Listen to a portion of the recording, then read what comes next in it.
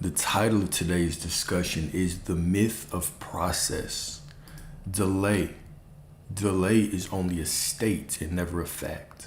Delay is simply a state.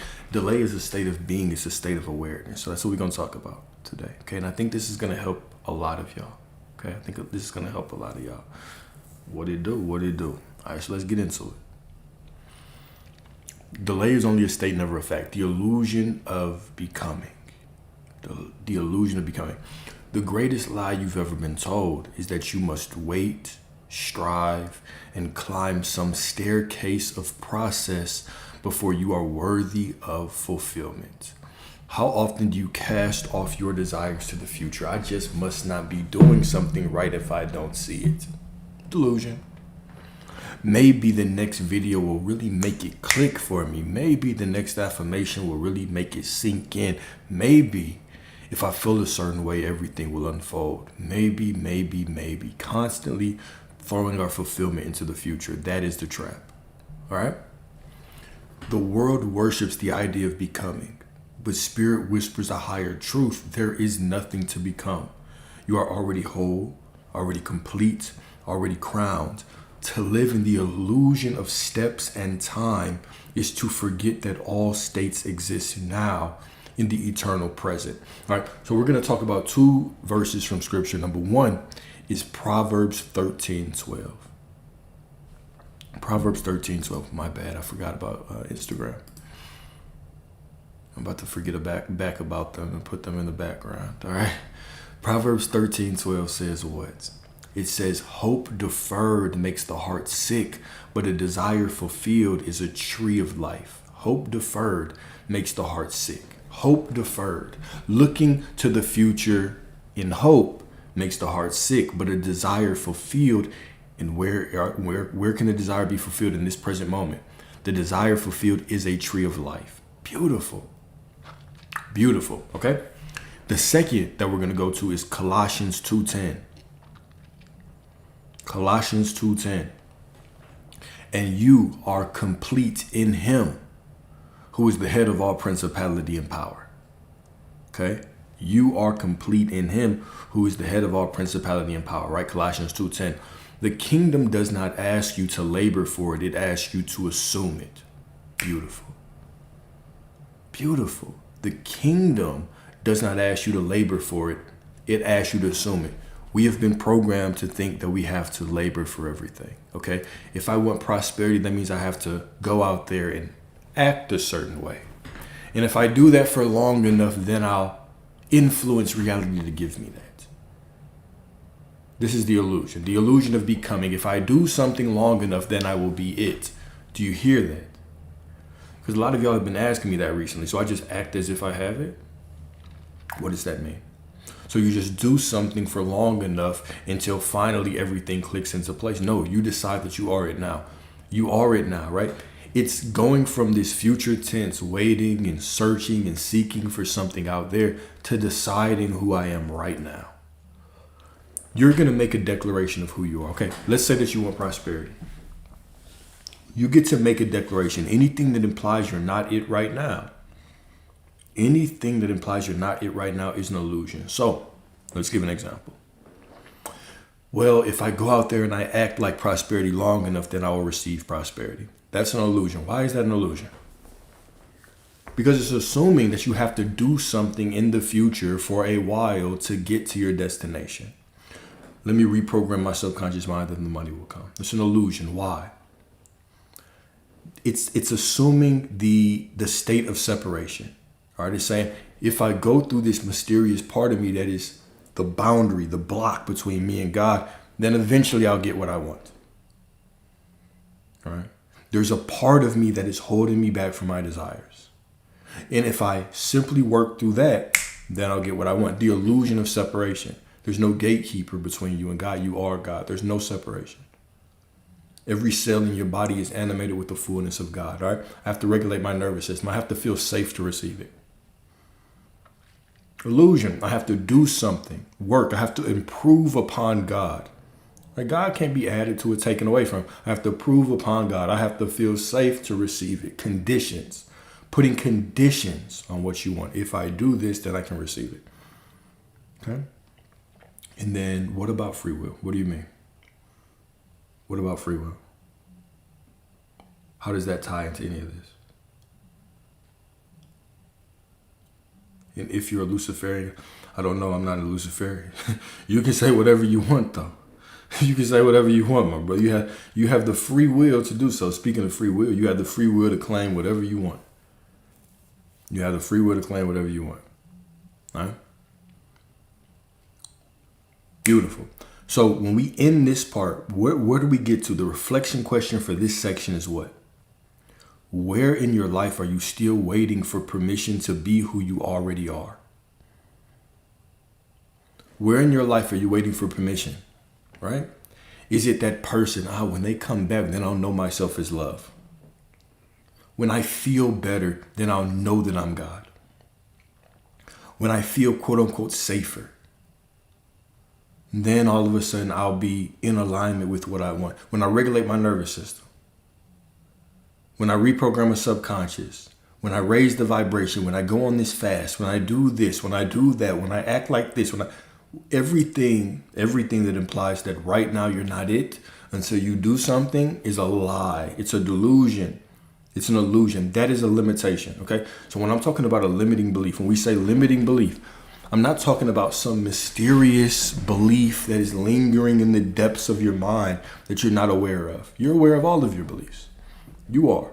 There's some of them that you have held on to for so long that they just feel normal. One of them that I held on to for a long time was when I was driving. I thought that it was illegal to turn on the light in the car. I don't know why my parents told me that shit was illegal for a long time, and I thought that it was for a long time. I assumed that this was the truth for so long. I didn't even question it. It just was what it was. And we do that with a lot of things in our life. You could do it about women, right? I don't know if it is or not, but you could do it about women. You could say, okay, well, women are just like this. And you could hold on to that assumption for so long. It just automatically, you just feel like it's the truth. Right? Now, let's get into different things. Shit, it might still be. Don't let me, all I'm saying is that how many of y'all have looked that shit up? How many of y'all have Googled it? Right? How many of y'all have went to the law book? That's the point that I'm making. All right. Now let's get to deeper truths. Let's get to tested. Let's get to deeper truths. Okay. Let's talk about food. Now I want you to think about what you've been told about food. Right. Now, if you go to the internet, if you go to different sources, you're going to get a whole bunch of different things. Some people are going to say, no, you don't need to eat this way. This is the best diet. No meat. Some people will say, no, eat just meat. Other people will say, you can eat meat or vegetables or fruits, whatever, just don't eat processed food. Other people will say, no, fast. What's the best fasting window? 12 hours, 16-8 split, 3-day fast, right? Do 40. No, if you go over 3 days, then you'll die, right? You get all of this different information. Which one is the truth? Now, let's go to a different way, right? Let's say right now that you eat a delicious piece of cheesecake. Okay? You're eating a cheesecake and it's delicious. You can't get enough of it. But in your mind, you're telling the story that because I eat this, I'm going to have to work out harder. Because I'm eating this, right? Now all of a sudden I'm going to gain weight. What is more important? Is it what is actually in the food? Or is it the story that you're telling about the food? What is more important? I've told you, I've had people that I've worked with have changed nothing.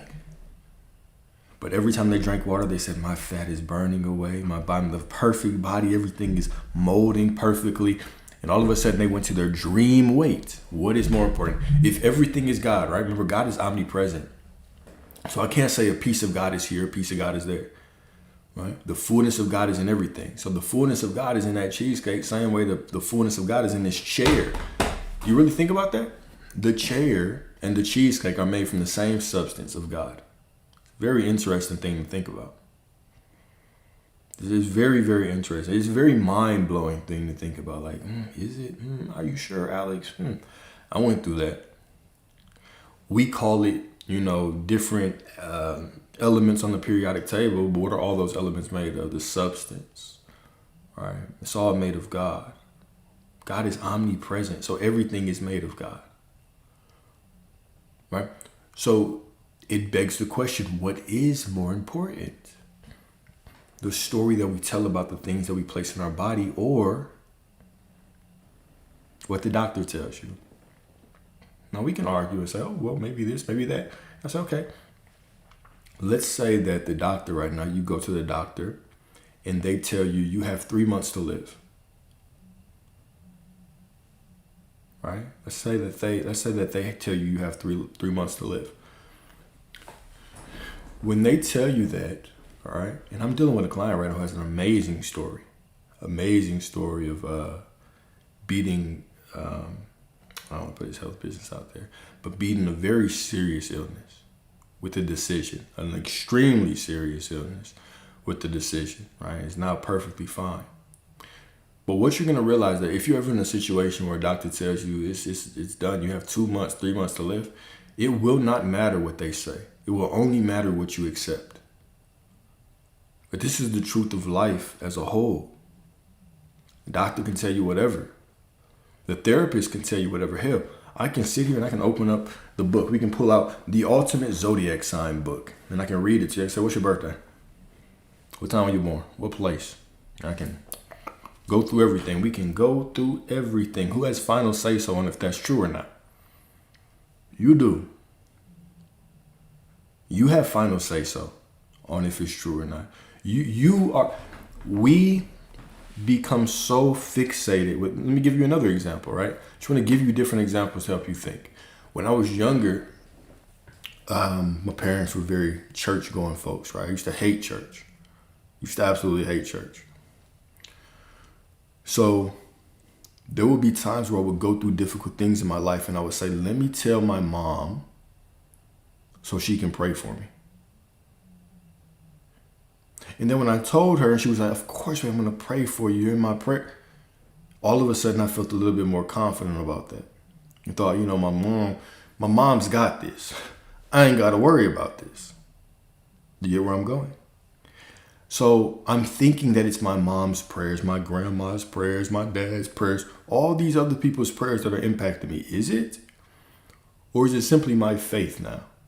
Is it that my faith has changed? All of a sudden, I believe. Blessed is he who believes before he sees. All of a sudden, I'm walking in the knowing that everything's going to work out.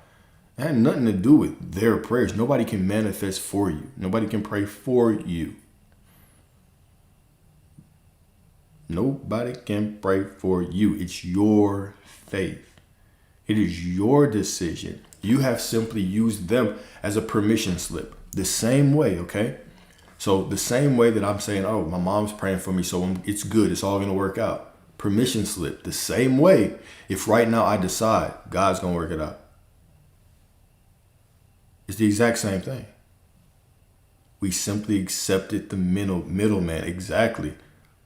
We accepted the middleman.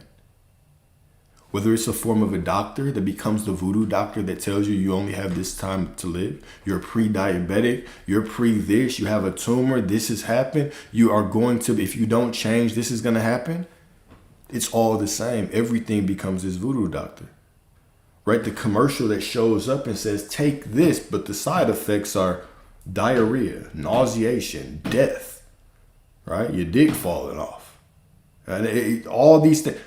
All of these things that we see, that we perceive out there that give us information become like voodoo doctors giving us these things. And we have the choice. Am I going to accept it?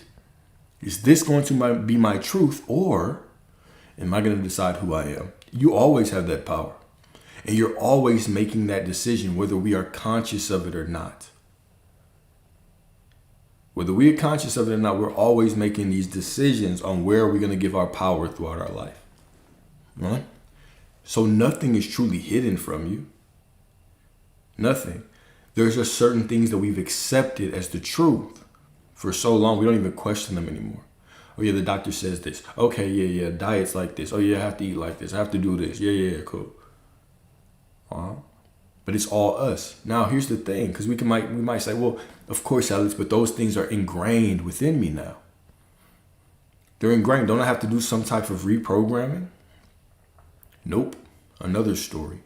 The moment you become aware that you have a story going on, the moment that you become aware that you have a story coming up right now, okay? You're aware of it.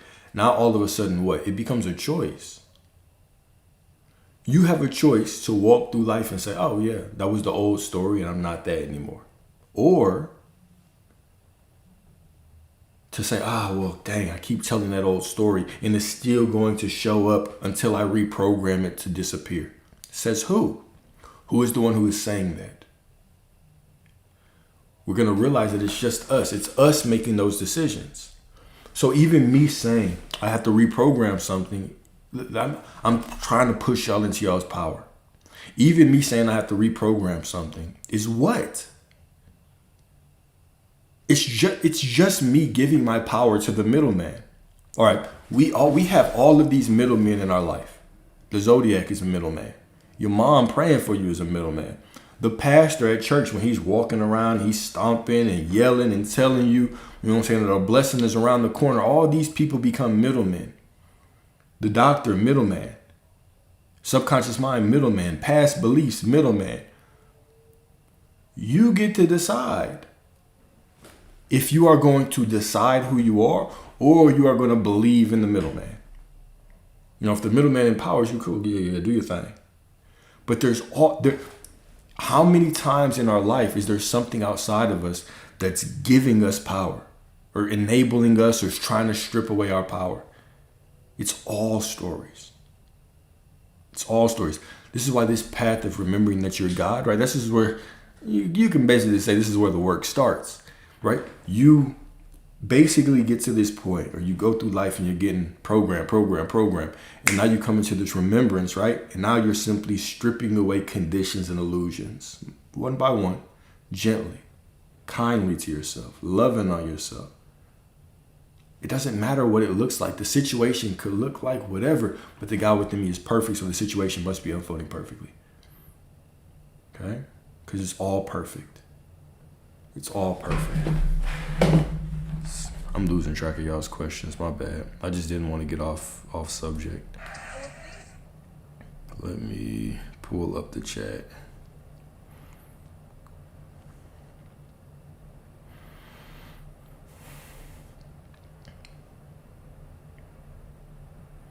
Oops. Oh, I can't do it like that. Damn. I thought it would be easier if I did it on this phone.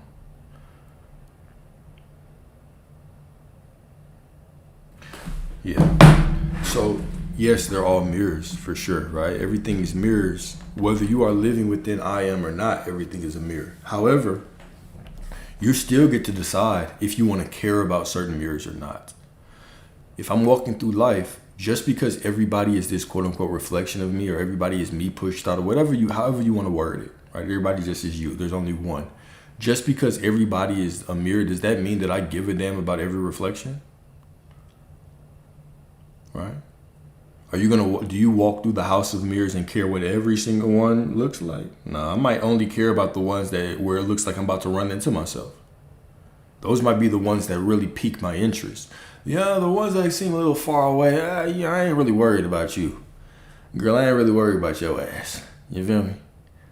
So you still get this divine choice of what am I going to focus my attention on, right? And what if the bad thing happens and I don't know what to do? Well, the same thing that I'll say every day. The same thing that I constantly tell you over and over again in 100,000 different ways. They don't care what the situation looks like. Who are you? The situation is just going to unfold to match you, right?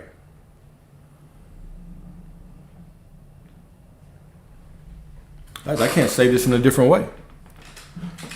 Look, I love y'all enough that I'm trying to be creative and say this in all these different ways, but I'm telling all of you this with love, right? Because there's at least one question every live. There's at least 5 or 6 questions every live that are like, well, what about the situation? What if my specific person does this? What if the situation looks like this? What if the parents look like this? What if my health looks like this? What if that looks like that? What if that looks like that? What if this looks like that? Do you hear this? It's all the exact same thing. What is more powerful, that circumstance or God? It's not a rhetorical question. I'm going to answer this. What is more powerful, that circumstance or God? Which one?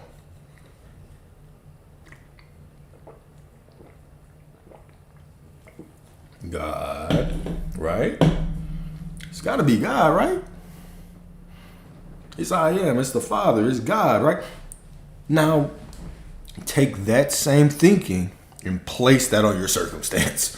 Where is God located? Well, God's located in the situation. The word is God originating your reality within you. Within you. So me saying that situation is just too much. No, the situation is what it is, but I am that I am. Situation could look like whatever, but the God within me is perfect, so the situation must be unfolding perfectly. I want, like, this is me. I'm pushing you. Look, you don't need me. You don't need a coach. You don't need a Bible. You don't need nothing, okay? All you need is to walk through life from this point forward. Hear me out, hear me out, hear me out. All you need is to walk through life from this point forward knowing that God is within you, or you are God, I don't care. Whatever you want to think. God is within you. God is closer to you than you are to your damn self. You simply need to know that and say the situation is what it is. But the God within me is greater than it. That's all you have. That's it. You don't have to do a technique. You don't have to affirm. You don't have to visualize. You don't have to do nothing. You just have to walk through life and expect God to be greater than your circumstance, because you just admitted that the Spirit of God is, right? Unless anybody wants to argue that their circumstance is bigger than God, please. I'm open to it. If you want to convince me that your circumstance is bigger than God, please jump on the line. Let's talk about it. Yeah, none of you are going to do that shit. None of you. Yet, you will sit here and you will ask the same question to me. Well, what about this situation? What about it? You tell me. Enlighten me. Well, this is exactly what you're saying when you're saying, oh, well, but my SP, but the third party. But the SP's not, okay. What is more important? What is more powerful? That circumstance, your SP, that you have a golden statue to in your room, or God? Which one is bigger? Which one's more powerful?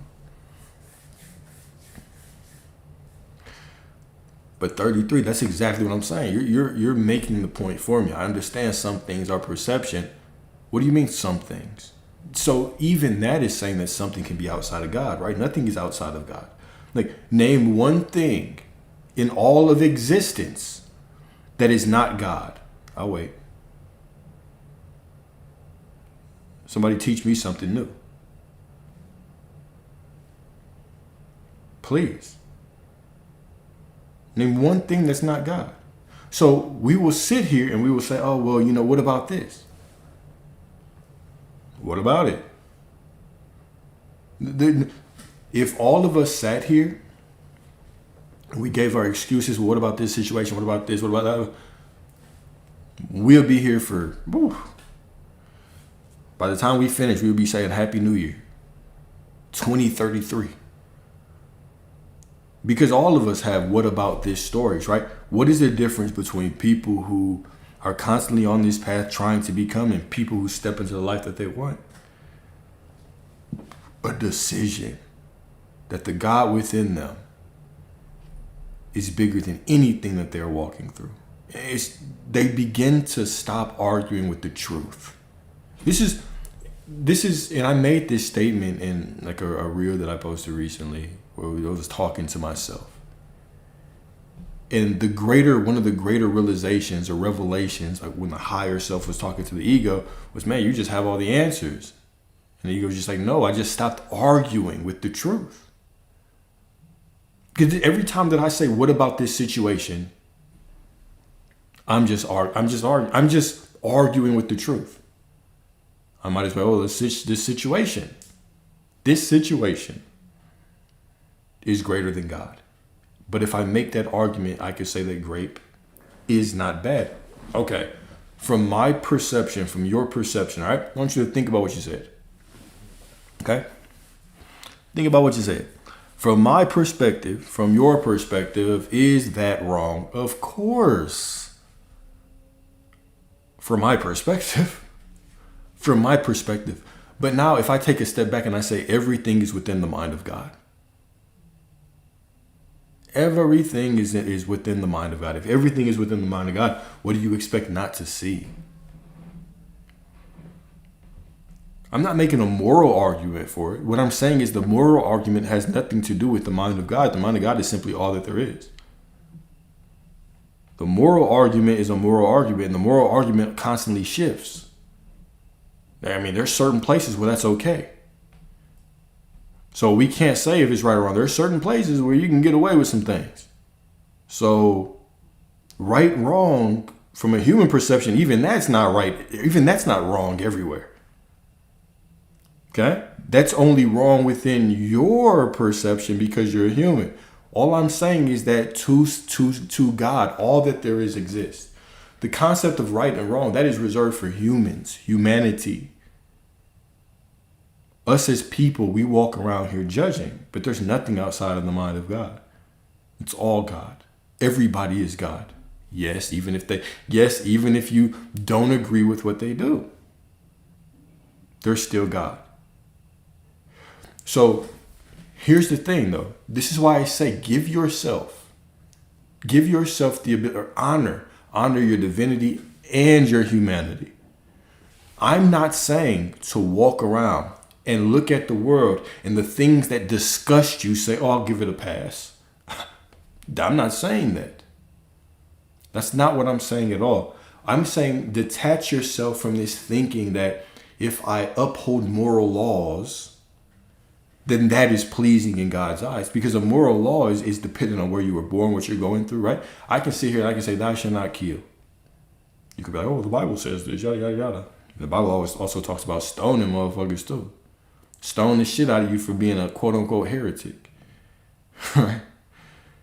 They killed the main character in that motherfucker, right? Usually in the story, the main character survives. Well, they did survive in the book, right? They came back to life. But my goodness, right? So simply separate the desire or the need to say, oh, because I'm quote unquote doing the right thing, I'm more pleasing to God. Remember, everybody is the fullness of God, and God doesn't judge. God doesn't meddle in it, right? You have every possible outcome exists. Now, let me challenge you a little bit more, okay? If everything exists within you, if every version of you exists within you, what version of you doesn't exist within you? What version of you? What about those things that you detest? Does that exist within you too? You're an infinite being, right? What is excluded from infinity? What is excluded from infinity?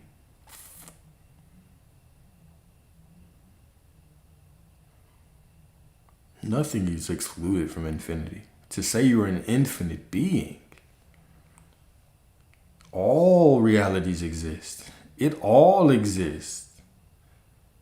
You simply, because of your life experience, have chosen to see certain things as right or wrong. That's fine for your life experience, but it has nothing to do with God. There's nothing to do with God. You will always be unconditionally supported in being who you desire to be. I was listening to this interview. It was just a clip. It wasn't even an interview. I was listening to this clip. It was of Trump. He was talking about money, and somebody was like, "You just lost X amount of money. How are you gonna make it back?"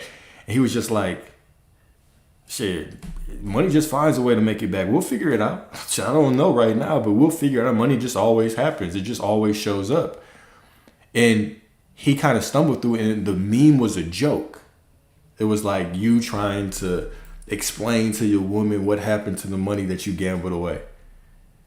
All right, because he was stumbling through it, but there was a deeper truth in there. What was the deeper truth? Some people would judge him and say, this is a terrible dude. Some people will say this man is heavenly. Now, what I'm saying is it doesn't matter if you think somebody is good or bad. Morality has nothing to do with what is owed to you in consciousness. So just him saying, remember, there was a clip a long time ago where he said he was going to be president. You remember that? And he said that shit with the utmost conviction. Now, if I get bored, I'll probably just be president. And I'd win, too. It was not playing, all right? And now even so when you look at these clips when he's talking about money, he's just like, yeah, the money, I'll just figure it out. He's giving you a metaphysical masterclass. To those who have, more will be given. To those who know who they are, more will be given. Okay?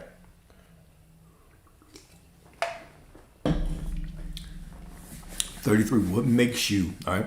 Do you believe that your thoughts and beliefs create reality? If so, what is the benefit of you saying that some decisions are harder than others? I can make a decision right now for whatever I want. It's just a decision. What makes one decision harder than the other? If I tell you right now to decide that you're prosperity, I am prosperity. It's decided.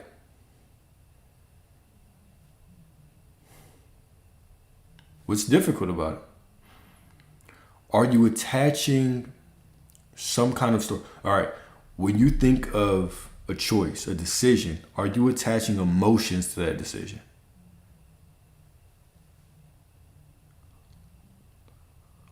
Are you saying I have to feel a certain way for the decision to be it? I have to feel a certain way. Reality has to show me something. Are you making your decision conditional? Remember, the spirit within you is unconditional, right? So when you decide I am prosperity, you just are it. Your shift is immediate. It's instant. Okay? So we don't base the manifestation on what's out there, because what's out there is just me anyway. It's an extension. I base the move on what? Who I am. So I've decided now it's done.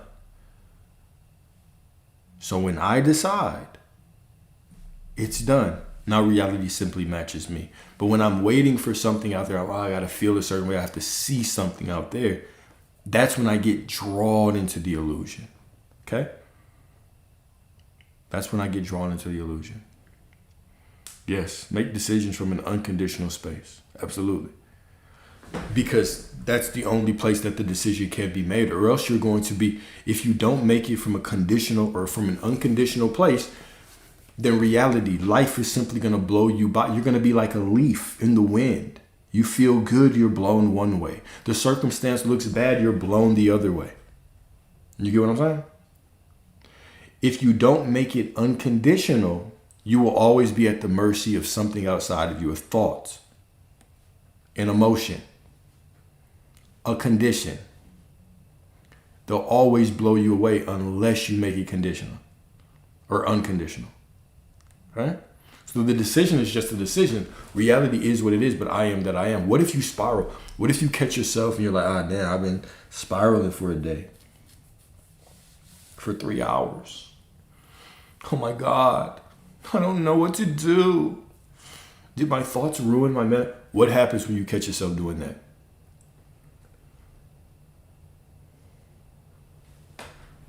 You realize that catching yourself is the miracle. I'm aware of what I was doing now. I could only be aware of it if I've shifted. And now what do? I remember who I've been the whole time. I've already remembered. I am God right now. Therefore, I make the rules. I get to decide who I am. It's still all working out. It's interesting how we'll come into this space and we're constantly talking about I'm God, you are God, you are God, you are source, you are source. You make the rules, you make the rules. Yet then we still get in these situations and we're like, well, what if my thoughts are racing? What if the situation?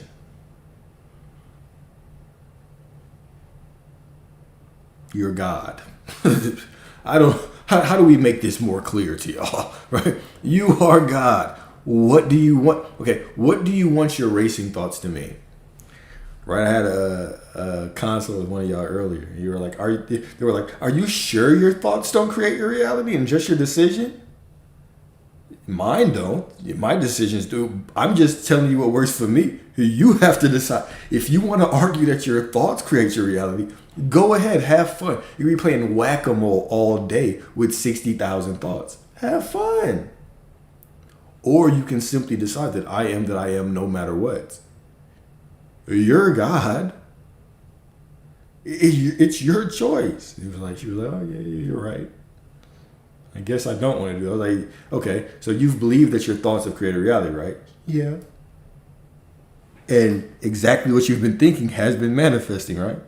Yeah. Well, why do you want to do that shit? Why do you want to believe that if you make a decision, the ego that doesn't even exist, that's just trying to protect you, that's not even always conscious thoughts. It's just thoughts that can manifest based on the situation. Why would you want to believe that those reactions, those manifestations can create? That would be terrible. That would be cruel. That would be cruel.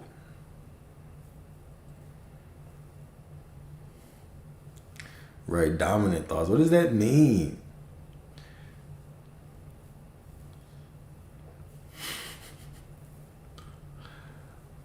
It's your decisions. Maybe dominant thought means decision. I'll give y'all some grace. Right? I'll give y'all some grace. Me and Kara give y'all some grace today because it's Thursday. All right. Dang, we haven't even gotten through this damn discussion. All right. So, number 2, the myth of process. Let's go a little bit further. The myth of process. So let's talk about process. This ties into exactly what This ties into exactly what we've been talking about though thus far, right? So process is the shadow of unbelief. Remember, doubt dressed up as discernment is still doubt. So the shadow of unbelief is process, right? It is the ego's way of saying, I am not yet. Oh, I have to do this process to become, and I have to reprogram this subconscious mind. Right? I have to reprogram this. I have to do this. I have to do that. All of that is the ego's way of saying, I am not yet. But God's name is not I will be. His name is I am. To declare a process is to confess delay. And to confess delay is to bind yourself to time. So when we go back to John 8:58, when Jesus said, what? Before Abraham was, I am. What does that mean? I've talked about that. When I talk about it metaphysically, okay, what I'm always talking about is Abraham represents identity. Abraham was given this task. You are the father of the Israelites. You're going to birth a nation, descendants as great as the stars, right? So Abraham was the beginning of the quote unquote Israelites. All right. He was the beginning of this chosen people. So now you have lineage. You have chosen people and the others. the low class and the chosen people, all right? So Abraham was the identity. So metaphysically, in scripture, Abraham represents identity. What Jesus is saying when he says, before Abraham was, I am, he's saying before identity, I am. Before anybody told you who you are, before you decided who you are, before you had a name, before you had a gender, before you had an ethnicity, before you were that person that worked at that job, before your degree, before you were a mother, a son, a daughter, whatever, you simply were. So all of those identities are already built on that truth. You couldn't have an identity without the truth of just I am. I exist. I am existence itself. I am all that there is. You get what I'm saying? Cool. So all things exist as states. So you have I am, which is the foundation. I am is God. I am all that there is. The foundation. On top of that foundation, now you can actually choose an identity. So even if I ask you right now, you know, if you have a specific person that you want, and I say, why would they want you? Why would your specific person even want you? Now you can say whatever. You can say, oh, because I'm so kind. Because I'm so loving. I just love them so much because I'm the best. And I would say, according to who? According to who? Where did you get that idea from that you're the best? To who? According to what? Because I'm genuine, right? We can say all those things. I want you to understand. Because I'm a baddie. I want you to understand those things are still fragile, right? Those are fragile. Even if I say, oh, because I'm a kind person, I would say, kind person. How do I measure that? Because I've walked in the world and I see people that are unkind and kind, and I start to judge them. And so now I have this sliding scale. I'm basing my self-worth on the illusion. What's the truth? I couldn't even have a perception of that if I wasn't I am. If I wasn't just existence itself. So it's going to the deeper truth. The deeper truth is I am. I am that I am. I am all identities. I am God. Period. Everything that I build on that is just a story. Even you saying, oh, I'm just the best. Just a story. I'm so genuine. Just a story. Right? I'm this, I'm that, a story. I'm kind, story. They're all stories. You can only tell those stories because I am, right? So it's moving from, what's your identification? Well, I can say whatever I am because I am that I am. I am whatever I say I am because I am. I know that makes sense. All right. So all things exist as states. I'm making a point with this, right? All things exist as states. And assumption is the only true law. Because you are all identities, because I am that I am, you can choose whatever state you want, and that is real in your life. So, quote from Neville Goddard, creation is finished. It is your Father's good pleasure to give you the kingdom. And that was the end of the quote. You do not climb to it, you wake up in it, right? You remember. You simply remember that you are all that there is, and you get to decide what state you are in right now. Show divine ass. All right? Nothing is missing. Nothing is undone. Creation is not unfolding piece by piece. It was completed from the foundation of the world. We've talked about Genesis 1:31. And it said creation is done. God looked at it and said it was very good. And then we took very good and we went to the Hebrew. And the Hebrew meant whole, complete, harmonious, perfect, right? This is what you are. This is what you are. You are whole, complete, harmonious, perfect, right? Just as God declared all of existence, all of his creation. Here we go. Boom. The kingdom is not something you must earn through striving, delay, or process. It is an inheritance already given. To believe otherwise is to live as though the banquet table of eternity were empty, while all along it has been overflowing before you. This is lack. Lack is an illusion. All that there is all that there is. All that exists is all that there is. It's pure prosperity. So even you being at lack is sitting in front of the banquet, a buffet of money and women, or men, if that's what you prefer. Right? You're sitting in front of this buffet and you're saying, I know there's nothing there for me. But every option exists. Every option exists. The kingdom is not something you must earn through striving, delay, or process. It is an inheritance already given. To believe otherwise is to live as though the banquet table of eternity were empty, while all along it has been overflowing before you. Jesus said, right? Luke 12:32. Here's Luke 12:32. Fear not, little flock, for it is your Father's good pleasure to give you the kingdom. Fear not. Don't worry. Chill out. It is your Father's good pleasure to give you the kingdom. And the kingdom is within you. The kingdom is already in you. What is the kingdom? It's everything. It is your Father's good pleasure to give you whatever the hell you want. Decide, choose, decide. All that is stopping, all that is the only boundary between you right now and the life that you want is a decision. It's an absolute decision, okay? It's a remembrance of who you are, all right? The kingdom delights to be given, but it waits for you to recognize that it has already been placed within your hands. Beautiful. This is why assumption is the key. If all creation is finished, then your task is not to create, but to choose. Every state already exists. Every possibility already lives in God. When you assume the filling of the wish fulfilled, what is the filling of the wish fulfilled? Let's pause right there. When you assume the filling of the wish fulfilled, what is the filling of the wish fulfilled? I want no confusion moving forward. It's done. It's done. It's done. Give me a couple more answers. I am already it. I am it.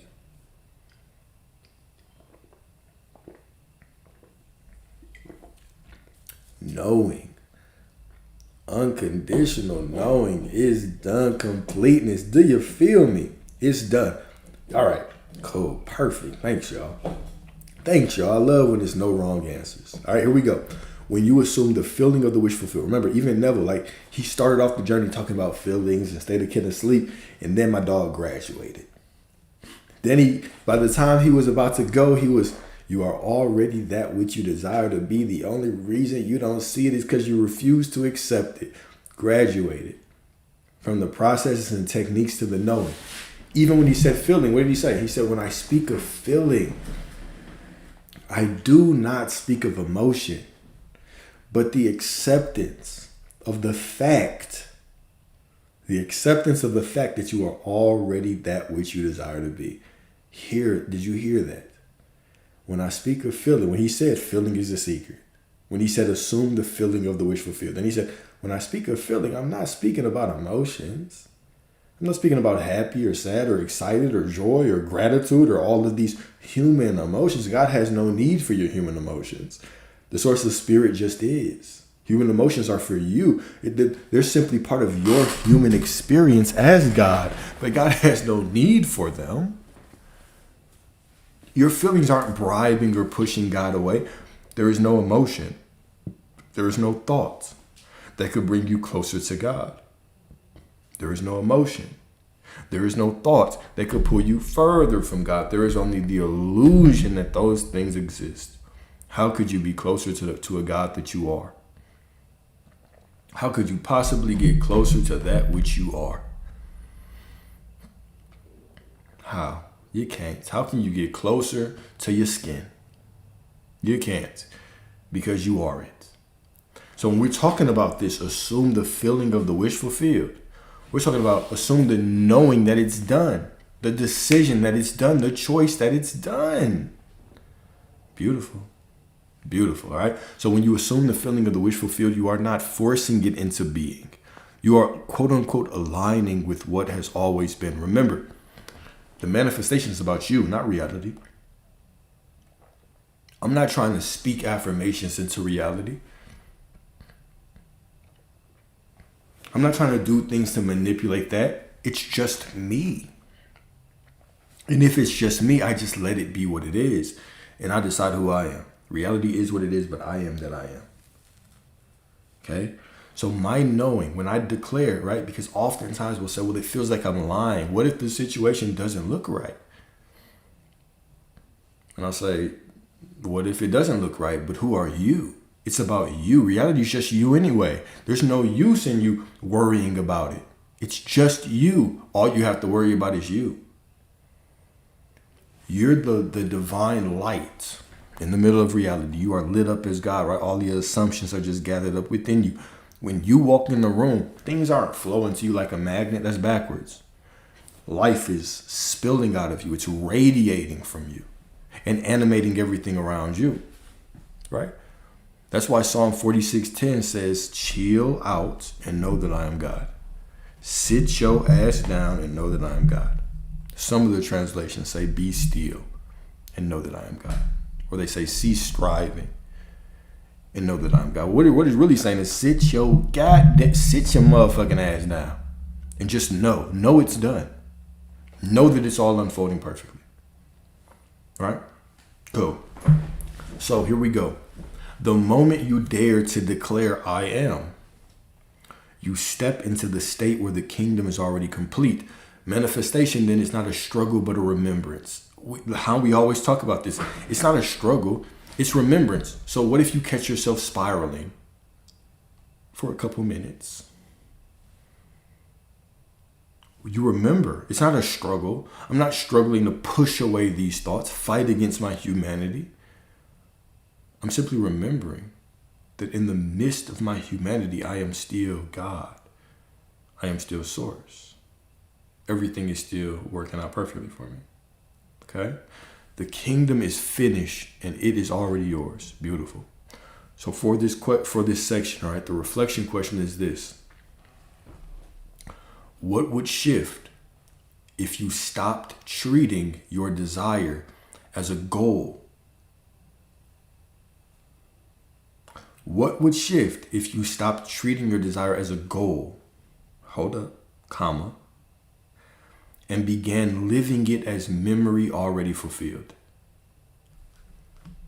What would shift if you stopped treating your desire as a goal and began living it as memory fulfilled?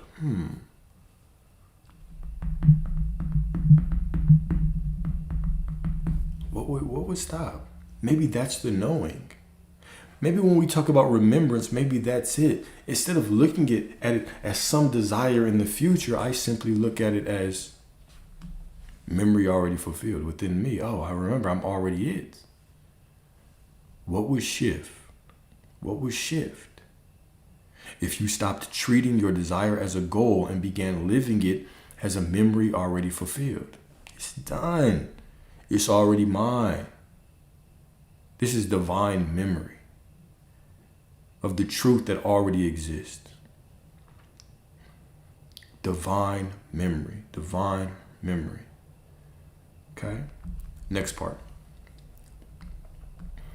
Oh, this part is good too. All right. Delay. Delay is not a state, or delay is a state, not a fact. The only fact is I am. The only fact is I am God. That's it. Everything else is a story. Everything else is a story. Delay is a state and not a fact, all right? Delay is never written in the heavens. It is written only in the mind that identifies with lack.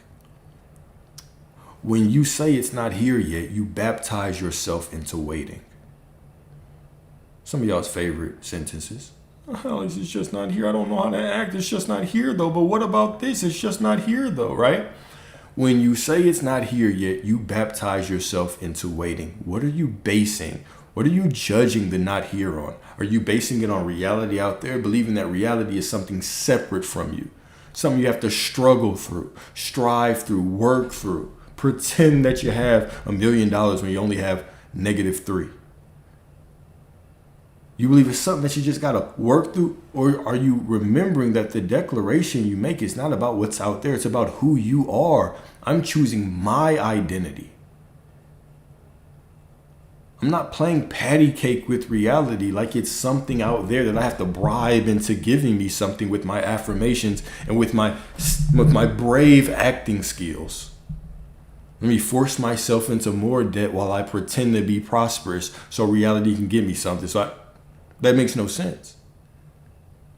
Like I said, right? Do that. And I'll bring the straight jacket to you. I'll show up at the front door.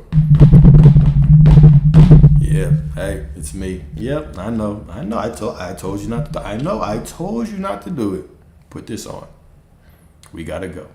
Put this shit on. It's not about that. It's about deciding the identity that you are. Your identity. You're not sitting here trying to throw affirmations and throw prayers to reality to get it to change. You're deciding who you are in the midst of reality. No, this is my identity. This is who I choose to be. I choose to walk in my dream life right now. All right? So here we go. The truth is this. Waiting is not real. It is only a state of consciousness. It's all consciousness. The outer world cannot delay you. If this is triggering, let it be. If this is triggering, let it be. Let it be. You get clarity in the triggering. Be honest with yourself. Because some of y'all have been asking the same damn questions about waiting for the last, how long? You tell me. 3 months? 6 months? So let's get some clarity, okay? With love. But the truth is this, waiting is not real. It is only a state of consciousness. The outer world cannot delay you.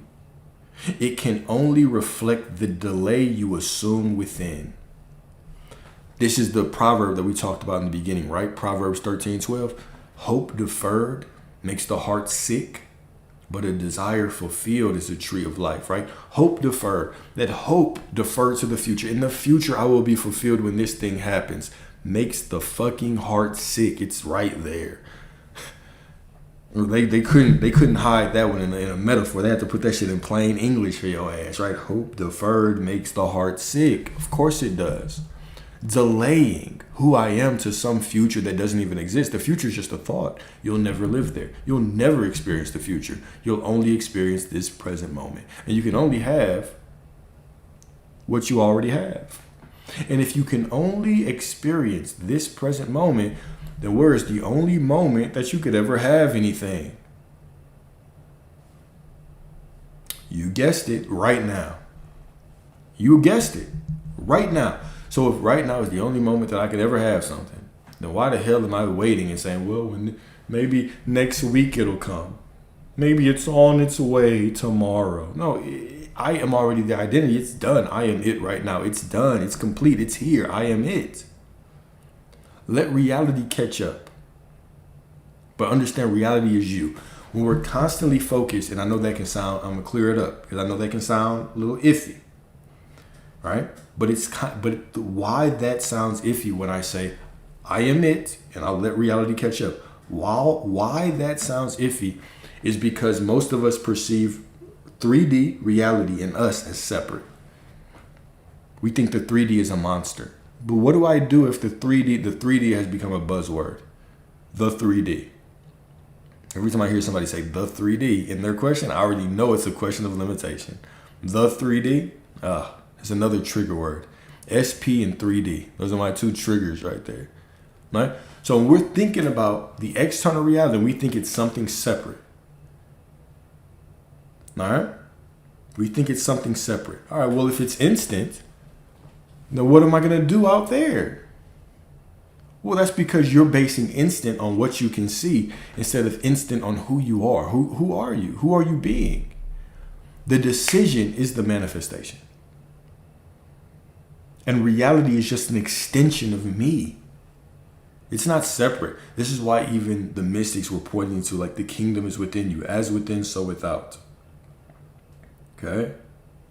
As within, so without, the kingdom is within you. The deeper truth is that it's just one. The same way that you and God are one, reality and you are one. It's all one. Right? I can't say I am God, there's only God, everything is connected, and then say, but the 3D is out there. But that's oftentimes what we do. We'll say, oh yeah, I'm connected with everybody. Oh yeah, my SP is me, but the 3D, I have to get through it, right? Do you see where the contradiction comes in? Okay? So we have to what? Dissolve that illusion of separation. Dissolve that boundary. You just are God. Reality just is you. So reality, if it's just you, I don't have to focus on it. It changes when it changes. It can handle itself. I just have to know that when I decide who I am, manifestation is done. It's instant. There's no waiting. There's no delay. I made the decision yesterday. I've already remembered. It's been done. It's been done. But so often we're casting our desires to the future. Maybe I am not doing it right because I don't see it. Which in itself becomes an affirmation. Pull your power back, right? Remember who you are. Tap into your power. Everything is a story. If you can kind of get your mind around that everything is a made up story, that the core truth is just I am God. I am that I am. Everything on top of that is a story. Okay? If we can get to that point, now all of a sudden, this just becomes a game of awareness, of remembering through the experience, remembering through the illusion. Situation looks like that, but I still am it. I'm already it. I've already made the decision. And so I walk forward in that knowing. Game of remembrance, right?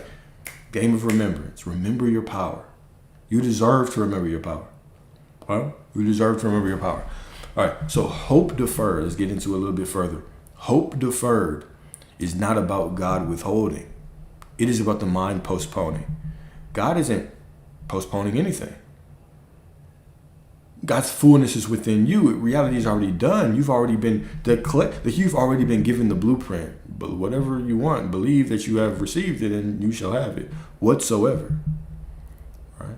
whatsoever you want, whatever you ask, will be given to you. So hope deferred is not about God withholding, right? You're not on a detour. I often say that I'm just on the detour. I could have had this longer or quicker if I had done this. I'm on this divine detour, this divine season of isolation. Let's go to the greater question. Why are you in that season of isolation? Let me ask it in a different way. Who in your reality is powerful enough to influence your reality except for you? Nobody. Right? Nobody can influence it. So if you are in a quote unquote season of isolation, if you believe you're on some detour, you have to, learn some test to get to what you want, whose fault is that? Who is the one who constantly is telling that story? How long are you going to continue to affirm and know and believe that you are on some divine detour that's leading you to a bunch of tests that's whooping your ass? How long are you going to choose the path of pain and suffering? How long? Do you like it there? Then why are you there? How long will you choose the season of isolation? You've been in the season of isolation for 3 years. How long will you choose to be waiting for a new video, for a new book, for a new technique, for a new knowing, for something to click so you can know that your person is coming back? How long will you wait for that instead of deciding? How long will you wait for the money to come? How long will you wait for something outside of you to show you before you decide? Will you be on your deathbed waiting? Or will you make that decision and decide? What is stopping you from living the life that you want? What is stopping you from knowing that everything is working out? One decision. One decision. One decision. One decision. One decision. What's stopping you from getting the money? What's stopping you from having the money show up? I'll talk to y'all, bro. People wake up with new amounts of money in their bank account miraculously. When y'all tell me things like that, when you're like, oh, I'm waiting for money, I'm waiting for the money to come. When I see you saying things like that, I know you're not listening. We just talked about this, all right? I'm not telling you to go out there and act like a psychopath. Oh, I want money, so I have to pretend I have money when I have $13.62 in my bank account. I'm not trying to act like a millionaire. I'm knowing that I am the wellspring of prosperity. I'm knowing that prosperity starts with me. I'm not telling you to pretend to be shit. Pretending is for children. Knowing is for God. Pretending is for children. Knowing is for God. Pretending is some kind of technique that you've been sold. Somebody was like, oh, just pretend to be it and it'll happen. No, it won't. Go pretend to be a goldfish right now. Pretending is just pretending. Who do you know yourself to be? Who do you know yourself to be? When you know that you are God and you know that you are the wellspring of prosperity, you are the wellspring. The wellspring of prosperity. Prosperity is you. Now it can actually reflect itself in your life. You wouldn't even have the desire if you weren't it. So the longer that you wait for the money to come, the longer you will be waiting for the money to come. A lot of you are manifesting waiting because you are being the person who is waiting for money. And so reality is giving you more situations to have you waiting for money. And you're wondering why it's never coming. Well, you tell me. When you decide, when you remember who you are, everything shows up. If right now every night I go home and I visualize myself trying to get money in the future. I'm visualizing to try to get it. I'm visualizing myself trying to get money. What am I manifesting? I'm just manifesting myself trying to get money and wondering why reality just keeps putting me in the same place. Do it from the remembrance that you are prosperity. You already are prosperity. You just are prosperity. You just are it. You are already that which you desire to be. Cool. All right, so here we go. To say one day is to consent to delay. When the money comes. Well, when he comes, I'll be happy. Extreme pause right there. I don't usually say pause, but extreme pause right there. To say one day is to consent to delay. And the sickness is not in the promise, but in the postponement. Beautiful. The heart was never designed to live in not yet. It was designed to live in now. Every time you look outside and judge by appearances, you defer your own joy, forgetting that the kingdom does not operate in time, but in being. But when you dare to assume your desire is already fulfilled, you taste the fruit of the tree of life.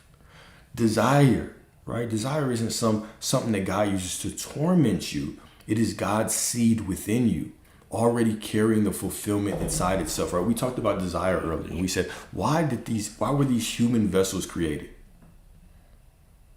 We talked about, okay, what is desire? We said, okay, well, why was this human vessel created, right? And we'll constantly hear on the spiritual path, we'll say, well, it's God wanting to express itself. That's one, right? So God has a desire to express itself. Okay, that's number one. That's number two. God has a desire to experience itself. So all that there is has a desire to experience itself, right? So boom. If God has this desire to know itself and experience itself, it creates this divine vessel. And it says, dang, I just caught myself freezing. Creates this divine vessel. Okay? Cool. There is no vessel. Just I get you. You're smart. I got you.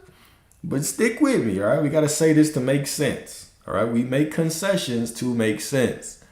Right? Y'all know that it's just oneness, it's just unity. All right? Don't confuse anybody. Okay? Don't confuse anybody. Because you're trying to one up. All right? Listen to this.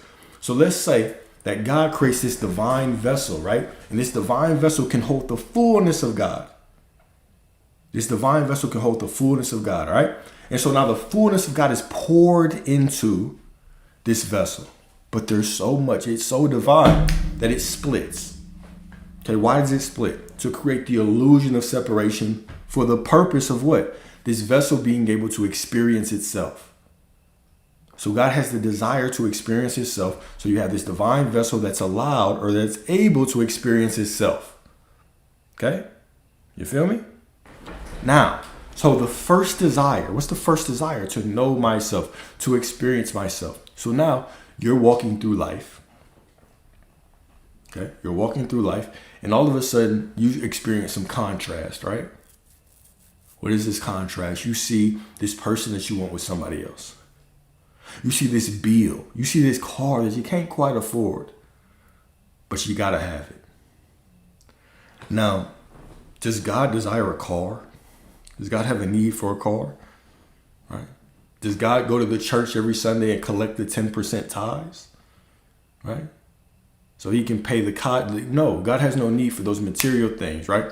But you, in your experience of yourself, have this desire for something. You feel this desire. What is this desire? Well, it's the same desire that God had when he said, I want to experience myself, right?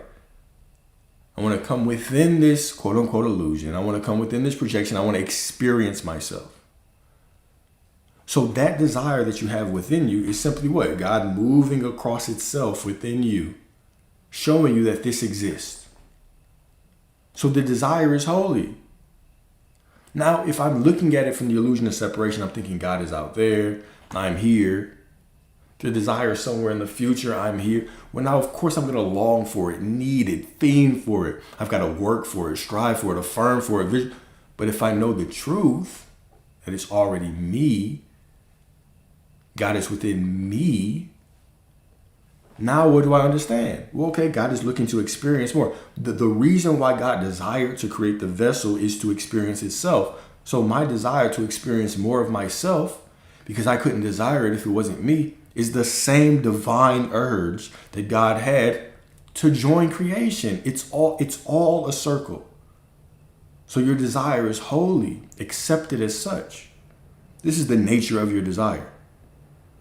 I trust that makes sense. I already know that makes sense, right? So the heart, right? The heart was never designed to live in not yet. It was designed to live in now. Every time you look outside and judge by appearances, you defer your own joy, forgetting that the kingdom does not operate in time, but in being. Right? God doesn't operate by the clock. We act like, oh, well, the thing will come next week. God's not looking at the clock with you. Pure spirit only lives in now. You only meet God here and now. You've only ever experienced God right here and right now. There is only now. Okay? So here we go. To live as though it is done is to eat freely of that tree, right? The tree of life. To nourish yourself with the sweetness of fulfillment before the world has any proof. The tree of life grows in the soil of I am. And its fruit is joy, wholeness, and rest. Beautiful, beautiful, beautiful, beautiful, beautiful. Okay? Cool. So here we go. Reflection question. This is a good one. How often do you measure your progress by the outer world? This is a really good one. How often do you measure your progress by the outer world, forgetting that the outer is just yesterday's echo?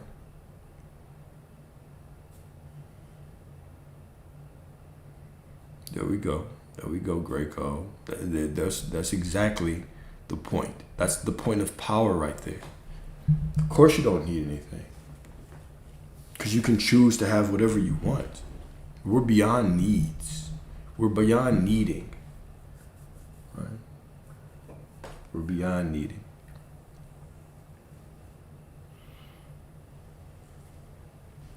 What can I do if I feel delusional persisting? Sometimes I know I'm source, but still I get doubt and get scared. I'm losing grip, even though I know I'm not.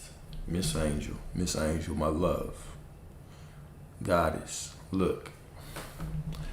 Do you believe that your feelings create reality? Do you believe that your doubt can stop God? Do you think that the doubt of your ego, that little feeling, is enough to stop God? Do you believe that the doubt is bigger than God? Which one is more powerful, the doubt or God?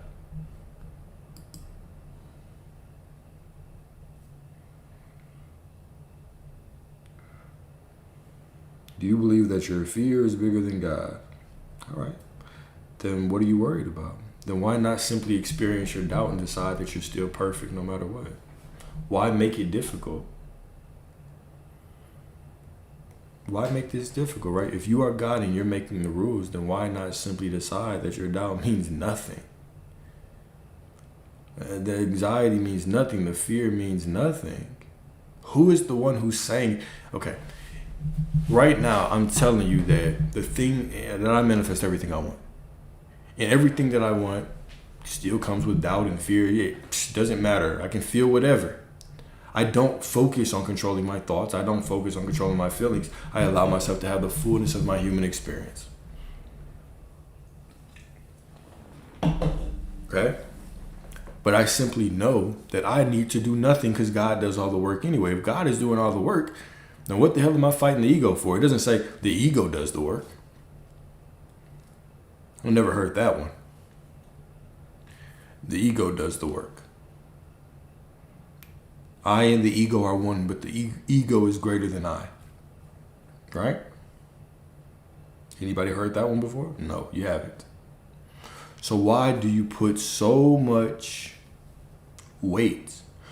Remember, let's play another game. You remember before you came into manifesting? Remember when you didn't think about the ego and controlling emotions and flipping thoughts? Remember when you didn't even know what none of that shit meant? Long ago, right? Years ago. Before you came across some old dude on late night TV telling you that, You know, the secret is to feel a certain way and maintain the vibration. Do you remember those good days where you didn't worry about stuff like that? Wasn't that a good time? Why don't you go back to that time and just know that you are God and everything that you desire is just working out for you? That's basically what we're saying. Your thoughts don't matter. Feelings don't matter. All that matters is what you decide is the truth. If what you decided was the truth, that everything works out for you no matter what, and you just walk through life and did that, wouldn't life be better? What matters? Whatever you say matters. You give this life meaning. But what I'm saying is this: we turn manifesting into some science project when all you have to do is be. All you have to do is be and exist. You're taken care of. You're taken care of. Uh-oh. Source finna start the Lack Olympics. Source finna try to start the Lack Olympics race. Please, nobody join in the Lack Olympics, please. All right? My goodness. All right? Look. This is what I'm saying. I don't care if you perceive your life as shit or not, before or after. I don't give a damn, all right? What I'm saying is this. You're spending all these times trying to focus on your thoughts and control your thoughts and saying, what if I feel this way? What if I'm angry? What if I have anxiety? I'm saying, I don't give a damn about your anxiety. You think God cares about your anxiety? Let's make a concession and pretend that God is a separate being right now. How about that? Let's pretend. Let's play make-believe with some of y'all. Let's pretend God is a separate being. God, all that there is sitting there waiting for you and saying, oh, they have a little feeling. Let me not do it for them. That feeling is stopping me. You are unconditionally supported in just getting what you want.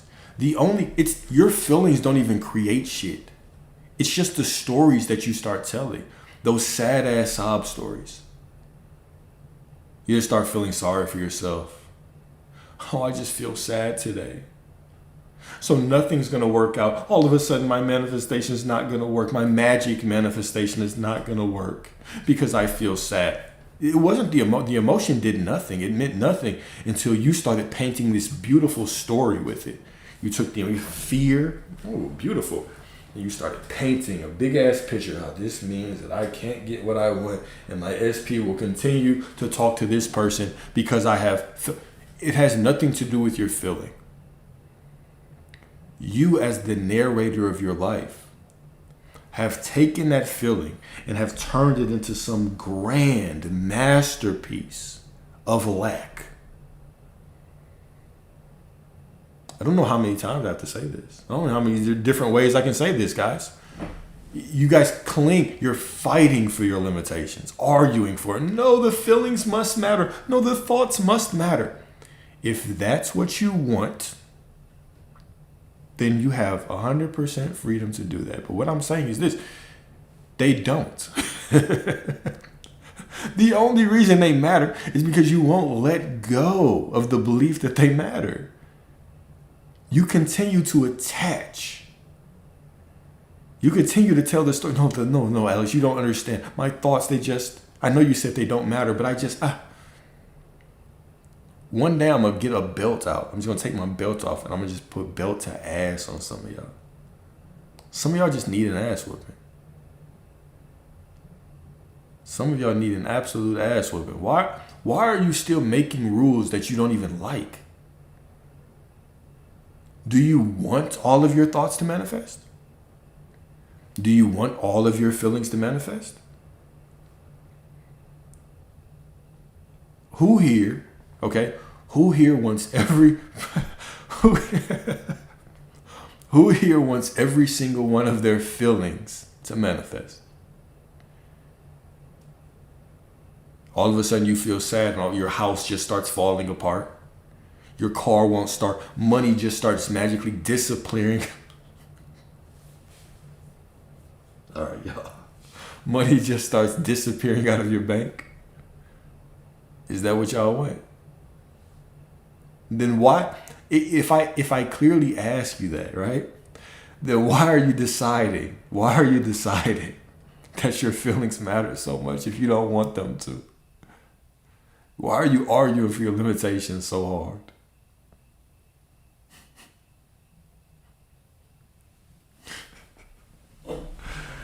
Freaky ass chat, man.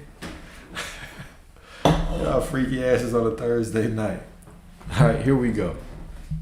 So the eternal now, right? Next part. The only door to fulfillment is now. Okay?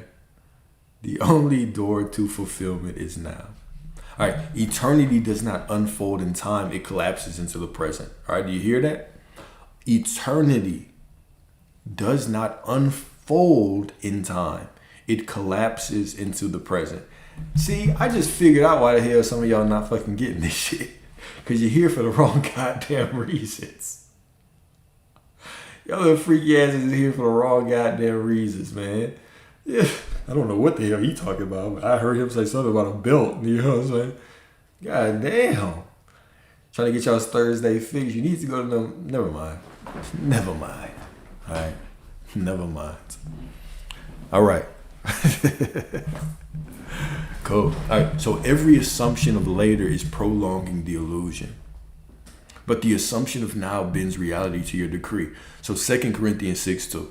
Y'all know what this is. 2 Corinthians 6:2. Behold, now is the accepted time. Behold, now is the day of salvation. Thank you, Mara. I know you locked in. I know that Mara's locked in. All right. Behold, now is the accepted time. Behold, now is the day of salvation. 2 Corinthians 6:2. The delay dissolves the moment you stop calling it delay. It's such a simple rule, right? It's such a simple truth. And sometimes it's like when I say it, it's just too simple. I'm like, y'all gonna get it? I don't know. Like sometimes things that are just too simple go in one ear and out the other. This is a gem. The delay dissolves the moment you stop calling it delay. Do you hear that? Fulfillment is not coming because it is already done. It's already done. Right? So the reflection question for this: what desire in your life are you willing to rename now? You just decide to, stop trying to believe and just know. Just make the decision. Stop trying to believe and just decide that it's done. Just decide it's yours. Just decide that you are who you desire to be, right? Stop trying to believe. Stop, the trying to believe is what holds us back. We spend so much time trying to believe like it's some process, waiting for feelings and things for proof and angel numbers and breadcrumbs from God like you're a bird, but you're not. Instead of just deciding. Just that beautiful line in the Matrix, right? Where Morpheus is pushing Neo. Morpheus is like the personification of the higher self. Right? So Morpheus represents the personification of the higher self. Neo represents the awakened self, right? When he was in the illusion or in the Matrix, his name was Mr. Anderson. But then as he woke up, his waking up name was Neo, right?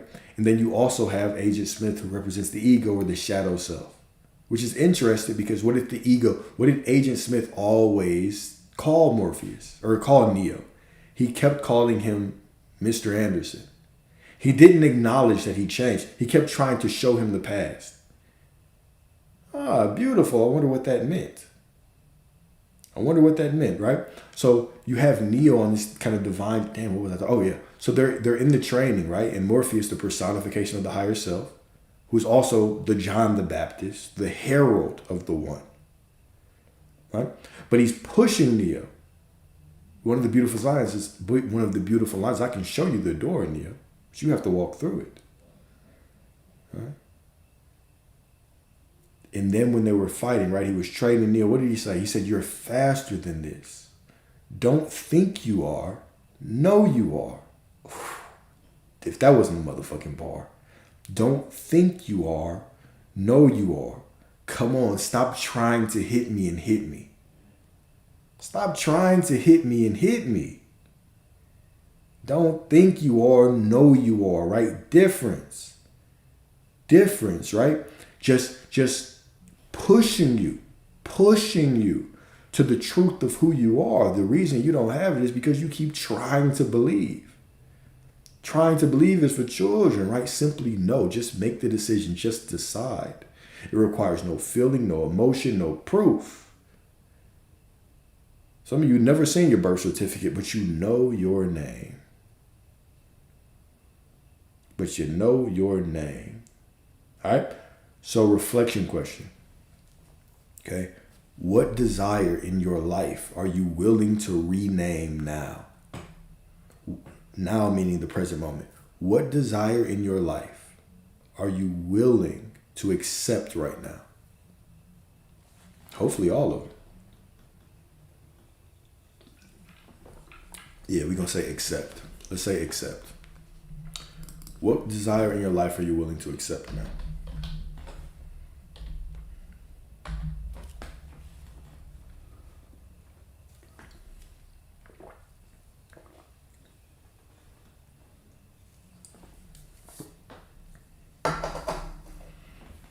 Accept as I am. Accept as you are already it. What desire in your life are you willing to accept now? Is it the prosperity? When I say, what's stopping you from living your life? And you say, well, it's the money. And I say, well, what's stopping you from deciding that you are in your dream life so the money can actually come?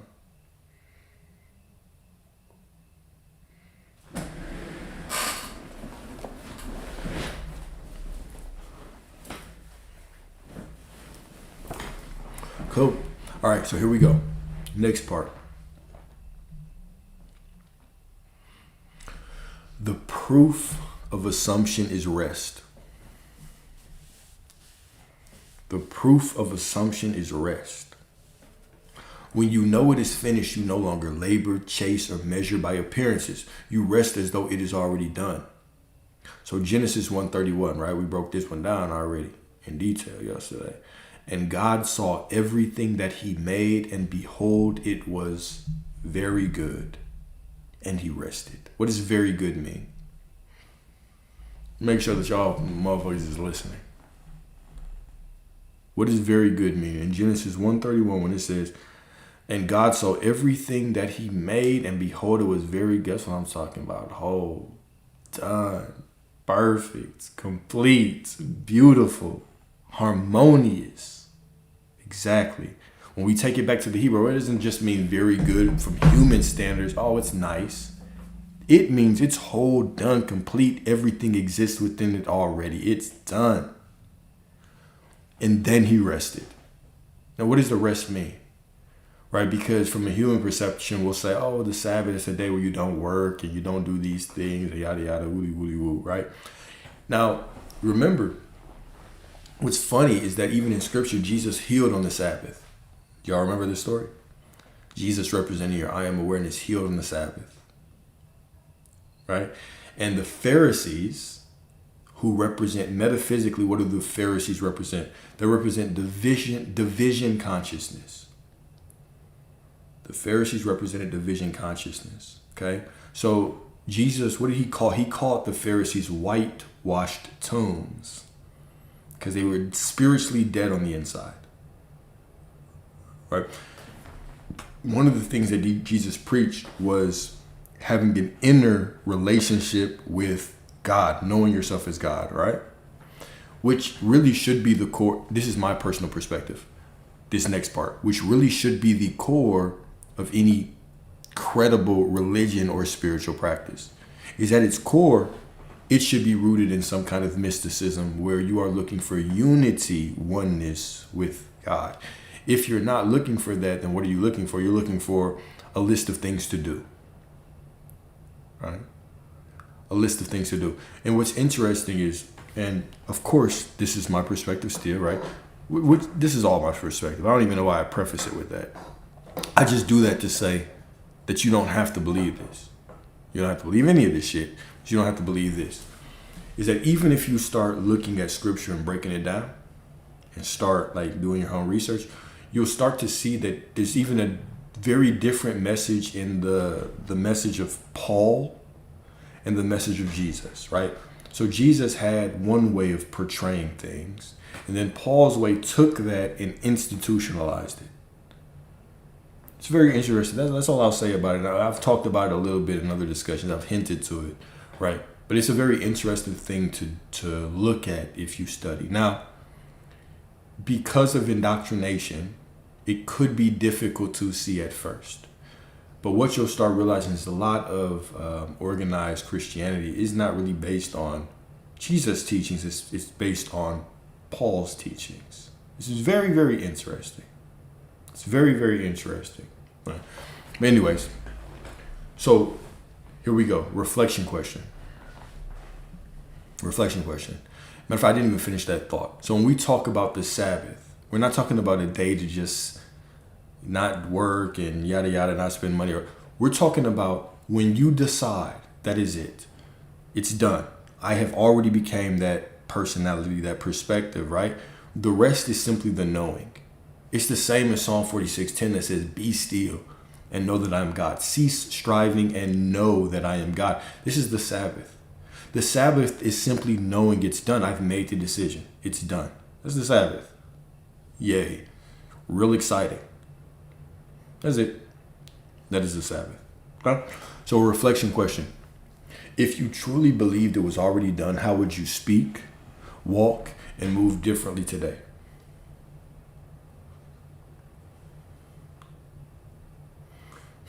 That Paulianity.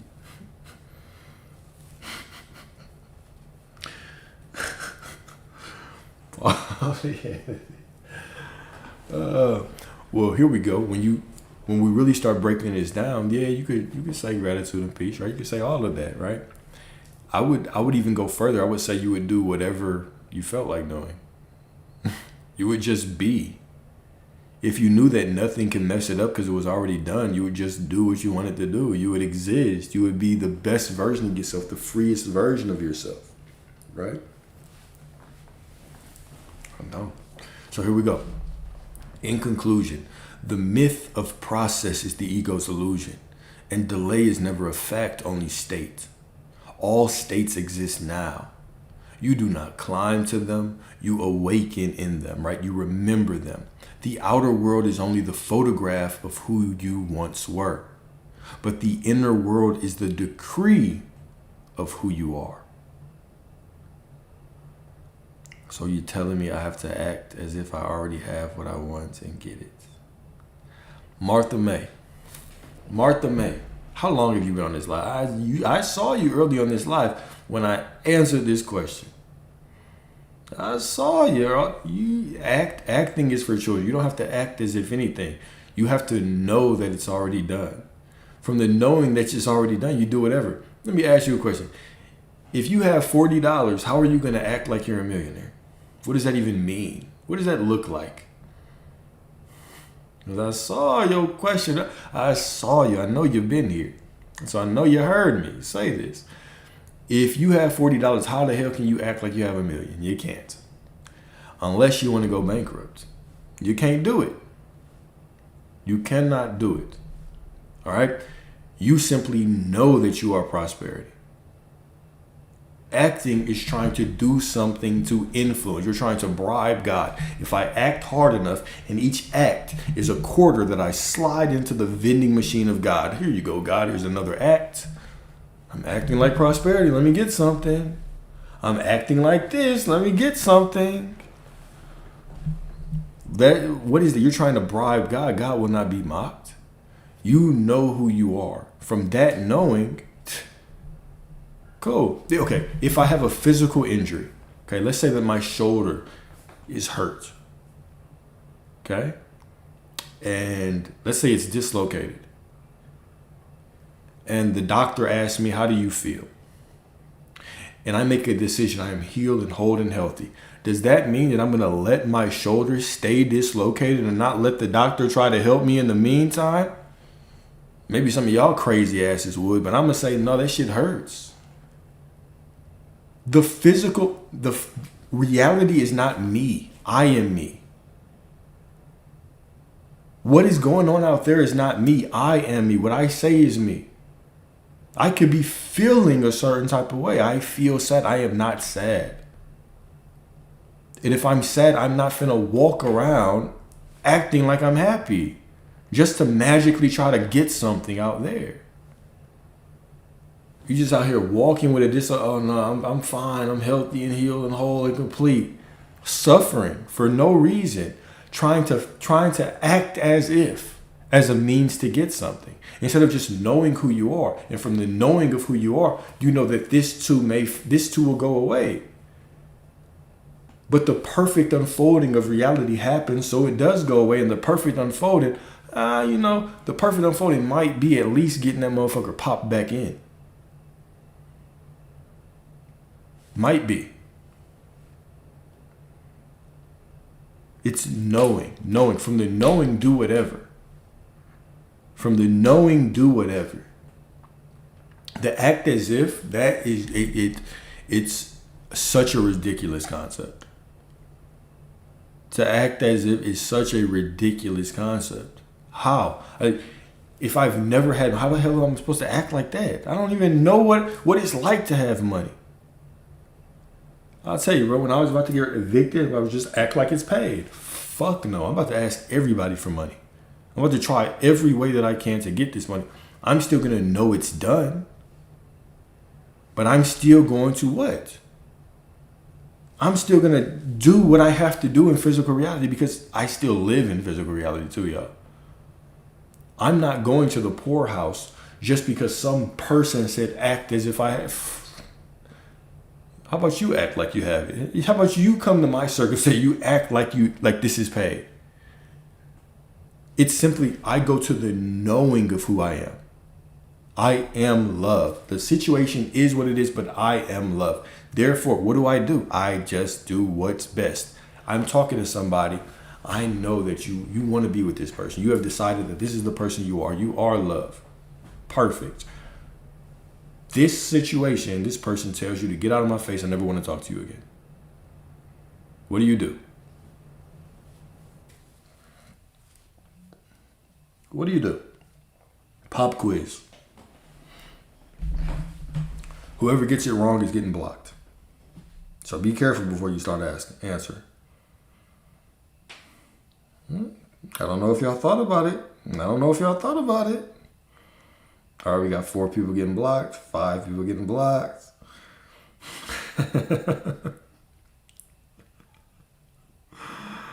I was just playing with you.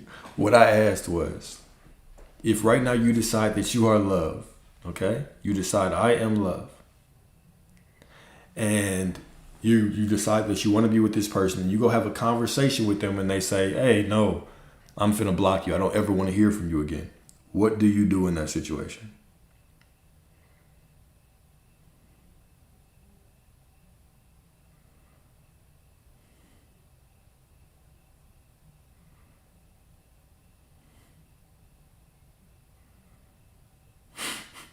There we go, Yessie.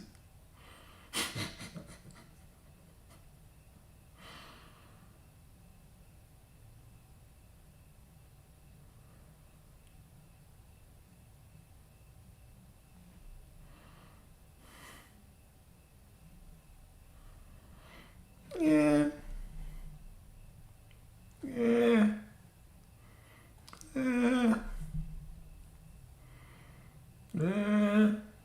There we go, Liz. Whatever you want, but stay in the knowing of who you are. All this shit that y'all was saying about what you would do and what you would say, I don't give a damn about that. All I care about, all God's source cares about, is who you are.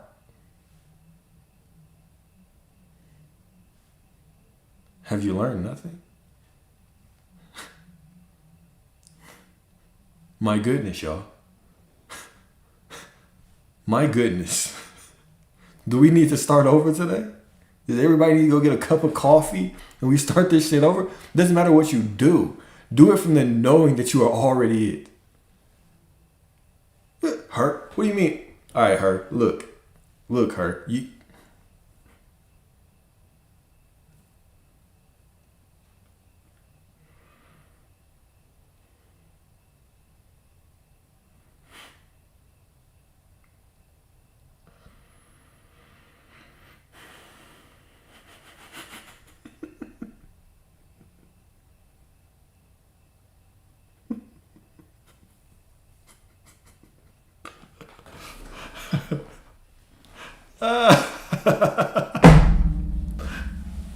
Some of y'all need a fucking ass whooping. My God. Some of y'all need a goddamn ass whooping. Alright? Some of y'all were asking questions. I ain't gonna lie. I was reading some of y'all's questions. I was like, I don't even know what the fuck you're talking about. What the hell are you talking about?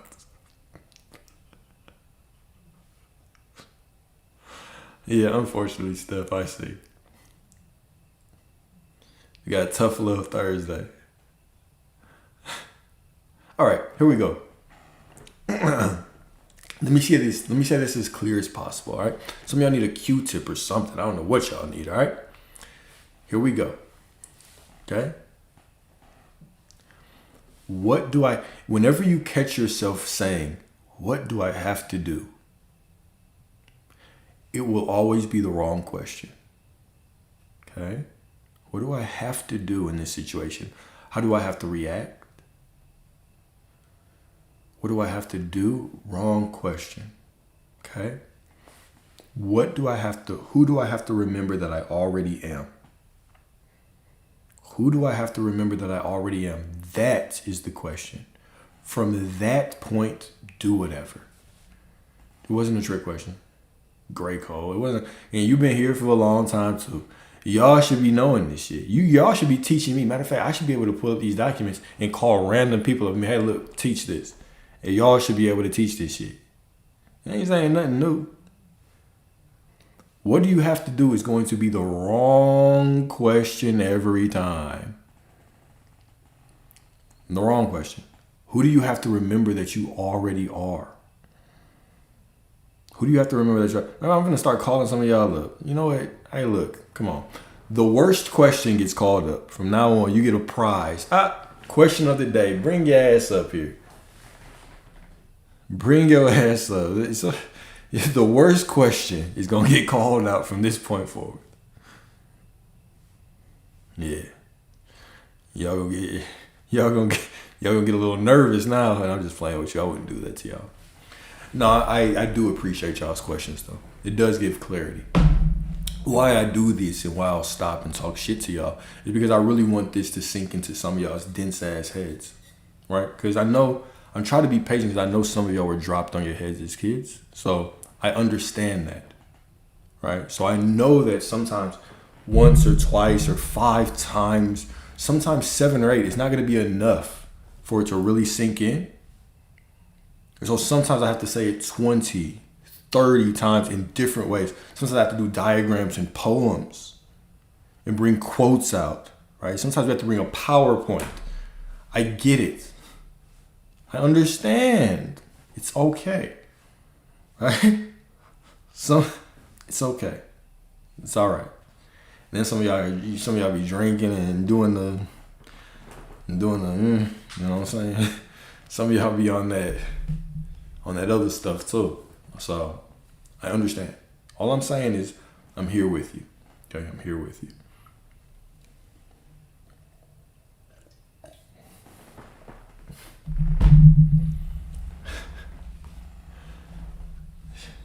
My goodness. All right. So anyways, the myth of process is the ego's illusion, and delay is never fact, only state. Right? All states exist now. Remember, a state is built on top of what I am. So the only truth is what I am that I am. I am everything I desire to be. So that is the truth of reality, right? Now you build a state on top of that. You can say, look, I am prosperity, I am whole, I am complete, I am this, I am that. But all of those things are still a reduction of all that there is. So the core is I am. I am God. You couldn't have a state or make an assumption without existence, without being I am. All right. So all states exist now. All identities exist right now. You don't climb to them, you awaken within them. You remember that you are them, all right? So the outer world is only the photograph of who you once were. But the inner world is the decree of who you are, okay? So we separate, right? Now reality is you, but reality, you know what I'm saying? We might as well think of it as this little delay. The best way, and why we say that is just because the best way to handle it is for you to not take your physical reality personal. It's just what it was. It just is what it is. But I am that I am. I am that I am. Reality is what it is. The situation is what it is. But I am that I am. Okay? So here we go. The outer world is only a photograph of who you once were. But the inner world, who I am right now, is the decree of who you are. Stop, y'all getting careful now trying to apologize to me. I'm sorry. I'm just taking notes. Don't call me out, Alex. Don't worry. I got you. Don't worry. I got you. I got you. This is a safe place still. Sometimes. All right? Stop waiting for signs when signs wait for you. Stop waiting for signs when signs wait for you. Stop searching for proof when proof bows to assumption. Speak the name of God and know that in this very breath it is finished. All right? So here we go. I got a letter to you. Okay? Letter to self. All right, I know y'all like the letters. This is a shorter one though. Okay? This is a shorter letter. All right? So I'm going to do 2 quotes, then we're going to get into the letter. So the first quote is, of course, Hebrews 11:1. Hebrews 11:1. Some of these verses should be very familiar by now, right? We go through the same ones a lot. Faith is the substance of things hoped for, the evidence of things not seen, right? Faith, knowing, right? Is the substance of things hoped for, the evidence of things not seen. And then the second quote is what? Delay is only real if you consent to it. Delay is only real if you consent to it. Refuse and time must collapse. Refuse and time must collapse. Delay is only real if you consent to it. Okay? So here we go. Here we go. Here's the letter to you. So it's a letter to me, but read as if it's to you. Here we go. Here we go. Here we go. Here we go. Beloved, I forgive you for all the times you placed your joy in tomorrow and left yourself hungry today. I forgive you for the moments you believed that waiting was holy, that delay was inevitable, and that fulfillment was always somewhere out of reach. You only forgot for a moment that the kingdom is not arriving. It is already here. You only forgot that every desire planted in your heart is a seed already carrying its own fruit. There is no blame in forgetting. Do you hear me?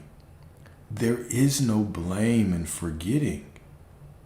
Only the gentle call to remember again, right? Remember, all paths are perfect. Even your forgetting is part of the divine plan, so that source forgets itself so it can remember, so it can experience these different aspects of itself.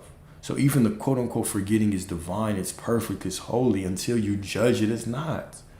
Gently remember, remind yourself that you are still all that there is and continue to go, all right? Hear me now. Hope deferred is not your story. Delay is not your inheritance. You are not designed to live in not yet. You are the living expression of I am. Every time you return to the present, every time you dare to rest in the feeling of already, you water the tree of life within you.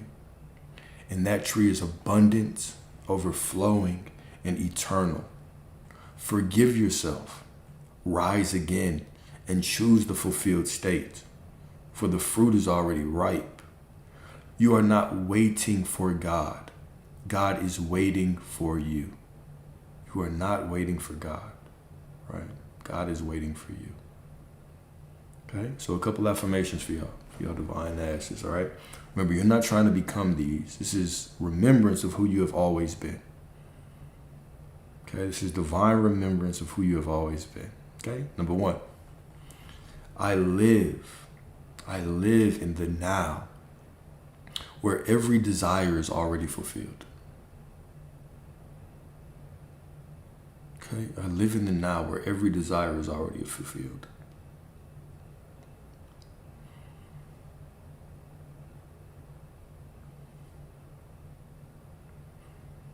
Okay, next. Delay is an illusion. My inheritance is already mine. Delay is an illusion. Waiting, the process, the striving, the trying to become something, all of that is an illusion. right? My inheritance is already mine. It's already mine. Okay? Next. I taste the sweetness of the divine in this very breath. I taste the sweetness of the divine in this very breath. I meet God here and now. Right? This is the only place you ever meet God, is in the here and now. Absolutely beautiful, right? Every desire within me is God's promise already complete. Right? Every desire within me is God's promise already complete.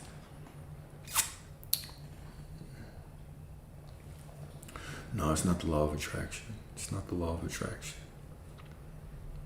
Every desire within me is God's promise already complete. Beautiful. And then last but certainly not least, right? Certainly not least, I am fulfillment, not waiting. I am the finished work of God.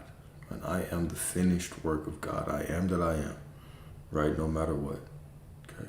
You're not trying to become these. This is divine remembrance of who you have always been. You have always been whole, complete, perfect, divine, prosperity, love, everything that you desire. You've already been it right now. Accept it, right? Stop trying to believe it and simply decide that you are it. This is your identity from this point forward. Mark this as the sacred moment where you choose to put yourself first. Mark this as the sacred moment where you begin to tell the truth about yourself. No longer play small.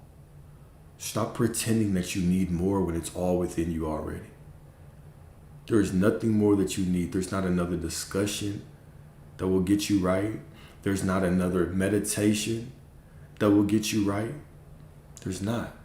There's not another affirmation. There's not another synchronicity.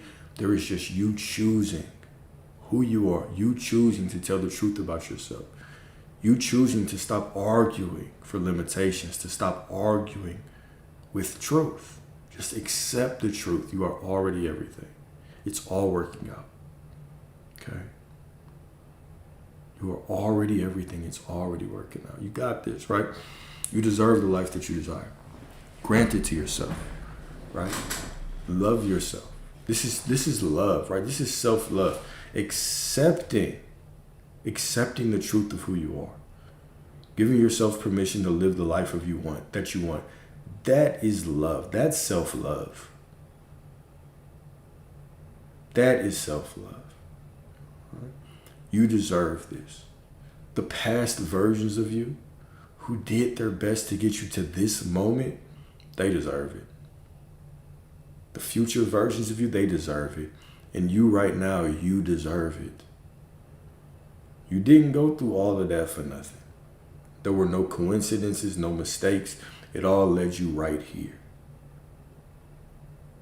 Every past version of you that you have looked back on and you said, I wish they would have done better, would break down and cry right now, tears of joy, if you simply decided to stop seeking and begin knowing. To stop searching and make the decision to simply be.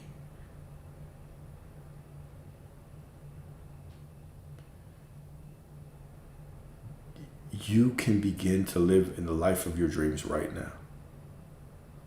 Right? You deserve that. You deserve to live the fullness of life, right? You deserve the money that you want. You deserve to not check your account. You deserve the love that you desire.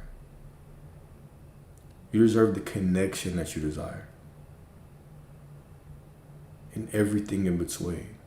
You deserve to walk through this life and remember that it is already a miracle. You walk within a miracle. You are a miracle. Even the probability of your existence is so small. Yet here you are, at this age, coming into this knowing, with this opportunity to completely transform your life. Just make the decision, right? You don't need any more information. You don't. You have it all. You don't need another lecture. Right? You don't need another lecture. You don't need any more affirmations. You don't need another sleep tape. You don't need another study session. You don't need any of that. You just need to decide to truly love yourself, to truly embody the love that you preach. A lot of you give love to so many people, right? A lot of you are so beautiful, right? Constantly putting other people first, constantly loving on people, constantly thinking how you can show up for people. What if you turned that same energy to yourself? What if you began to show up for yourself? Be thoughtful about yourself. Love on yourself. Speak life into yourself. See the best in yourself. What if you began to expect miracles for yourself? What if you began to walk through life and simply expect that everything will work itself out miraculously? How would life turn out for you? What if you simply decided and remembered that God would never let you down? How would that change the way you flow through life? How would you sleep different tonight?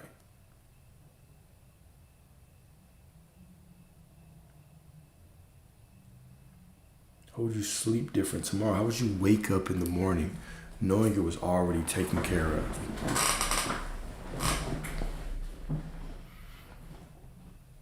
Knowing that absolutely nothing could stop you.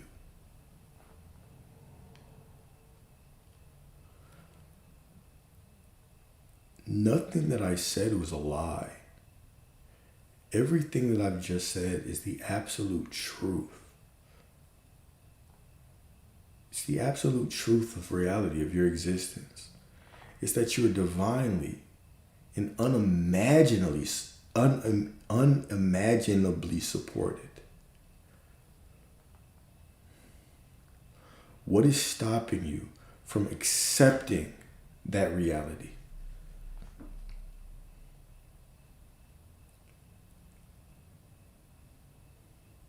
When will you stop trying to get this and just walk in the knowing that it's all done?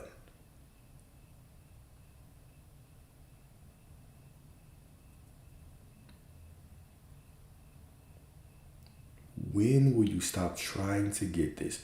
When will you sit in the middle of your anxiety and your fear and your doubt and allow it to wash over you and make the decision that even now, I am still perfect. Even now, it's all working out perfectly. When will you sit in the middle of your racing thoughts?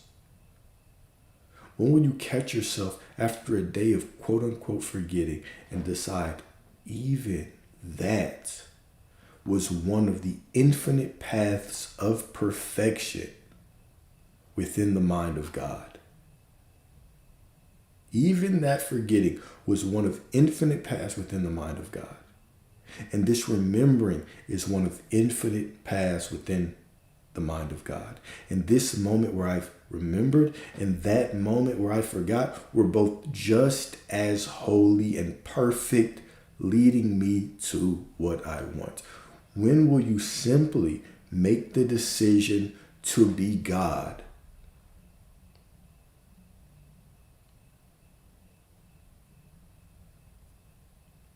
When? What is stopping you?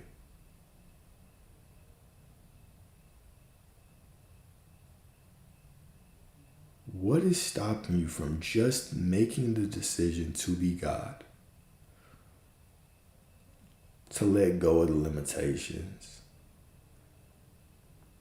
To let go of the illusions. And just know everything is done. It's all taken care of. No matter what it looks like, I am that I am. no matter what, right? You deserve this. You deserve this. But nobody can give it to you. You have to accept it. Choose, right? Choose. This is what all these discussions are pushing you towards. It's just pushing you to choose. It's just pushing you to choose. You can get the door opened in front of you 1,000,000 times. You only have to walk through it once. You only have to walk through it once. Walk through it into the surrendering, into the truth that you are God. It's all taken care of. And watch how life unfolds for you. Expect it to unfold beautifully for you. When you stop trying to be someone and you start choosing to be it. When that moment of decision, instead of constantly being this future moment, becomes a past reference. When this moment becomes the moment that you reference, say, it just snapped. I'm just it. I've decided. When that moment that we just passed becomes your reference, watch. Life will never be the same. And you will realize you've never been alone. You've never been unloved. You've never been unworthy. You've never been in lack. You've never been left. You've never been betrayed. Those things are impossible for you to experience. But it's a choice, right? It's a choice. Okay? Love y'all. As y'all know, love y'all. All right? So let's do questions. What questions y'all have, right? What questions y'all have?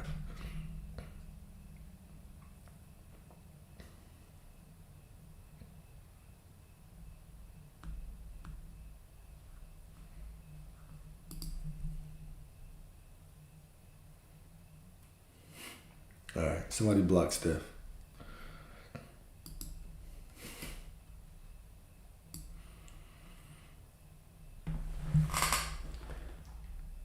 Oh, we good. I still got 15%. We cool.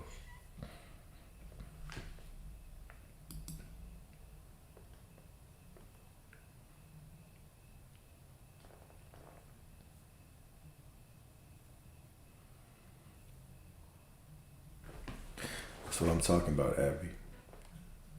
I think that's how you pronounce it, is Abby. It's a beautiful place to be in, right? Give yourself the intimacy that you desire in this moment, right?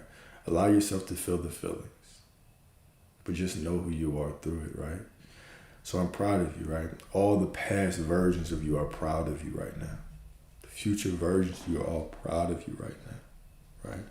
Rest in that knowing. Continue to remember who you are and allow everything to unfold perfectly. It has no choice. Right? Remember the perfection that you are. Right? Remember the perfection that you are. You have a success story today. Join and tell the success story, Steph. I want to hear it.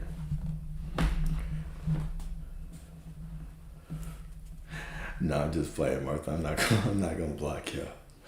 I got nothing but love for y'all, man. I got nothing but love for y'all.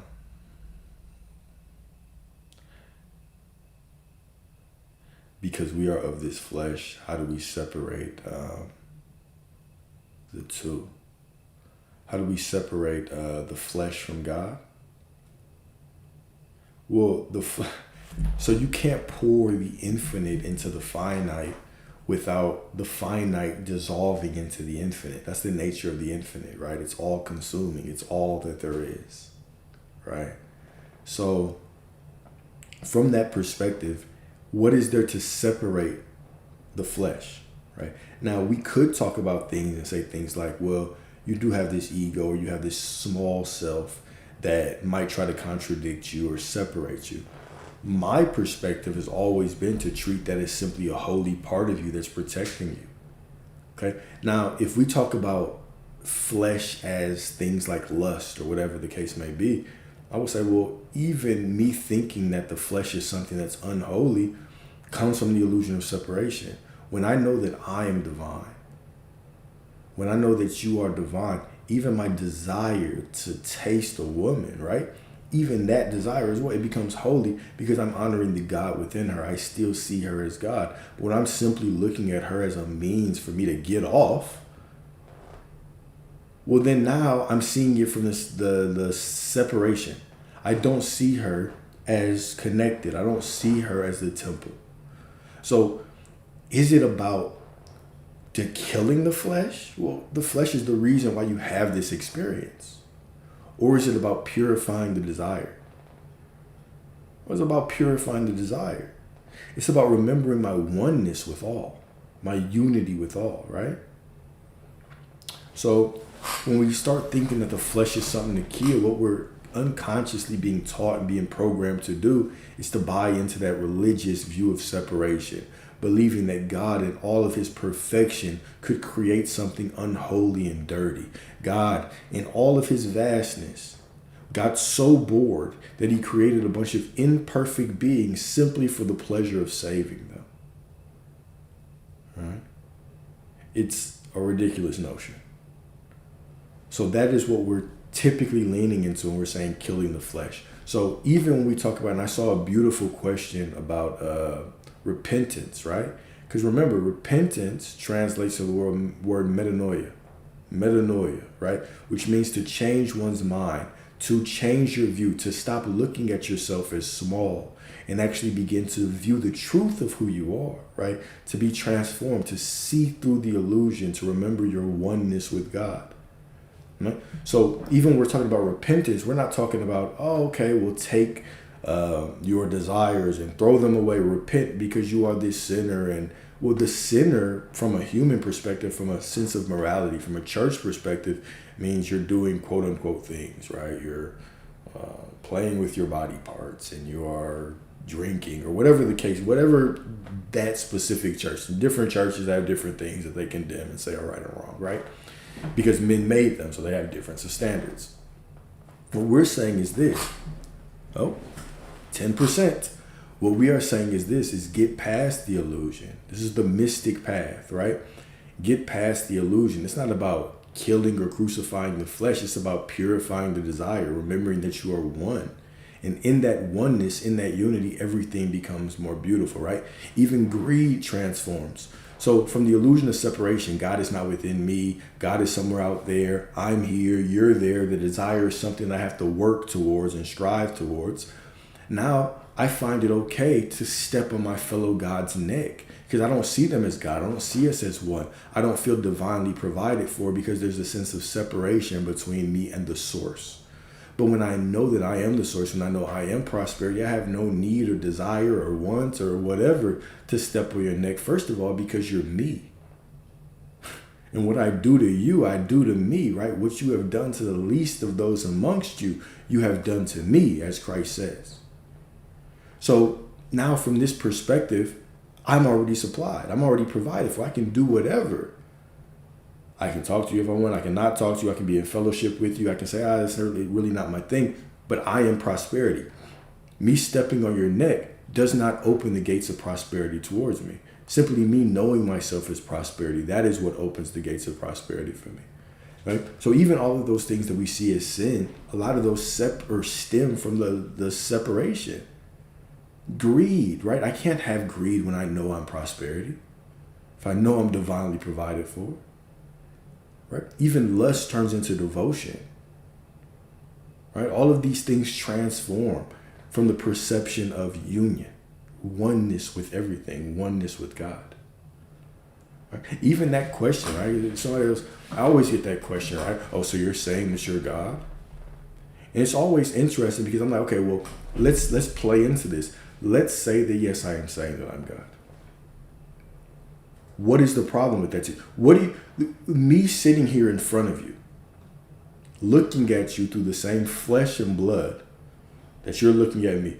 What problem do you have with me saying that? What do you think is going to happen by me saying that?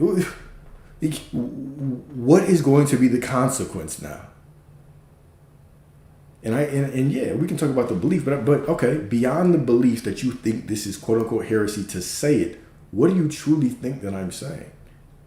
Well, most of the time when you really start pressing, it's like, oh, it just doesn't sound good. It just sounds uncomfortable.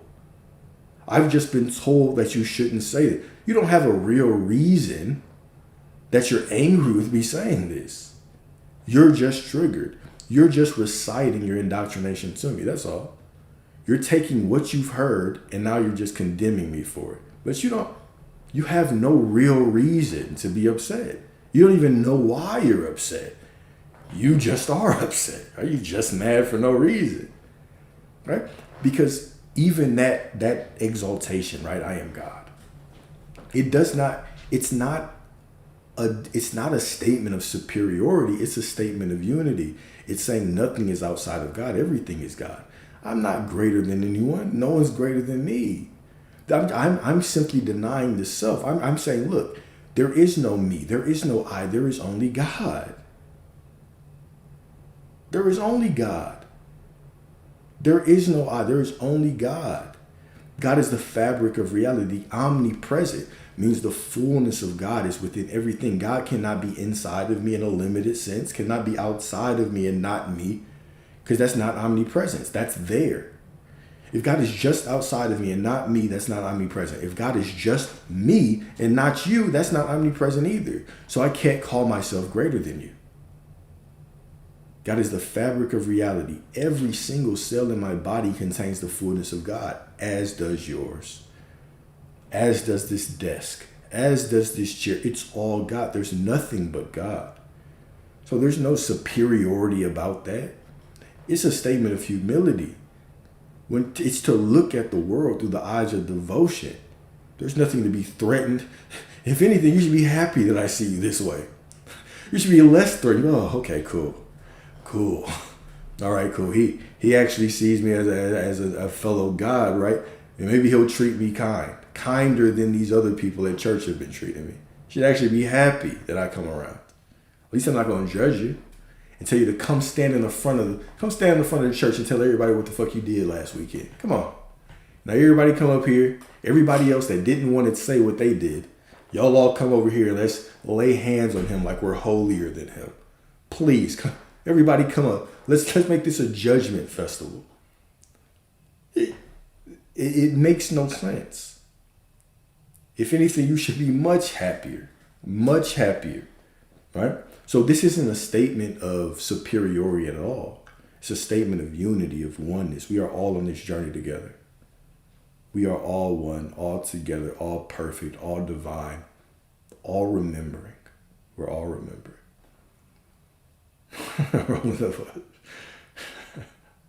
Right, who can throw the first stone? Exactly, as Jesus said, right? Who can throw the first stone?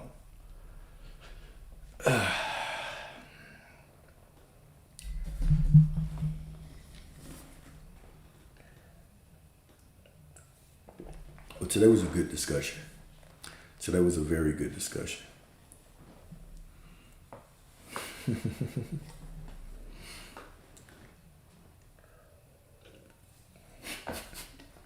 How are you, God, that just got off work, though? You tell me. You tell me what you've accepted to be the truth in your life. And that's exactly why you just got off of work. If you don't want to work, then choose not to work.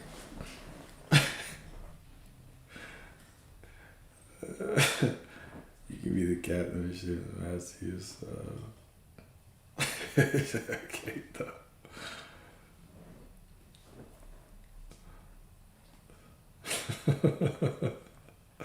There you go. There's your answer. I can't though. That's the reason why you can't. If you say you can, if you say you can't, hey, I can't argue. I can't argue with your truth. Your truth is your truth. I get it. I get it, brother. I get it, my brother.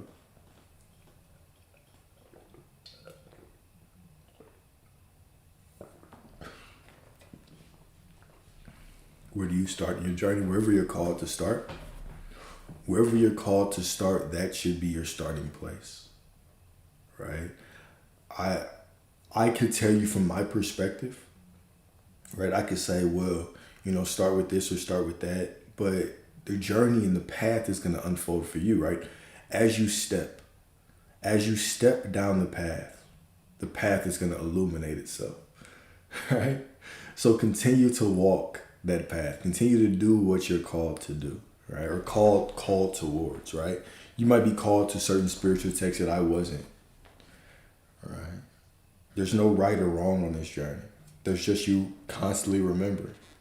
Everything really serves as this divine vehicle to remember, whether it's through tarot cards or zodiac astrology or Christianity, the church, whatever the case may be. All roads, there's infinite paths in the infinite, right? Everything leads you home. Everything leads you home.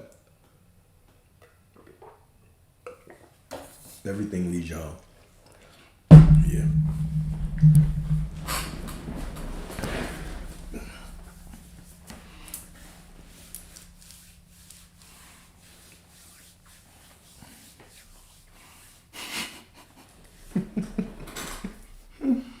Oh, bro. Hey, this nigga Marcus going through it.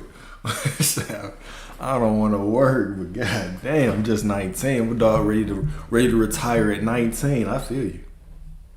I feel you. Me too. Me too. I was ready to retire at 19 too, my brother. I was ready to at 19, my brother.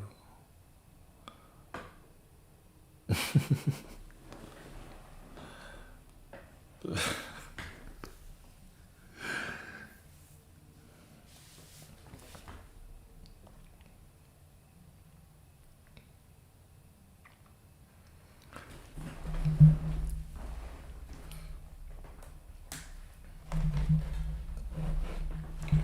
will give y'all the pleasure of putting my phone in the charger today. Didn't want to do it, but I will do it.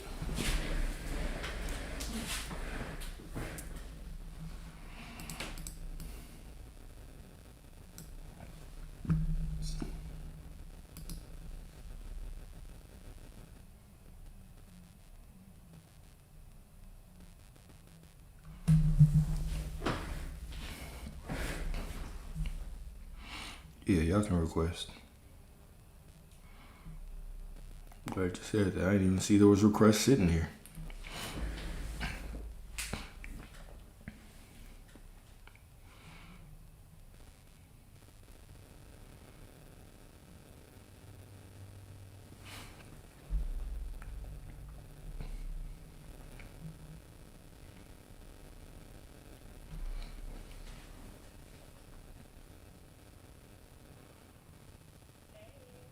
Ooh, what up, what up?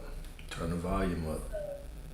You were talking about desires earlier, and I know some people that like me, I have desired people before, and you said that the desire, is our promise, really to ourselves in a sense, that will be fulfilled. But say you desire a person, right? Maybe the desire is you. I guess I'm kind of confused, and I'm looking for clarity on that space. Is it the person you're desiring? Or is it the feeling that I'm already in that? Yeah, it's the feeling that you already are in. I already in that. It's just remembrance. Right? Yeah. The person, you can choose whatever. You can choose whoever you want to experience the love that you are. But remember, God's not desiring a specific person for you, right? God ain't desiring a car or a certain home, right? That you simply translate that desire into whatever you want because you have the power to choose. Right. Yeah. So it's okay. I just put a person in perspective, y'all. Reading the chat, I just put it because I know a lot of people can relate to that. I have my own desires that I'm going through, so I wanted to see how that came into play because I've been a person that has drowned in my feelings before, and it was hard for me to find my remembrance in that. So I'm sitting with the emotions now and letting that anxiety hit, letting those emotions hit, and going into the I am. So yeah, for sure. I appreciate my triggers for sure. Yeah, I mean, we find so much clarity in them. They're teachers. Yeah. they call us into a deeper understanding of ourselves, right? And then they allow us to taste life and to enjoy the sweetness of life even more, right? Like even that divine counterpart that you encounter, they're much more sweeter when you have tasted the bitterness of heartbreak, when you've tasted that contrast. So everything is still this divine teacher, still giving you this deeper appreciation and this love for life. It's all perfect. It's all divine. Right. Okay. For sure. Appreciate you, Miss Mystic. Mhm. Cool. That's it? Thank you. Yeah. I think that's all. Yeah. I just been being lately. I've been soaking in everything you've been saying. I've been triggered. You know. But I'm diving into it more. You know what I'm saying? I'm just being. I'm really appreciating this space for sure. Perfect. I appreciate you, man.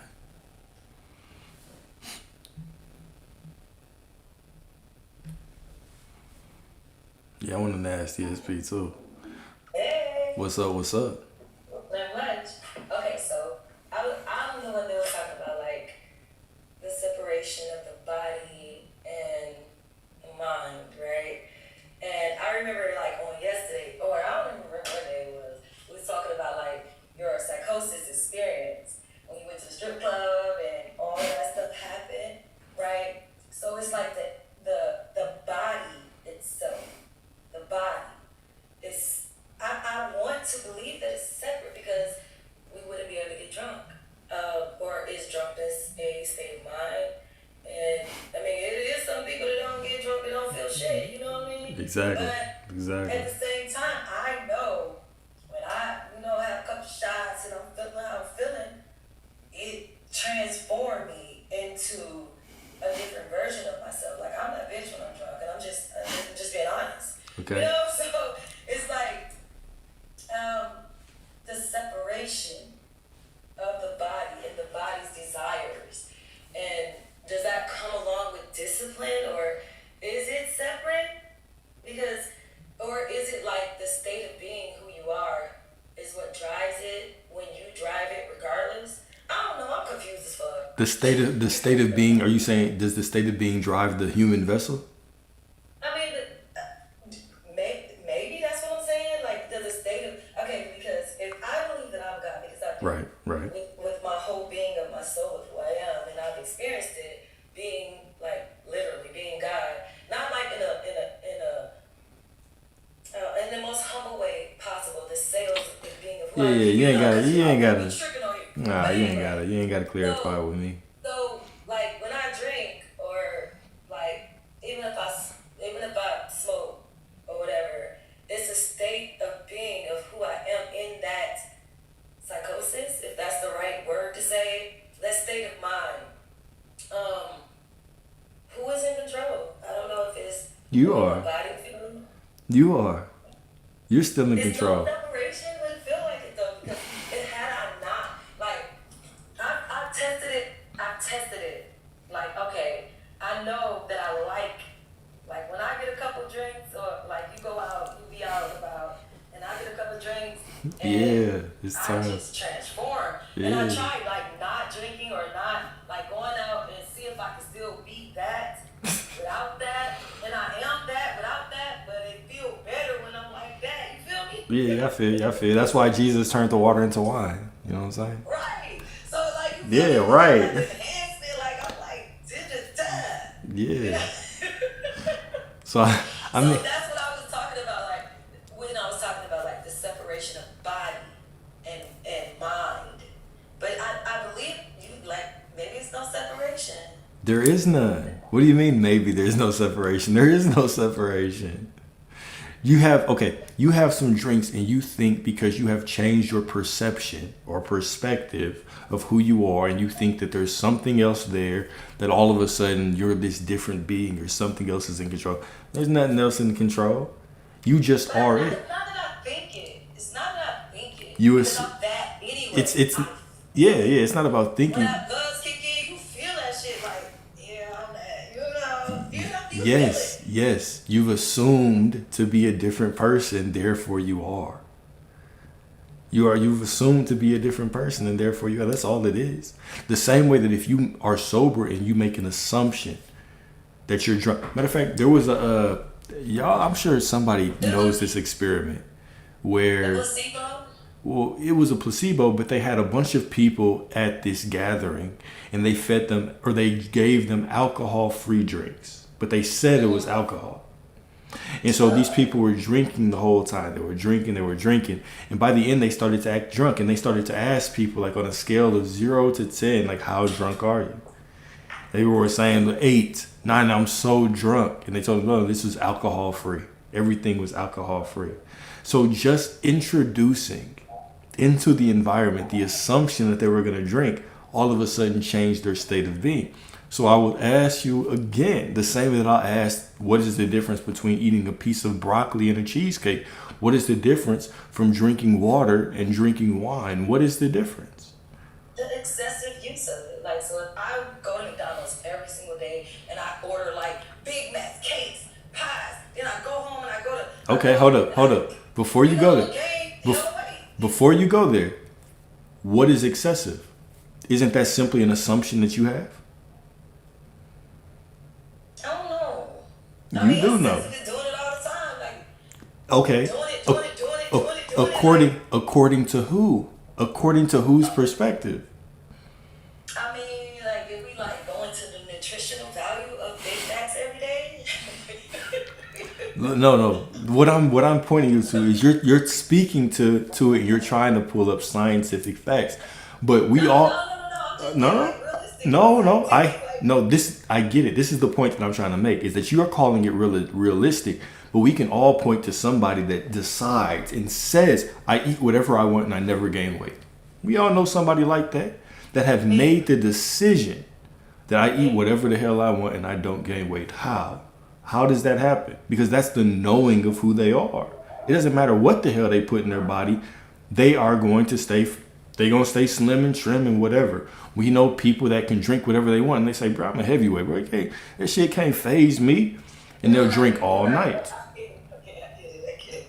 So You're right. it's all state of being. It's all state of being.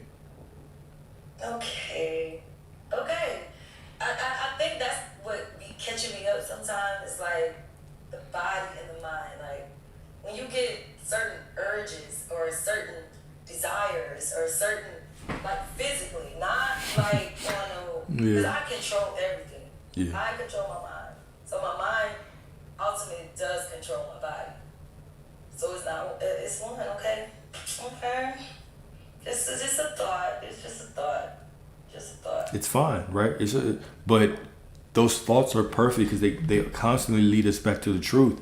If we really start to break down our assumptions, we're going to realize that, damn, all of my assumptions are just made up stories in my mind. I'll give things credit and I'll say, no, but this is science, or this is excessive, or this is too much. But even the way that I measure excessive or too much or a lot of alcohol, I've never experienced anybody else's version of excessive. I might see them and judge them based on what I see, but I've never been in somebody else's body and actually experienced what they experience with drunk. What is drunk and how does it differ from person to person? We don't know, right? We only know our perspective of life. And then we take that perspective and we try to universally apply it, and then we make judgments, right? When it's all just us anyway. There's only us. So when I really start diving into that, it blows my mind all the time because it's like, damn, what is real? None of this shit is fucking real. What is drunkenness? Like you don't like what is. I have my perception of what I think drunk is, but I see other people that drink less or more, and they have a different definition of drunk. What are they truly experiencing? I guess it's going back to me like as we're speaking. I watched New Jack City growing up. Like New Jack City was the reason why I would never do drugs because I didn't want to be the prom queen and then the prom fiend, you know. Yeah. but no, it's like no. I'm saying that to say like because of knowing of self and understanding of self, certain indulgence in like indulging yourself in certain things won't, it just won't align with you, or it's not something that you would do. So it's not in a judgmental type of mentality. It's just like, yeah, I probably won't try that because, like, me, Yeah, I never was a weed smoker. I could really smoke without getting no test or none of that. Like, I really could with no problems and nothing happens in my life different. But that's just something that I never chose to. I ain't like the way it make me feel because I am the God of my life, and I didn't want to go down that path. So, um, exactly. it, it's all about choice, I guess. It's all about choice, right? Because if everything is within consciousness, you're constantly walking through life and you're seeing these things, and it's like, oh, I like that, I don't like that. I get to make the choice on what I want to do, what I want to experience, what I don't want to experience. It's still all me. It's still all divine. It's still all perfect, right? All experiences exist. Right. Even with partners, like I know that I'm the type that don't want like a lot of partners because I just don't. Not like I'm a free being. I love being free. I'm a free spirit type of person, Yeah, but me I too. don't want a lot of partners. But I don't judge anybody that don't. It goes into like the liberal feminist and like my body, my choice, all this stuff. But that's just something I don't choose to Yeah, indulge in. So it's thank you. That's it. I'm not even gonna rant. That's it. I feel you. I feel you. That's it. That's all. I feel you. I feel you. I feel you. I feel you. And That's it. That's all. you can choose to experience and have whatever you want. Right? You have the freedom as God.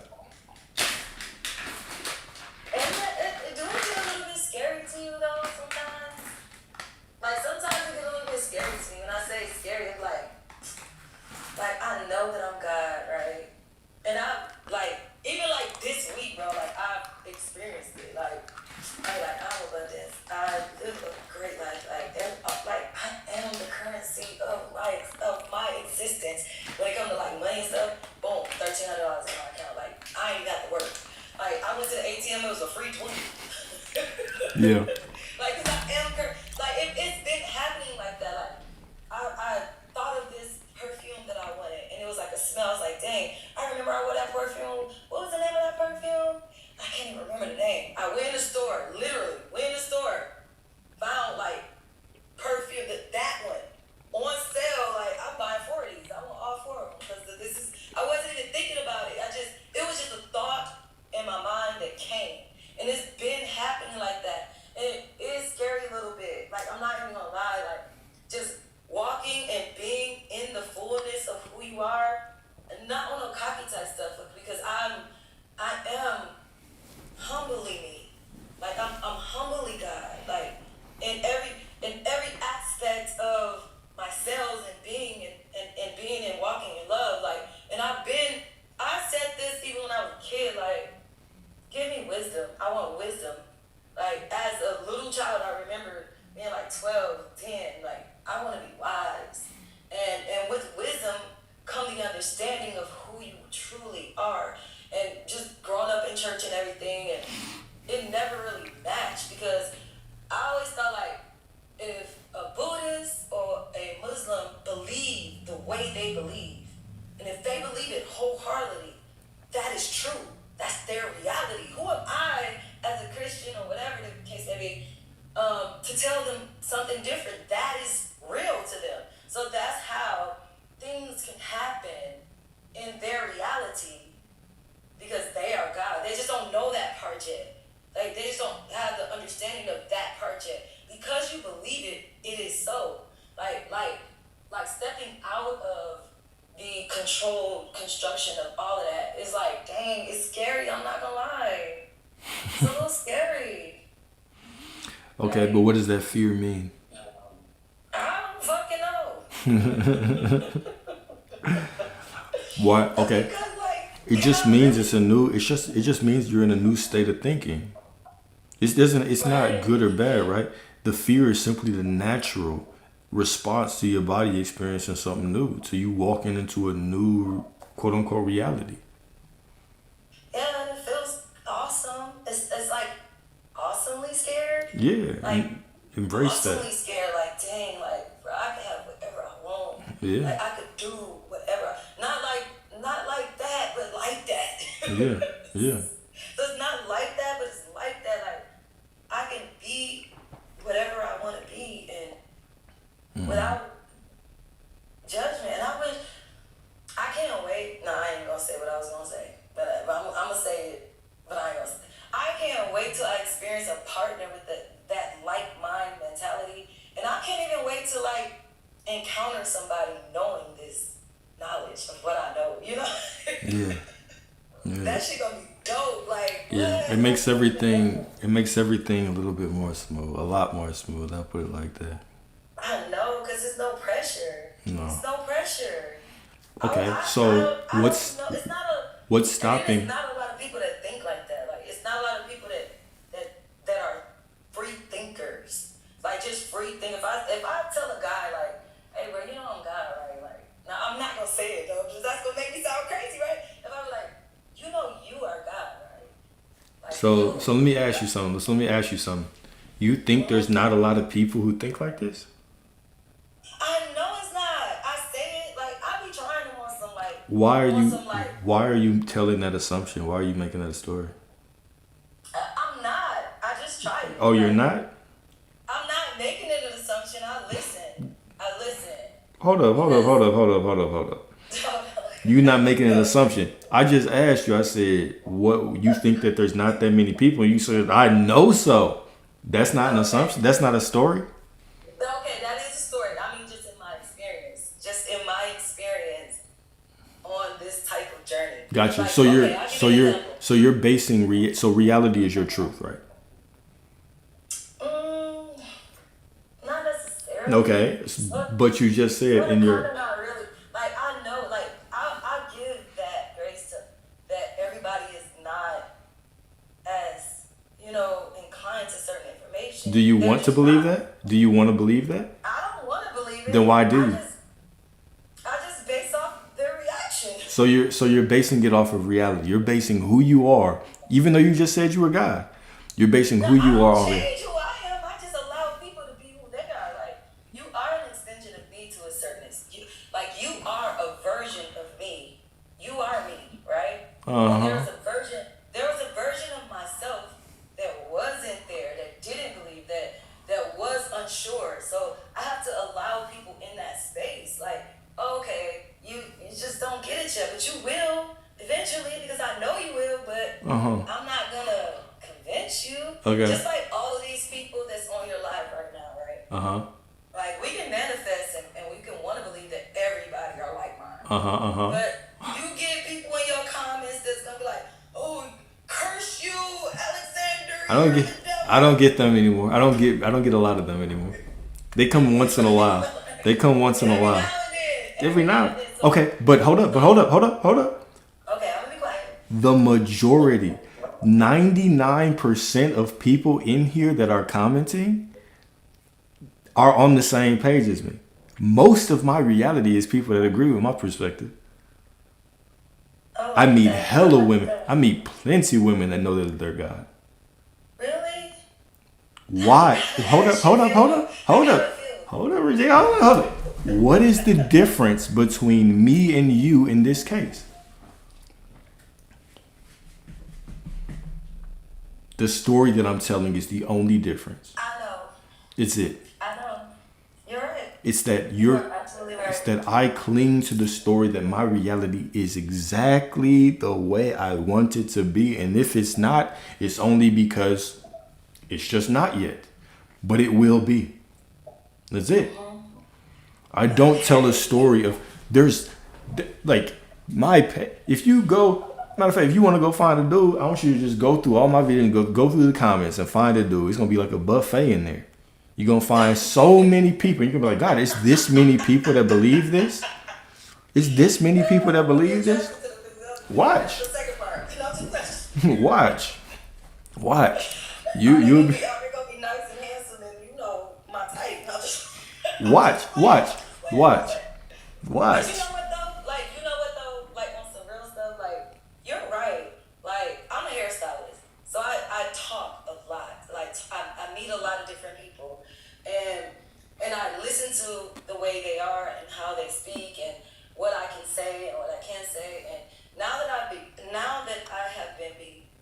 becoming who I am, I do attract those people. Like, and my life does flow. So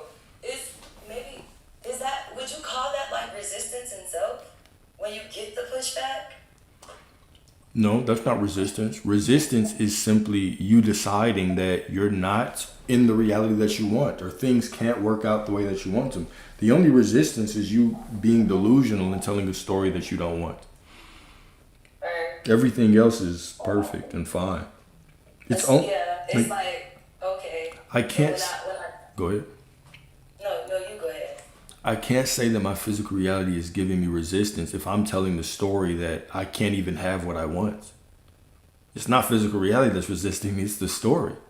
Reality is simply following the story. I'm narrating it. So I can't tell a story of something I don't want and then blame the external world and say, oh, it's that.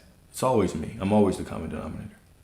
I guess that when I say that, I mean like in connection. And I'm not just talking about connection of male and female. I'm talking about general, just connection. So even with my children, now my children are grown, so even my children and how I talk to them and I'm explaining to them that you are God. Like my son, he made a basketball team. And I said, you know what? Just say you're the best on the team. Like, you're God. Like, you are the best. And he got 8 assists, and he was so excited that he got put in the game, you know, like starting 5. I'm like, I told you, you are your reality. And me speaking to them in that way, and different people in connection, the resistance of the connection is that resistance of self. Because I want to allow and flow. I want to allow people to flow. Yeah. So is that resistance of self, or is that's not? I don't know. I guess I hope you understand my question. Not really. I apologize. Okay, so Is it resistance all of right, self? let me say it one more time. Like in connection with people, not male, female, not mother, child, just connection. Right. That when you do encounter, like having a conversation, like you know you're God, like you are not when you. It's hard. Maybe that's a story, right? Maybe it's a story that I'm telling myself. Only in resisting. Most of the time, by me flowing, I don't receive resistance in flowing. But it is times that, and they be like, hey, girl, you don't, what do you mean? Like, what do you think, who you think you are? You do get that pushback. Okay. So, is that resistant of self? Or Yeah. is that just what it is? Well, I mean, it's what it is until you decide that it's something else, right? So, okay, let's walk through this. There are times where you're in flow and things seem to naturally flow. And there's times when you're not and you feel like you're resisting and those things tend to feel like they don't flow. Well, even in that moment, you have a choice to make. You can decide that I am still that which I desire to be, no matter what the conditions are. You can make it unconditional. When you make it unconditional, you'll see that those situations naturally start unfolding to meet you because you're going to release the identification with them and you can start just being yourself in that situation. Okay, I've already decided that I'm magnetic and these are how people respond to me, whatever the case may be. Just because it looks like they aren't doesn't take away from who I am. I still am it. And so now I can just flow through the conversation, do whatever feels best in the conversation, and the conversation begins to match me. Oftentimes, we'll see reality as a certain way, which is the sense I'm getting from you, is that you see reality shows up a certain way, and all of a sudden you start to base your identity on reality. Because it's showing up like that, something must be wrong. Some things just are what they are, right? You're saying, yeah, I can control this. I'm God, and God is everything except for this situation. This situation is the exception to the rule. So yes, it is the resistance of self per se. Okay, I get it, and I get it, and like with that consciousness, just that consciousness alone is remaining in self and knowing that who you are, like what God represents to you. God of my reality represents to me love. Yeah. Because I believe that love is the universal of all. Like you can go to a different country and not speak another, not even understand their language, right? And somebody show you kindness, and they let you in, they feed you. I mean, y'all don't understand what the fuck y'all talking about, but the love itself does. So I believe that love is the universal language. So whenever I'm dealing in that type of situation, that's how I maneuver through love. And I just learned that shit. Like, I ain't gonna lie, like, me and my sister was beefing for a long time, bro, like, ever. And I'm like, how can I mend this situation with her? I can't stand her ass sometimes.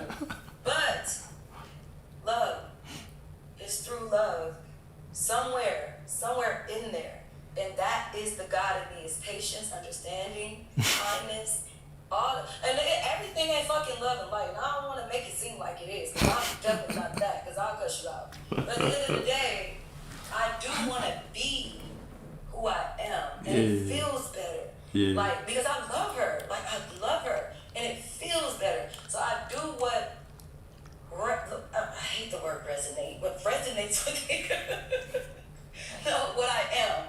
And what I am is who I am, and being what it is, and move in that, so I can back up from the situation and view the situation through my God eyes, and me being who I am, in who I am, and what feels better for what I am, and then I can address the situation later. You know what I'm saying? It's not like, oh, I gotta be like, no, sister, we gotta come together. No, fuck that. No, I'm gonna talk to you how I am, and then I'm gonna address you in love. I feel this way because I love you, and I see you differently than this, and I'm sorry for if I even made you feel away. You know, that's the God in me. You feel me? So that's all I gotta say. So I know somebody else probably wanna come up, and I'll be talking and shit. So and you know they say when people curse, like they really intelligent, they just be cursing. Is that what they say? I never heard that one. Yeah, they really are highly intelligent. Google it. I'm just playing with you. I'm just playing. Look at you. I mean, if that story make you feel good, you better tell It it. made me Tell feel that good, shit, 'cause dude. I like it. Alright. Fuck, I like it. Alright, I feel you. No, that doesn't take away from me being God. You know? No, not at all. And who I am. Not at all. But nah. So if somebody else do want to come, it's always a pleasure talking to you. I appreciate you, man. Appreciate you as always. Everything cool. Stop judging your damn self. Everything cool, you know, we cool. Yeah. Stop judging your damn self so much, man. You got this. Keep doing what you're doing, man. It's greatly appreciated. Like, on some real stuff. Thank you so much. Greatly appreciated. Thank you so All right, much. peace. Peace. All right, let's see who's next. Difficult, and a new person I never know. Okay, you know what? And Glow. Glow's never difficult. All right, y'all. I'll be right back. I'm gonna go to the bathroom before I fucking let any of y'all motherfuckers up. Shit. I'm gonna get my mind right before I invite y'all up here. Be right back.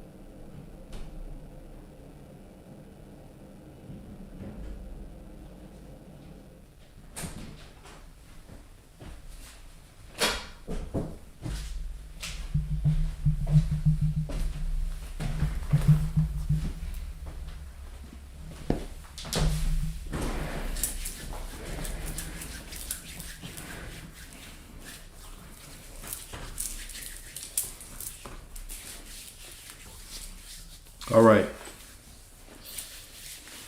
Bring up Marcus. How about this? Everybody who wants to come up, put your question in the chat. I'll see if I want to bring your ass up next. How about that? Everybody that's about to come up, put your question in the chat, and I'll let you up. Matter of fact, I'll let Glow choose. I'll let Glow be the moderator from now on, all right?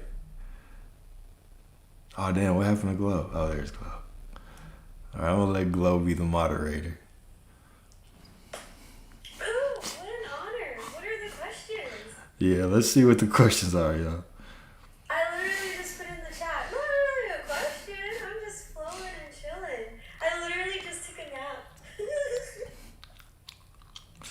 Wonderful, wonderful, wonderful.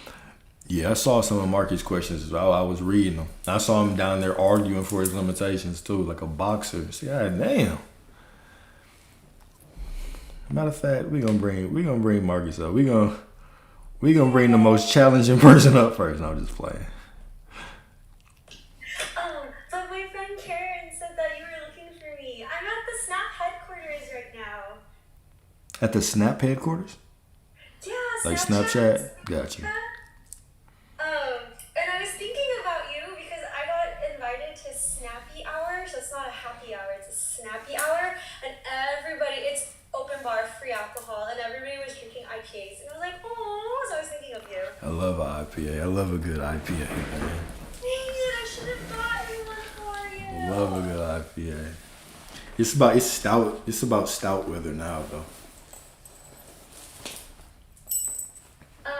And then they also were giving out chargers, and that made me giggle. I was like, Alex needs chargers. I don't need chargers. I don't want a charger with y'all. I'm good. When the phone dies, it dies. That's funny. But yeah, this is just a testament while we wait for everyone to come up or ask their questions. I responded to someone in the chat. They were asking, like, I forgot what the question was, but I remember the answer. The answer was, when you put something into the GPS, you know you're still going to get there. You're always going to get there, even if the GPS takes you somewhere really weird, right? Like, this is the same thing. And they're asking, oh, but I overanalyze. And I was like, when you also put into the GPS, do you overanalyze? You're like, wait, I'm going the wrong way. Or like, oh, why is it taking so long? Like, Yeah. it's perfect because it doesn't matter. Overanalyze, don't overanalyze. It doesn't matter. Like, you're allowed to feel, because in the end, like, you're allowed to be angry, you're allowed to be annoyed, or you're allowed to feel peaceful. Just you're gonna get to where you want to get to because you put it in the GPS. Yeah. Precisely. And A lot of people think they're smarter than the GPS though. It do be like that sometimes. I think I'm smarter than the GPS. But again, it doesn't matter. Like, think you're smarter or not as smart. Like you're still gonna get there. And then that was so funny. I was laughing so hard when you were talking about the placebo effect with drinking. Like, they gave people just straight up water, and they're like, oh, on a scale of 1 to 10, how drunk are you? Like 8, 9. And I was like, that's hilarious, but also so true. I've talked about the show 100 Humans on Netflix, and there's an episode on pain versus pleasure, and super interesting that the human brain can you can create pain for yourself. So they just shot them with an invisible laser. Like, it does nothing, right? It just sounds scary because the laser's really loud. And so they told people, like, this is a torture machine, and they made up pain.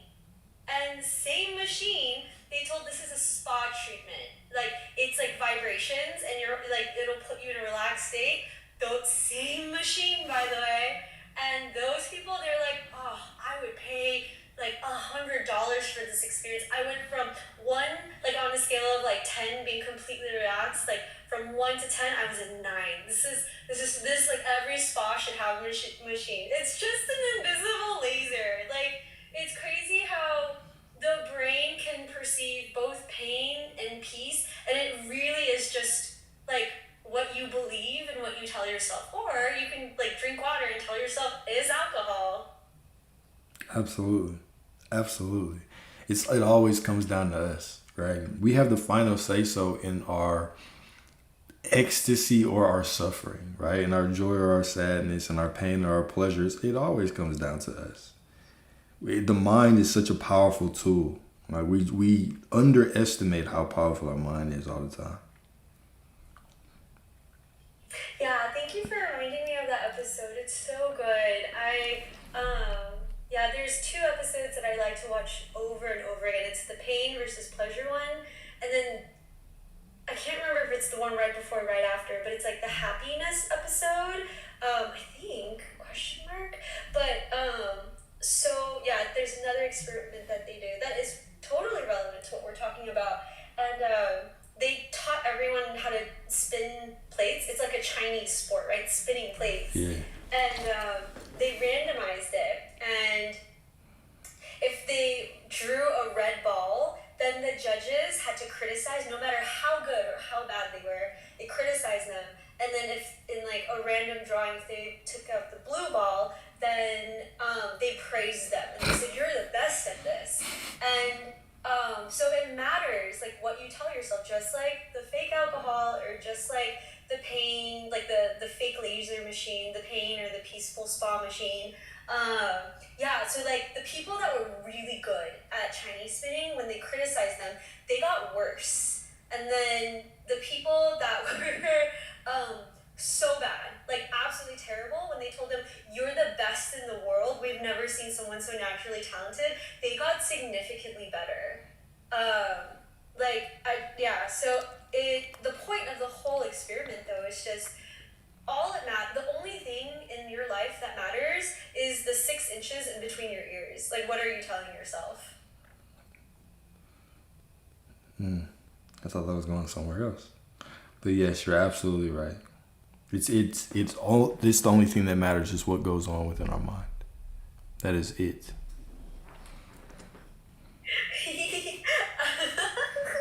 I just realized where you thought it was going. I just love laughing. We always laugh in our lives, and it's so funny because, like that one night, the chat went wild. We were all going crazy. What was it? We were all talking about. No. You finna turn the chat out again, man. You know, a lot of people in the chat can't control themselves. We're just here to have fun. Again, not really a question, but I love to talk about how we can just have more fun being God, being more whimsical.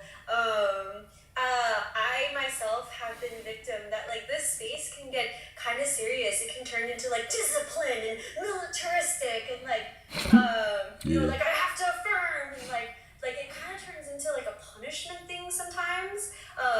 And so I would love to talk about like I'm God. Let me have fun. Like I'm here to have fun. Let's talk about that. Again, not a question, but there's a question in there. Absolutely. That's the nature of the whole journey, is realizing that we are God and it's supposed to be fun. Really, reality is something that we should start taking more lightly. I mean, it just is what it is, right? But I am that I am. Now, from that knowing, it allows me to actually have more fun, to look at reality and it's not that serious. It's not that serious at all. So it's supposed to be fun. It's supposed to call you back into simply this confidence within yourself, or of yourself, of the God within you, that allows you to simply enjoy and flow through life in a beautiful way.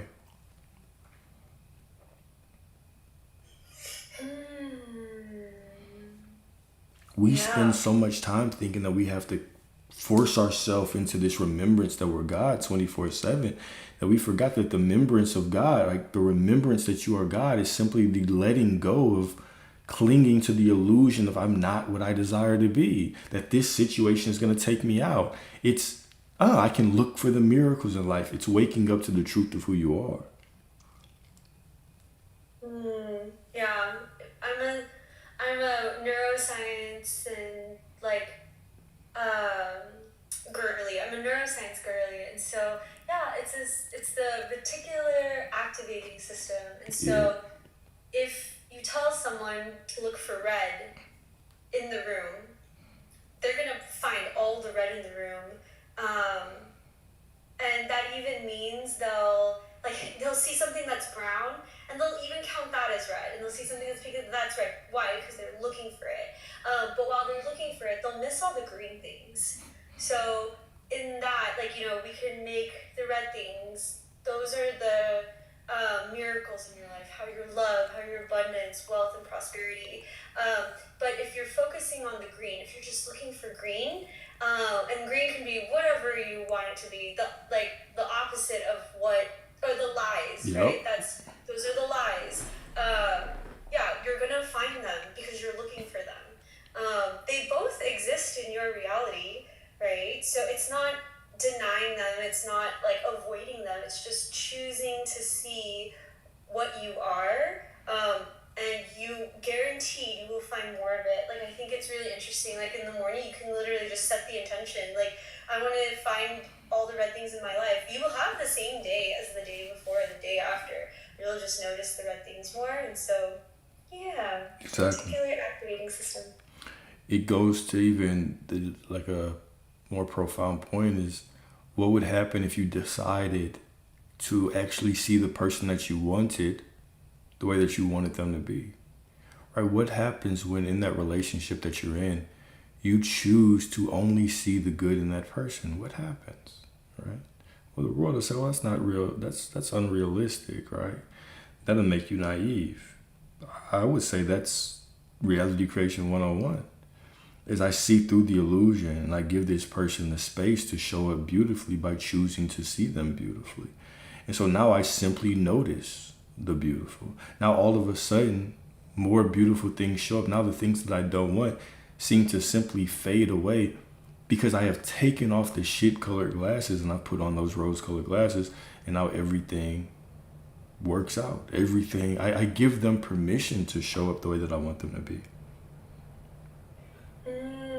I can feel the resistance in the chat. I can feel it rising. Sticking to their personal limitations and stories, and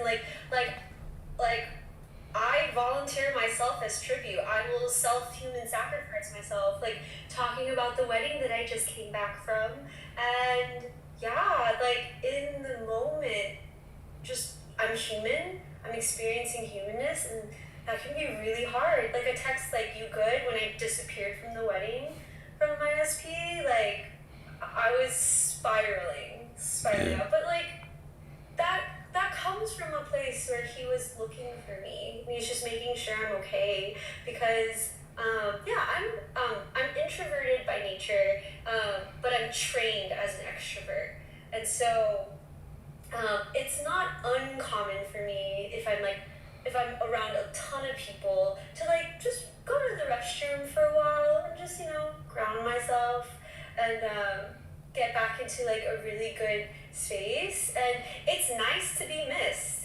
It's so nice to be missed. He was looking for me. By the way, this is not what I was saying on the day of the wedding, and that's okay. I get to remember and I'll get to see more of that. And not just from SP, but from literally everyone. Because as we speak, there's a cat that's missing right now. As we speak, my friend is missing me right now. We're watching Netflix together tonight. We're watching a really fun show. It's called Physical Asia. We watched 2 episodes last night, and we were losing our minds. It's a game show. It's so fun. Yeah. Anyways, but it's nice to be missed, but I have to give them the opportunity to miss me. Give them the opportunity to miss me. Explain that. Does that sound like you're doing something to get something?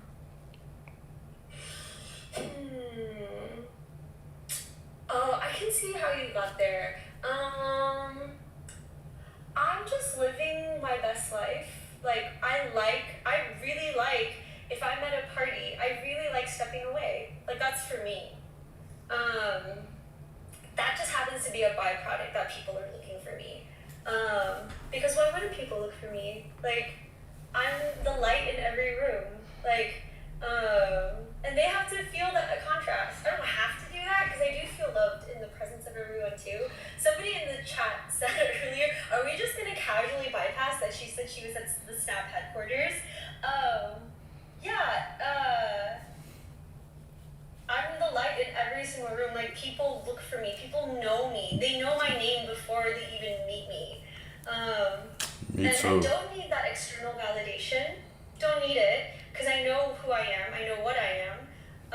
But when I am externally validated, it's real nice. It's good, and it just affirms. And I'm not talking about like affirming 10,000 times a day, but it just affirms, and it just like I'm already grounded. I don't need it. Like, Yeah. but it is real nice. Of just like literally like in my head, I say duh. Yeah. Facts. Yeah, women used to know me before they met me too, for all the wrong reasons. She's a whore. I'm just playing. I'm just playing. Can you tell that story? Can you tell us? Well, that's so interesting. I want to hear more. No, I'm just playing.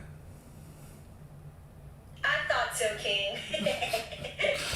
Also, I heard, congratulations. I'm going to blast you to everybody that you were on a podcast. It's saved right now. It's saved in my to listen. But while I was looking for the most recent one, I accidentally found your other one from last year, July 2024. And I've gone through like 2/3 of it. But yeah, I love that. I want to even like say I manifested that because I've been saying in the chat and I've been saying like you really need your own podcast. Like I would love your own podcast. But the fact that you got to guest on one, I'm like, ooh, like that's nice too. Yeah, for sure. Thank you. It was actually funny because the last podcast I did was really fun because it started off. I didn't even really know the topic, but it started off relationship questions, and I simply guided the conversation to talking about I am. It was pretty funny. It was really fun. It turned into a coaching session. It was really cool. Oh, I'm so excited. But also, you didn't have to guide. Whether you guided it or you didn't guide it, it would have ended up perfectly, and it would have come away from or it would have been drawn out of the relationship conversation anyway. So I'm proud of you. You just did you. You were in flow, and it turned out perfectly. Of course, it started as a relationship conversation, and it turned into I am that I am conversation. Duh. Yeah. That's like the most like fun I have these days. In my head, I literally and out loud sometimes I say duh. Yeah. It was dope. Wait, it's M. Solara's best friend's podcast, Chord of Connection. How cool! Yeah, it was called Chord of Connection. The host's name is Danielle. Okay, I'm so excited. So I've been driving and listening to... No, it wasn't about SP, her. Oh my, no, it wasn't about the damn SP. But I've been so excited to listen. And then I saw that, just putting me on blast. Like, I saw you have books, you have an Amazon storefront.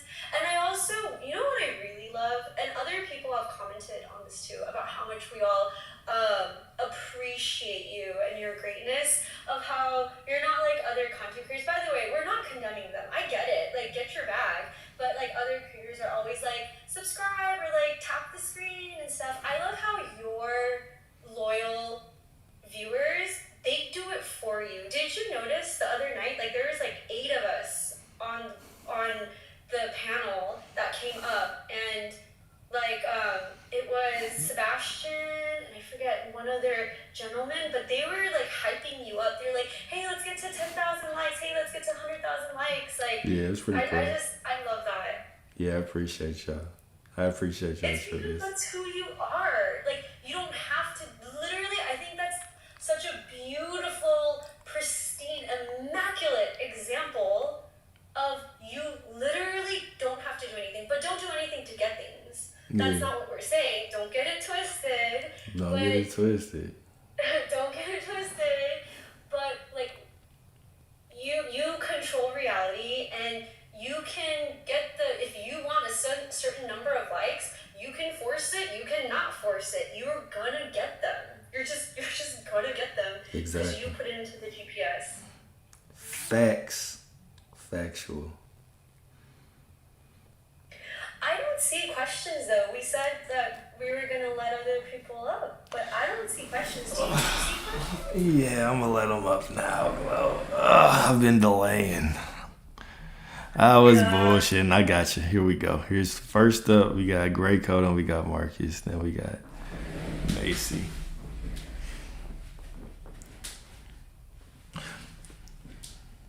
What it do? Hello. Hello, hello.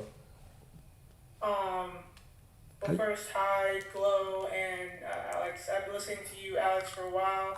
Glow, I think I met you a couple days ago on here, and I just think you sound really sweet, and I love that. Yeah, I appreciate you being here. You doing all right today? I'm sorry? I said you doing all right today? Like, how you doing today? Yes. My question, just because I'm sure there's other people who still want to ask. Nah, take your time. Take your time. Take your time. They can wait. Take your time. So you say, we don't have to do anything. I started this this manifestation. I know it's a played out word journey about a year and a half ago. I have the exact date of when I wrote this thing down because I still have the paper. It's for I guess later in years so I can come back to it. But you say we don't have to do the affirmations. I do and I don't want to. One, because you say I can just decide, and in a way that sounds really like it's not that I'm lazy, but it's like I don't gotta keep doing this every day for 20, 30 minutes. Yeah. But then the other part of me says well, isn't it good to saturate my mind? In that sense, because my mind wanders really negatively. I do catch it like you say, but it's just like it's like not minute by minute, but like a couple times an hour. I wait to be like, hey, what is this thought? This is really not going to be thinking about. Yeah. So I do want to stop doing them, but I'm almost kind of scared not to, but in a way, kind of lazily relieved. So what are your thoughts on that? My thoughts are, what would you tell me if I said, what's the benefit of quote unquote saturating your mind? What would you tell me?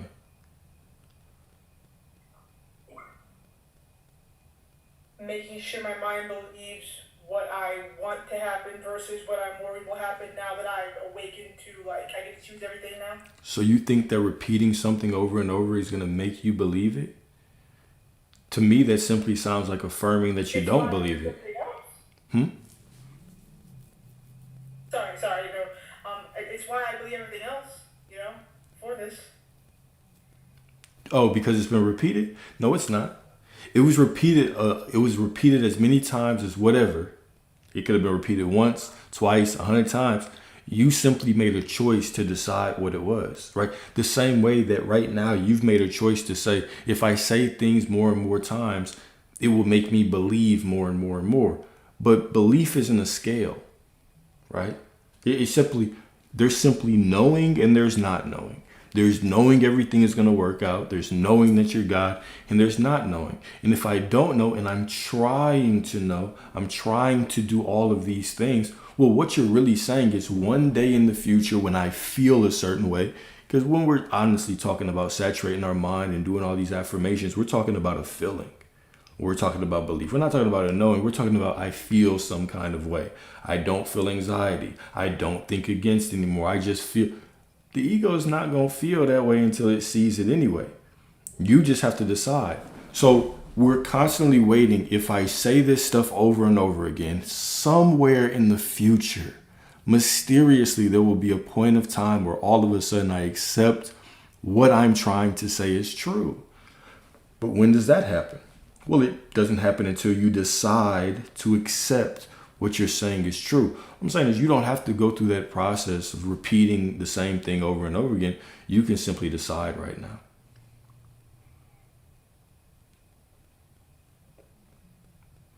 I still feel like the lazy part already celebrating 2 months right now. Like, I'm gonna do it more. Like, I know, like, it's like what Will was saying. It's supposed to be fun, but I mean, like, Yeah. where does the fun meet the discipline? Like the whimsy of, I'm gonna see 6 pink birds today. Between today, I'm gonna make sure that I eat right for my body. Like respecting the avatar we're given for our souls, but also having like that's where I'm having not trouble, but it's kind of like where like, can I really just do whatever, eat whatever, touch whatever? You know what I mean? Like that's Yeah, what I'm you trouble. you can. The discipline is in the discipline to allow yourself to have fun now.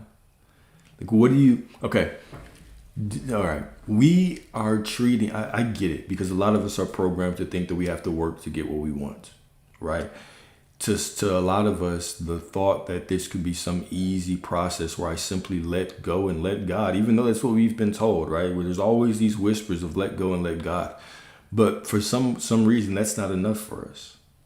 That seems too easy because we've been conditioned to continue to work and strive and do and try and reach and believe instead of just knowing, right? The trying to believe, the trying to become somebody, the trying to be worthy, the trying to become this embodied state, the trying to be in alignment. All of that is a trap. It's an illusion. There is no trying. There's just the remembrance that you have been God this whole time. You're in this process of quote unquote saturating. What you're truly saying is you're not accepting the inherent, innate perfection that you already are. You already are the perfection of God. You already are the perfection of God. That is a remember. It's a fact. It's simply accepting that as a fact. The same way that you accept your name as a fact. It's just acceptance. It's a choice. It's a decision. It's a knowing. You don't have to try to believe it. You don't have to keep affirming for it. You simply remember that that's your name over and over again because you've already decided. That's what this journey is about. It's about, I flow through life and I remember I've already decided that prosperity is coming, that money's coming, that love is coming, that all these things are coming. And so now when I already remember that it's a promise, now I can actually have fun because even the fun and the letting go and the joy and the flowing through life is also going to be a declaration of my knowing because now I'm allowing myself to simply enjoy life knowing everything is going to work out anyway. Instead of simply trying to believe, which is really the affirmation that I don't believe because I'm trying to make myself believe more.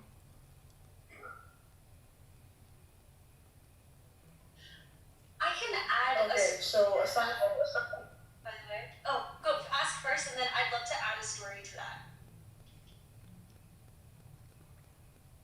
I was gonna ask him like now that he's in the state of knowing and everything, just besides your day trader stuff, how do you start your day, Alex? Like do you start with like like sitting with your thoughts and stuff? That's all I was gonna ask. Like how do you in the knowing state do your day? I don't mean everything, but how do you stay sane among the everything? Like that's all I was gonna ask. No. What's your daily routine, Alex? If you don't mind me asking. Yeah, absolutely. So depending on, who's there when I wake up, I'll go work out. So that's what I do. I work out, but when I work out, I don't use music. I don't listen to anything. I put on headphones, but they're blank, and I just affirm to myself and talk to myself. I remind myself that I'm God. I don't affirm like to get something. I just talk to myself. I speak to the God within me. I tell myself that today's going to be a good day, that everything is working out, that I am loved, that I am whole, that I am complete. I use the beginning part of my day simply to remind myself of who I am. Because from that point, right after I work out, because I'm working out, it pumps me up. It just gets me in a good headspace. And then from that point forward, it's downhill, right? Now after that, should I shower? I do some writing. I get the charts up. I do the charts. I'm very present, intentional. If I'm not in the right mindset, then I don't get on the charts. Then I'll just get up and I'll go do some other things. I might continue writing or whatever the case may be. But everything becomes a meditation in my life from that point forward, right? When I drink water, when I'm doing these lives, I consider myself to be very present, to be able to slip into flow very, very quickly because I've made the center of my life the remembrance that I'm God. I've made the center of my life the decision to be as present as possible, to be in the moment, to be in the knowing, to allow myself to flow, to simply be aware that I'm God. Everything else is second. Everything else comes second to me knowing that I'm God, because everything else is second to that. There's nothing more important, right? I've taken that verse that says, delight yourself in the law, right? Life and death is in the power of the tongue, and those that love it will eat its fruit. And I love the law. I love the law of being. I love this law of I am. I live by it. I breathe it. I eat it. Every moment of my day is catered to it. Every conversation I'm thinking about it. It's my life. So I delight myself in it. And from that knowing, everything else flows. My relationships flow from the knowing of who I am. When I talk to y'all one-on-one, it all flows from the knowing of who I am. It's how I'm able to see everybody with love, with devotion. It's how I'm able to connect with people and write as well as I can and connect with love as well as I can. It's all, that's it. I make my life about it. Not telling anybody else to do it, but that's what has worked for me.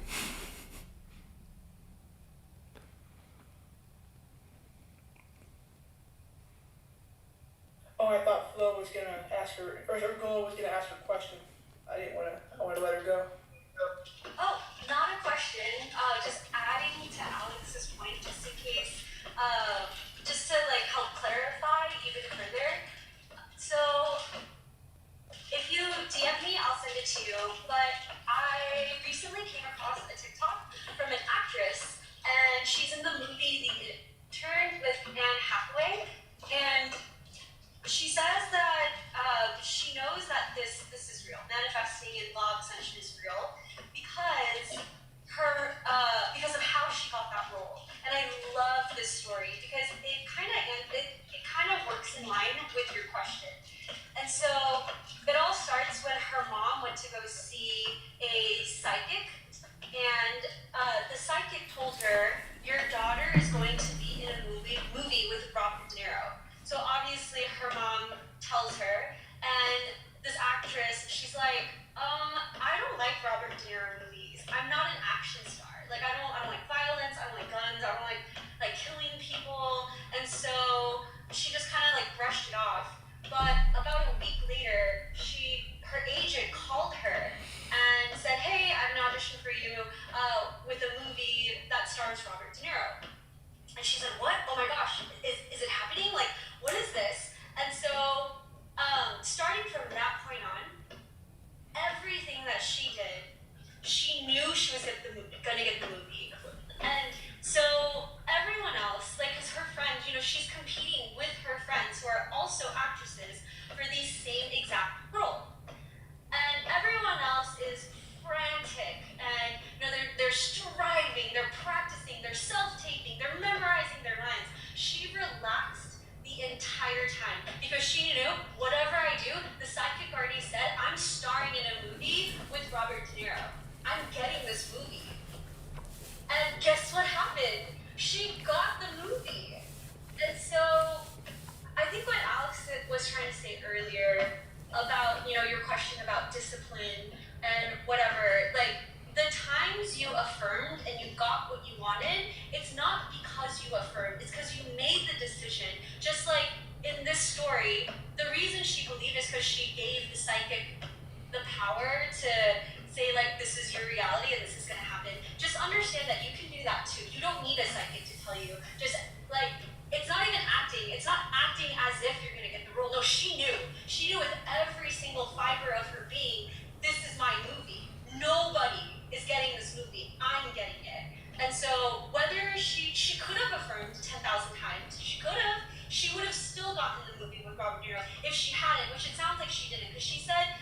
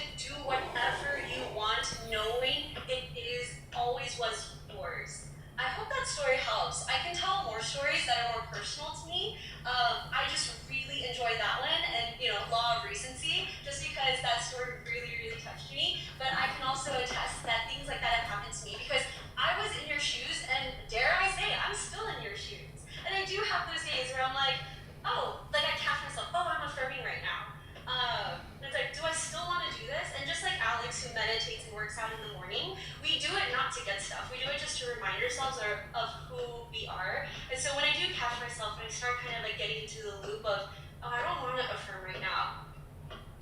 In the awareness of, cool, okay, I don't have to. And then sometimes I do want to do it because it just feels good. It's just fun. It's fun to tell myself, I'm the shit. I can create whatever I want. I literally, yesterday I was driving and I was like, I want McDonald's. Not even 5 seconds, boom. There was a McDonald's. I just turned right in. Like, I didn't beg for it at first. I was like, oh, I hope I'm gonna see McDonald's. Like, and it's just, it can be that fun and that instantaneous. But like I said, I can send you the video. I hope that kind of clears things up for you a little bit more.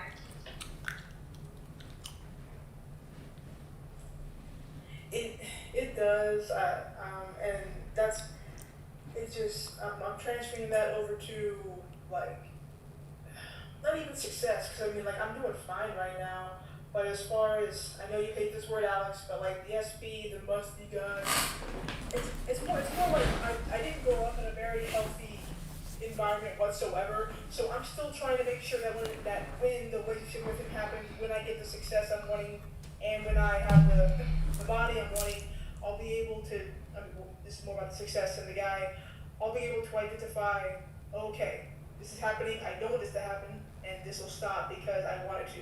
Like, I'm visualizing, I don't know how you think about that, but what am I gonna be like that? Like, how to make sure that I'm gonna be healthy and with a guy who's gonna treat me healthily. And when are you gonna make the decision that you are that person? Or are you just going to constantly be in this process of trying to become this person and never actually experience the reality of this person? You are already it right now. What are you waiting for?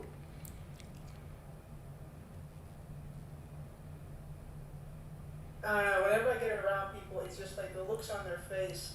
It's like that one song, people looking at you and it's like they just sucked on lemon juice. Like, it's just, what is she, what is her? So it's like, I always feel so weird. Like, even the best of instincts, I'm always like, I think of what you say, I'm perfect, I handled that situation perfectly, but I'm just like, why does almost every person I think look at me like that? Like, what am I doing wrong? You're not doing anything wrong. You're just judging yourself. And nobody's judging you. You're judging yourself, right? How about this? How do you feel right now about that situation?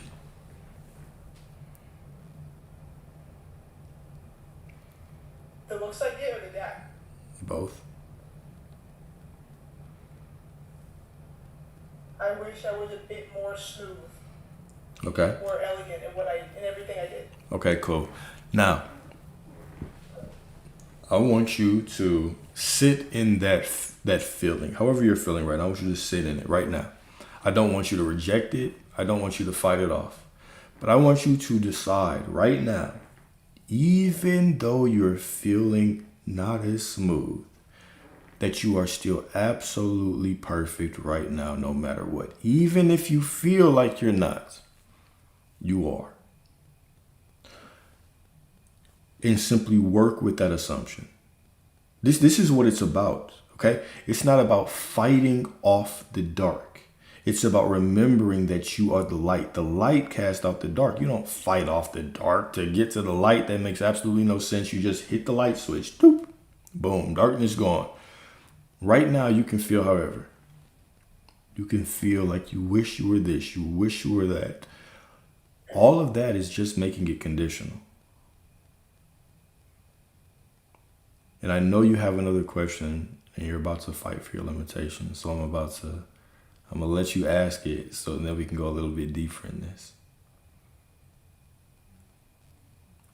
What was the question? Actually, I was just thinking about what you said. I really like just that. I guess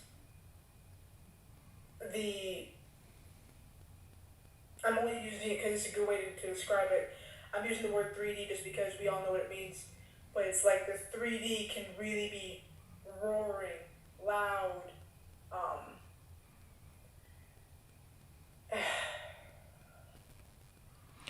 like I'm not fighting against it, but It's fine. Look, accept where you are right now. Okay? Accept that reality is what it is right now. Okay? Whatever you feel is what you feel right now. Okay?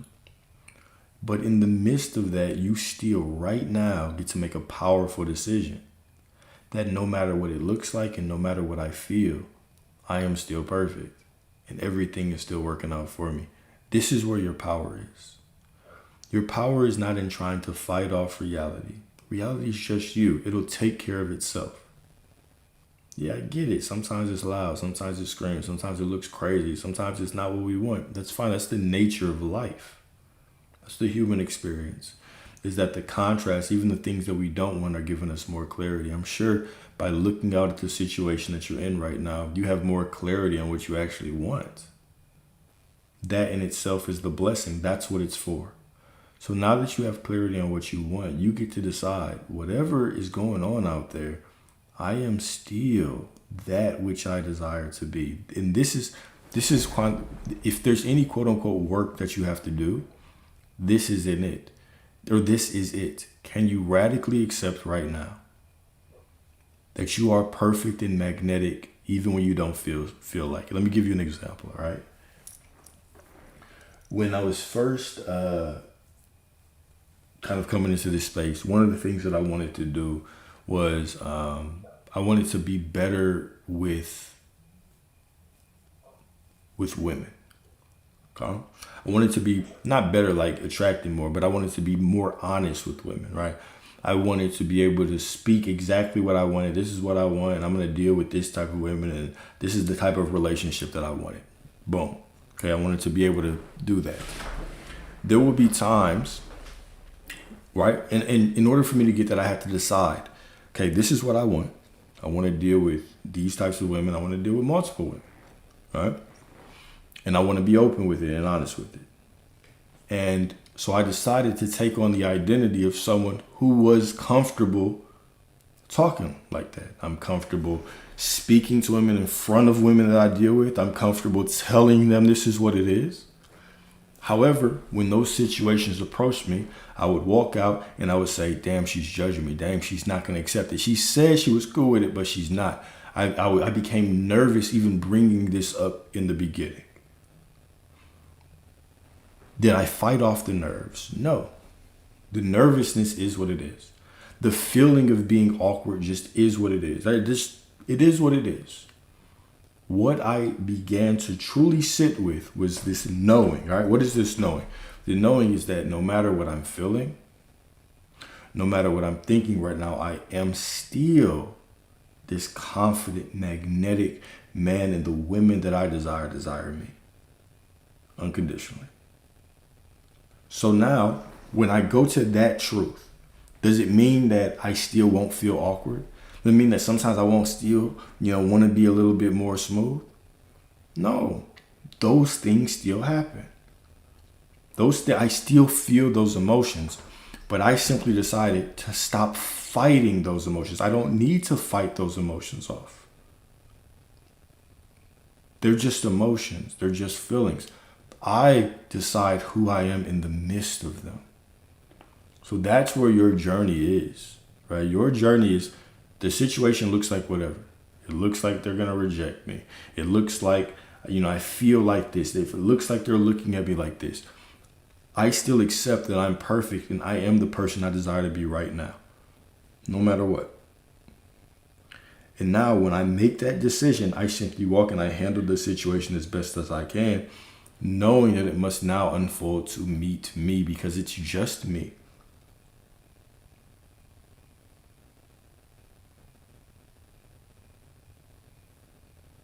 So let the negative sentence, oh wow, I just did something and I look really stupid. Don't stop it with, no, you didn't. No, just let it be, wow, that I feel like I handled that really, really awkwardly. And then meet it with, but it doesn't mean I'm awkward. Like make sure I finish the negative sentence. Don't be scared of the negative sentence or the negative thought, and then say, I know, maybe to some people, but that doesn't mean you are. Like that. Exactly. Don't even think about it as maybe to some people, right? You can if you want, but go more so directly to the truth, right? Sure, that might seem like whatever, but I just go straight to your identity because it doesn't matter what other people think. They can only think what you think. So instead of saying, oh, well, it might be that way to other people, just say, okay, this is how I felt, but it's fine because this is who I am. Even though I feel awkward, I'm still magnetic. Even though I feel this way, I'm still perfect, right? Even though I feel a little uncomfortable, I'm still magnetic and divine. It's always just going back to you, telling the truth about you.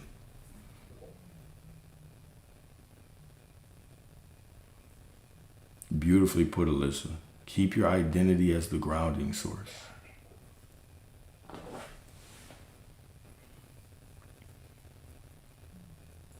Okay, I could go on about that and a couple other things, but I don't want to do that for multiple reasons. So the last thing is, so with the affirmations, it'd be cool to like quit for a couple days or weeks and just see what happens. I mean, I'm gonna do what you said you did. I'm gonna make like when I'm at work, I have the choice to wear headphones. Like I don't have to. I mean, because it's a repetitive job. So just work out, walk, and then go to work without headphones and make sure I'm being mindful and staying within the God state. Well, okay, yes. Now, what happens? I want to challenge you a little bit. What happens when an hour goes by or 30 minutes go by and then you feel like you've forgotten? Now what?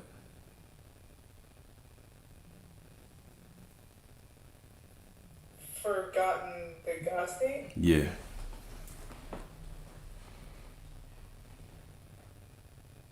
I mean, as of late, I've been pretty good at like what you said, catching myself. Like, hey, that's not true. We don't think that about me anymore. Good. That happens a little bit more. Not as much as I would like to, but.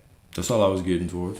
So, okay. Now, that's another part that I was going to get to next. So, when you say, I wanted to do it more, I wish I had done it more, do you believe that you going through life and forgetting for a moment that you're God, do you believe that that takes you away from what you want?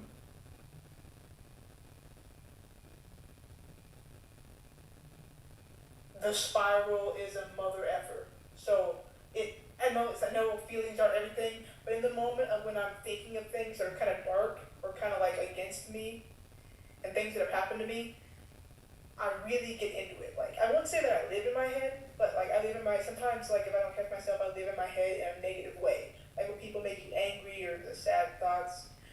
It's so like I can get caught up in a bad way.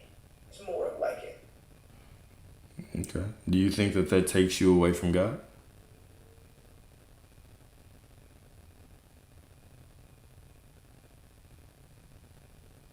It can make me forget for longer than I would like to.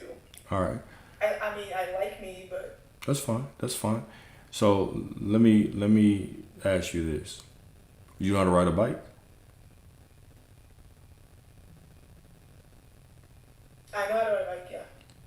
If you don't think about riding a bike for a year, will you forget? Does it take away from your ability to ride a bike? No. Give yourself grace the same way that you answered that question. You've remembered that you're God. There are going to be some times that you could spiral and going down the path, but you never stop being God. You've already remembered. You've already remembered. So it's not about remembering more or remembering less, or you've already remembered. It's about you reminding yourself, even in those times where you spiral, where you think you're far. You have to remember that the separation is just an illusion. So the same way that you'd be like, oh, I'm tripping, I can ride a bike, is the same way that you simply say, oh yeah, I can receive this. I am already it. You just go back to that truth. So even in the midst of that spiral, right?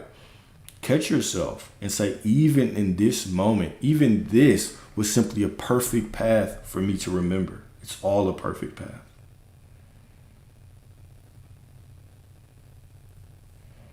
Let me ask, this is going to be just kind of off, or maybe not. What is your depth, like, I recently heard from someone who's like you in this sense, but she's like further along than I am. She said that no one really gets a clear head. Like the phrase, I'm going to go for a jog to clear my head. She told me apparently that's not really real.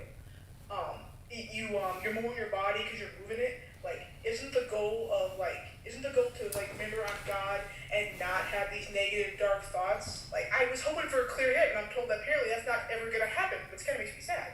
I would like to not think in that sense a little bit more, like to just do my work and just making sure I'm doing a good job, not like other stuff popping up in my head. Yeah, you can get to that point. I very rarely just have my thoughts running, so you can get to that point. That's her experience, right? People can only talk about their experience, right? If you've never experienced a clear head, then of course you won't think that that's possible, right? But yeah.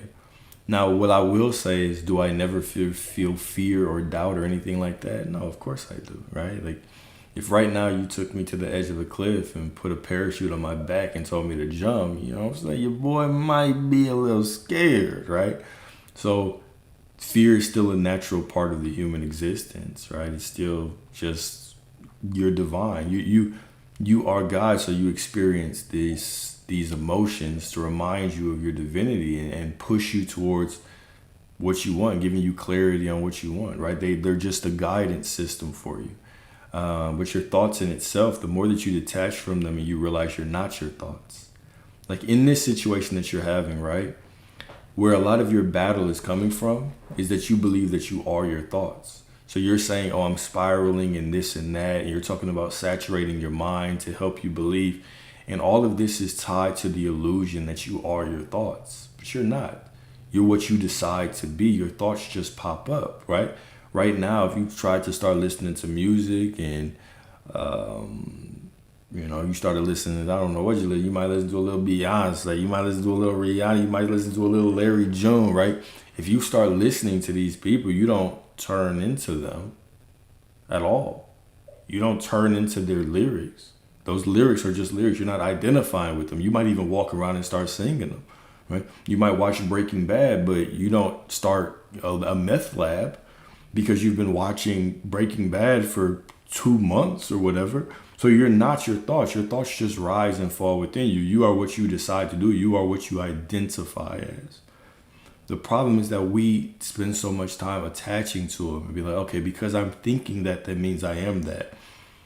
When that's not what it is. You get to decide wherever your thoughts flow, you get to decide who you're going to be after the thoughts flow away. While the thoughts are flowing through, before the thoughts show up, you get to decide your identity.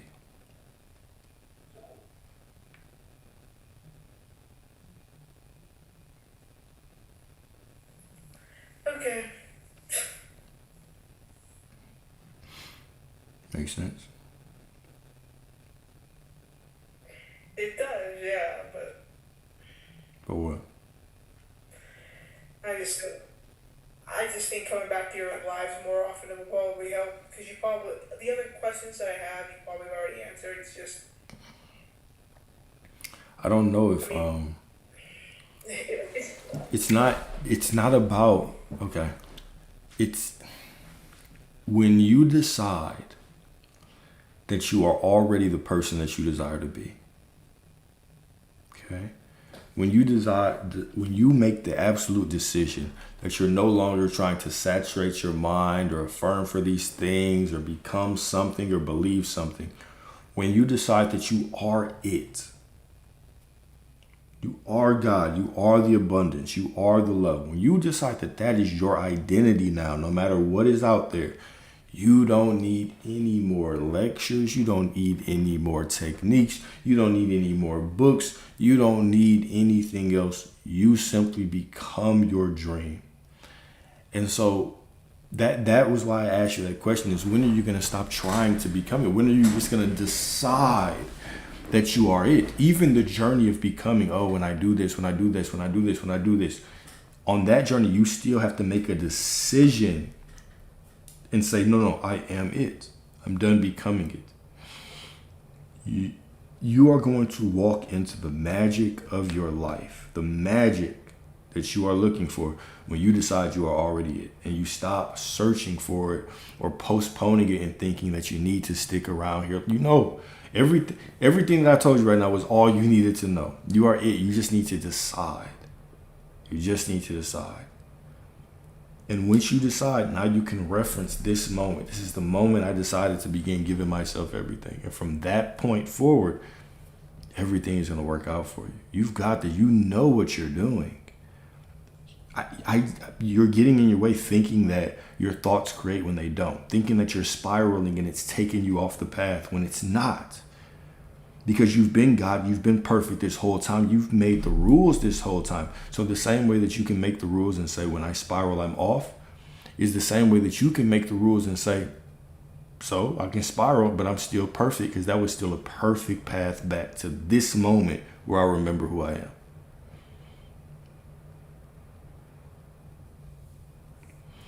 You got this.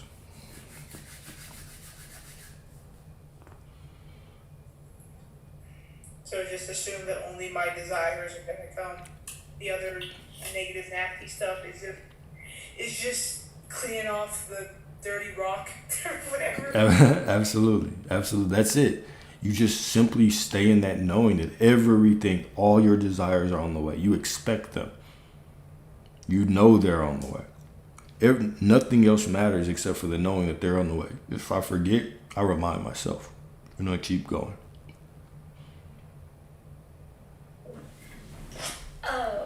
I feel so hard for you because I feel like I've had a very similar, if not the same, conversation with Alex, where like there was a lot of hesitancy. I was like, "You got it, right, Chloe?" And I was like, "Yeah."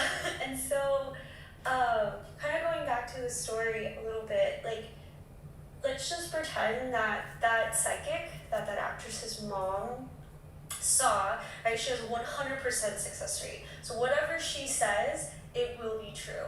So in your case, whatever you want, like she said, yep, I see it in your future. You're gonna get X, Y, Z. You're gonna get every single thing you want. Like from that knowing of no matter what I do or don't do, it's 100% guaranteed because she told me so. Now, the difference between what Alex is saying and like the psychic is that you don't need the psychic. The psychic is you, your God. Because what you decide, that's what comes true. So in that story, she let the psychic tell her, and she believed wholeheartedly in the psychic, no matter what. Even when the studio was like, we don't want her, we want this other actress. She's like, I already know, I'm starring in a movie with Robert De Niro, the psychic said so. Like, it's that kind of same, like, whimsical, like, lightheartedness, like, doesn't matter what I do or I don't do, like, she decided, I decided. And so with that same kind of grounded conviction, but also that playfulness of, yeah, like it doesn't matter, I'm gonna get it.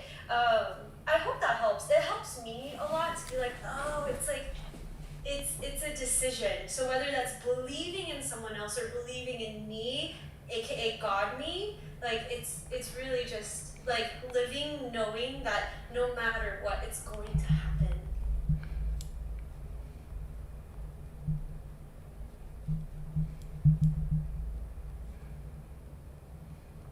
Okay, I don't know why I feel like some grandiose thing's gonna happen like in a second or like in the morning. I don't want to be excited. Like I really want to be like not nonchalant, but like I feel like there's a distinct and respectful difference between nonchalant and expecting, and that's what I want to do when the God finally gets a hold of me. Whenever I see the numbers on the things I'm working on. Whenever I look in the mirror, like I want to expect it, but not be bummed by it or too excited. Like, oh my God, I got a hold of the mirror. Oh my God, I'm doing like I'm so sick. I want like just that. That's like the only thing. But also, I get that. I really get that. Like for me, it's like my bank account, right? What number is reflected there. So I just want you to know you're not alone. So I get it. But it's not this like I'm gonna quote unquote lie to myself and say I have $1 million in my checking account. I have $1 million in my checking account. I'm gonna let Alex take over, but I just want you to know, like, I get it. Like looking in the mirror, like, but also like I get it and I also don't get it in that like it's really to say I'm good when I have $1 million in my bank account. It's so easy, right? So, like, it makes me feel better. So Alex can jump in later, but it's like, it's just, it's this knowing of, like, whether I have $1 million or not, like, I'm just unconditionally loved and supported. And that money may or may not show up. Like, it can show up in so many different ways, or it can show up itself, but it doesn't matter because I decided there's going to be $1 million in my checking account. So just because I don't see it now, like, it doesn't ruin it, it doesn't delay it, like, it's going to be there. Just like I'm going to be in a Robert De Niro movie, it doesn't matter. Like, the psychic said so, I said so, I'm God, I'm the psychic, I'm the all-knowing psychic, I am God, I am creating reality. And so I said there's going to be $1 million in the checking account. So, and 100%. it's easy to say when it's there, but when it's not there, like, to still hold on to, not hold on with striving, it's just holding on with just like a big duh. Yeah. The realization is that I have everything that I desire. And if I don't see it, it's just because I don't see it yet. But it's not because I don't have it. I have it because I've decided that I have it. That it's that level of course, I have it because I am it. Now, reality, if it's not showing it, that just means it's still unfolding. But I have it. It's such a simple saying, but that's it in a nutshell. In a nutshell, yeah. I don't think I've ever said that before in a nutshell, but that is it.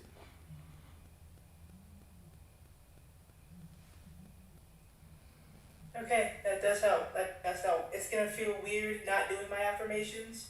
I mean, I have taken a week off before, a couple months ago, just to see how things went. But I wasn't doing what you said, the whole mindfulness and less music and stuff, like less, I call it stimulation. Because really, lately I realized everything is stimulating. Like, the tiniest thing can be a bit too much. But I'm gonna try what you said, and I mean, everything really shouts at you. Everything in the 3D. Yeah. Like, from food to like, but anyway. Yeah, Alright, I I'm feel gonna try you. that.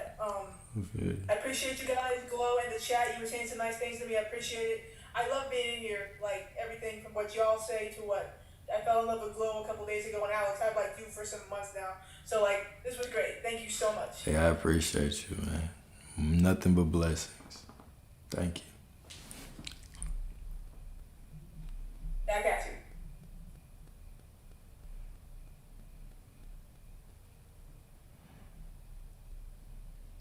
Such good questions. Thank you for helping me remember too, because man, I can relate to her. I'm sure you can too, Alex. Yeah, I relate to everybody. So yeah, I think for a lot of people it's like it can't be that easy. It just can't be there. It has to be something more. We're reaching for it, right? So yeah.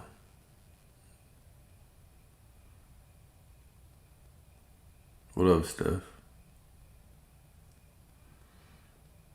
See, I'm not the one whose Wi-Fi is tripping today. Yeah. It's not my Wi-Fi today.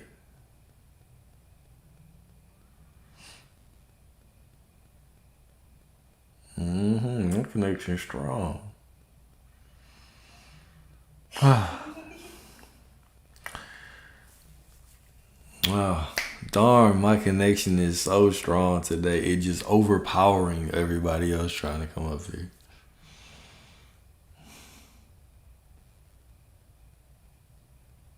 No Temu Wi-Fi today.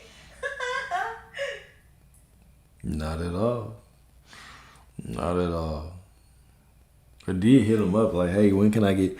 They installed the fiber around here, but it's just not available yet. They're like, any day now it'll be available. Okay, cool. Once I get that fiber, y'all better not talk no shit. Marcus dropped.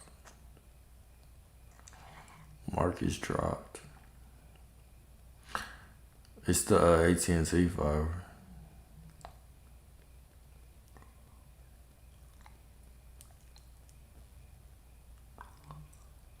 What's ASP? You don't want to know. You don't want to go down that rabbit hole. His musty SB came back. Oh, it's okay.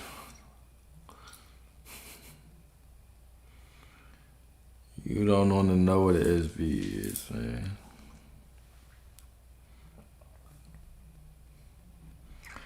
SP is whatever you want it to be. So Yeah. it can be a short plate. Whoa, glow. It could be, hold on, what else could it Glow.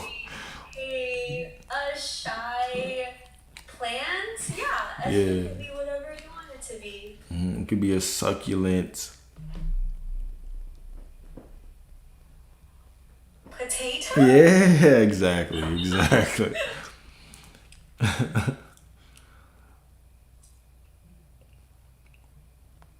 A specific potato, a splendid potato, a sloppy potato. That's funny. I like sloppy potato. That's fun.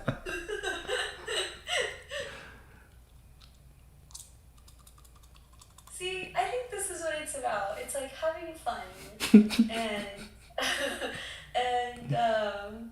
wait, no, she was the one who had thinking of all me. What? I don't know what that. Oh, it's the new meme of the night. A splendid potato. Yeah, succulent was crazy. Yeah. In Eaters Anonymous, we all eat splendid potatoes.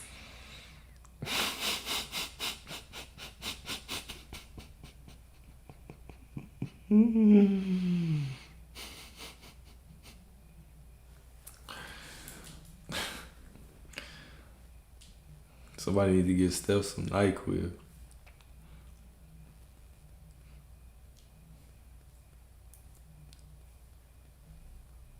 Oh, that's a good one. Satisfied person, satisfied partner. Yeah. That's fun. Or a shiny pony. That's another good one. Yeah, exactly. Exactly. Wow, your connection is so strong. So there's no one else in the queue? Not right now. Wow, everyone is shy. So no questions? You did it. Oh, salted peanuts. Oh, that's a good one. Salted peanut.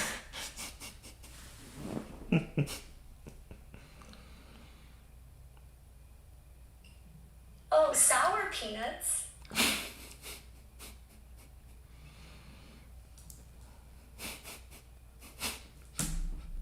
I'm glad everyone is laughing today. We all need it. We all need a laugh today.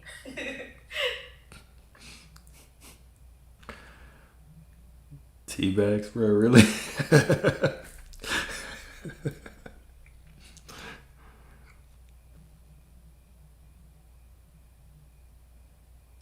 Oh, wait. I know Vorbart didn't mean. Oh, special place. I really didn't mean to. It was not intentional, but I like SP being saying prayers. That's so wholesome. I'm gonna start using that with my friends. I'm gonna start texting them SP, and they'll be like, "What?" I'm like, "Yeah, it stands for saying prayers."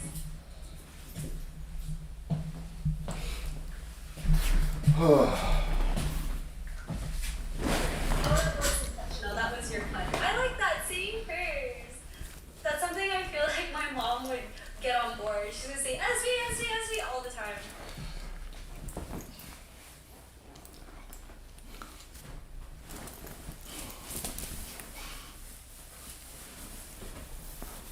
All right, well, I'm gonna need your help with this next person. All right. These,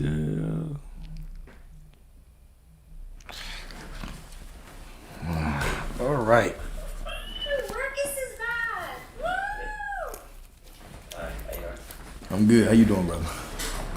I ain't gonna lie, bro. Like, bro, okay, listen, bro. Like, Whoa, slow down, bro. Slow down. bro, pardon how I talk, cause I talk like I talk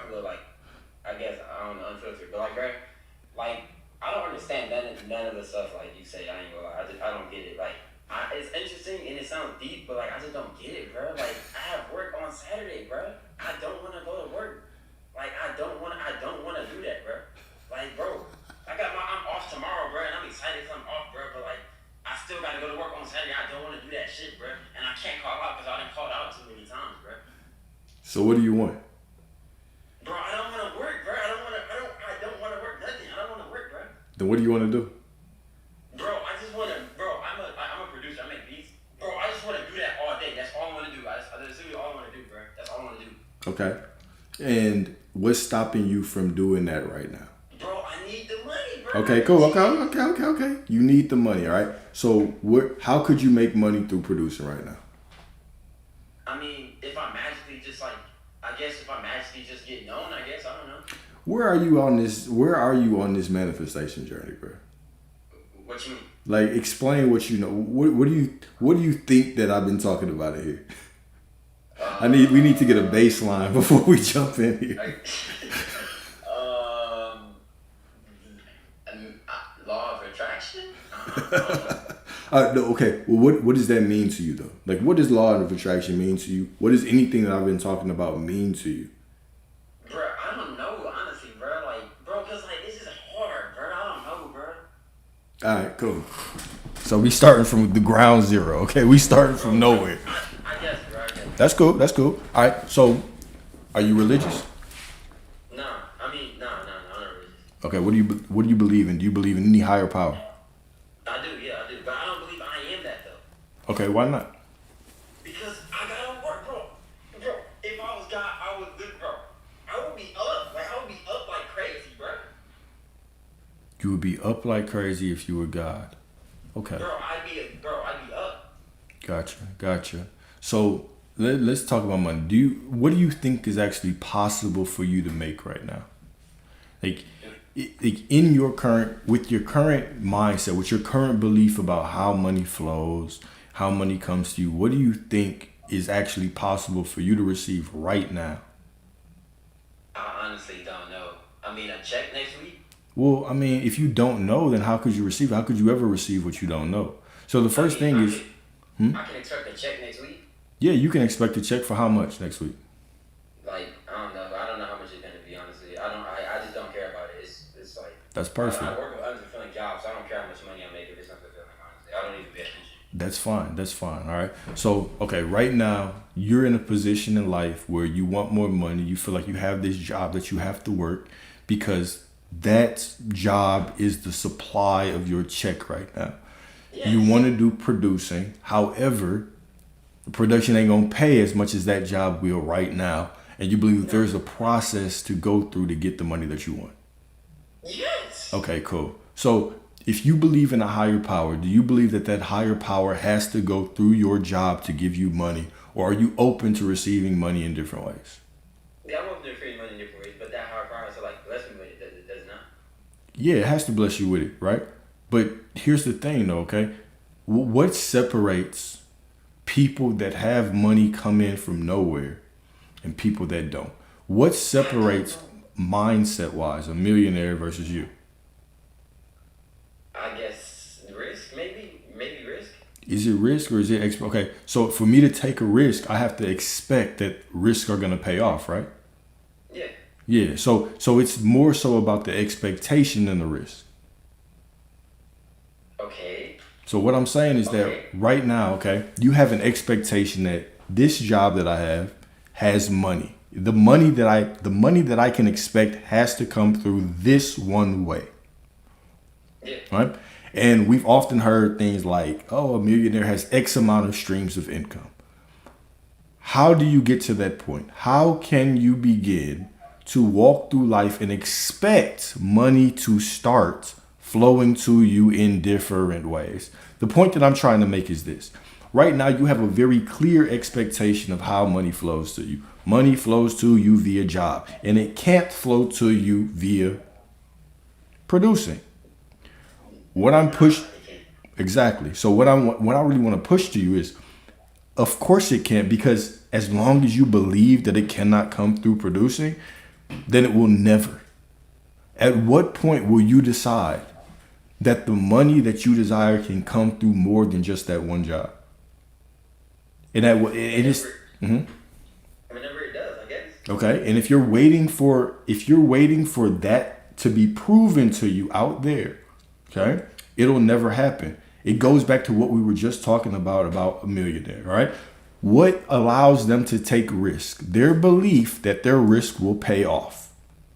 So if they were just constantly waiting for something out there to prove to them, they would never take a risk.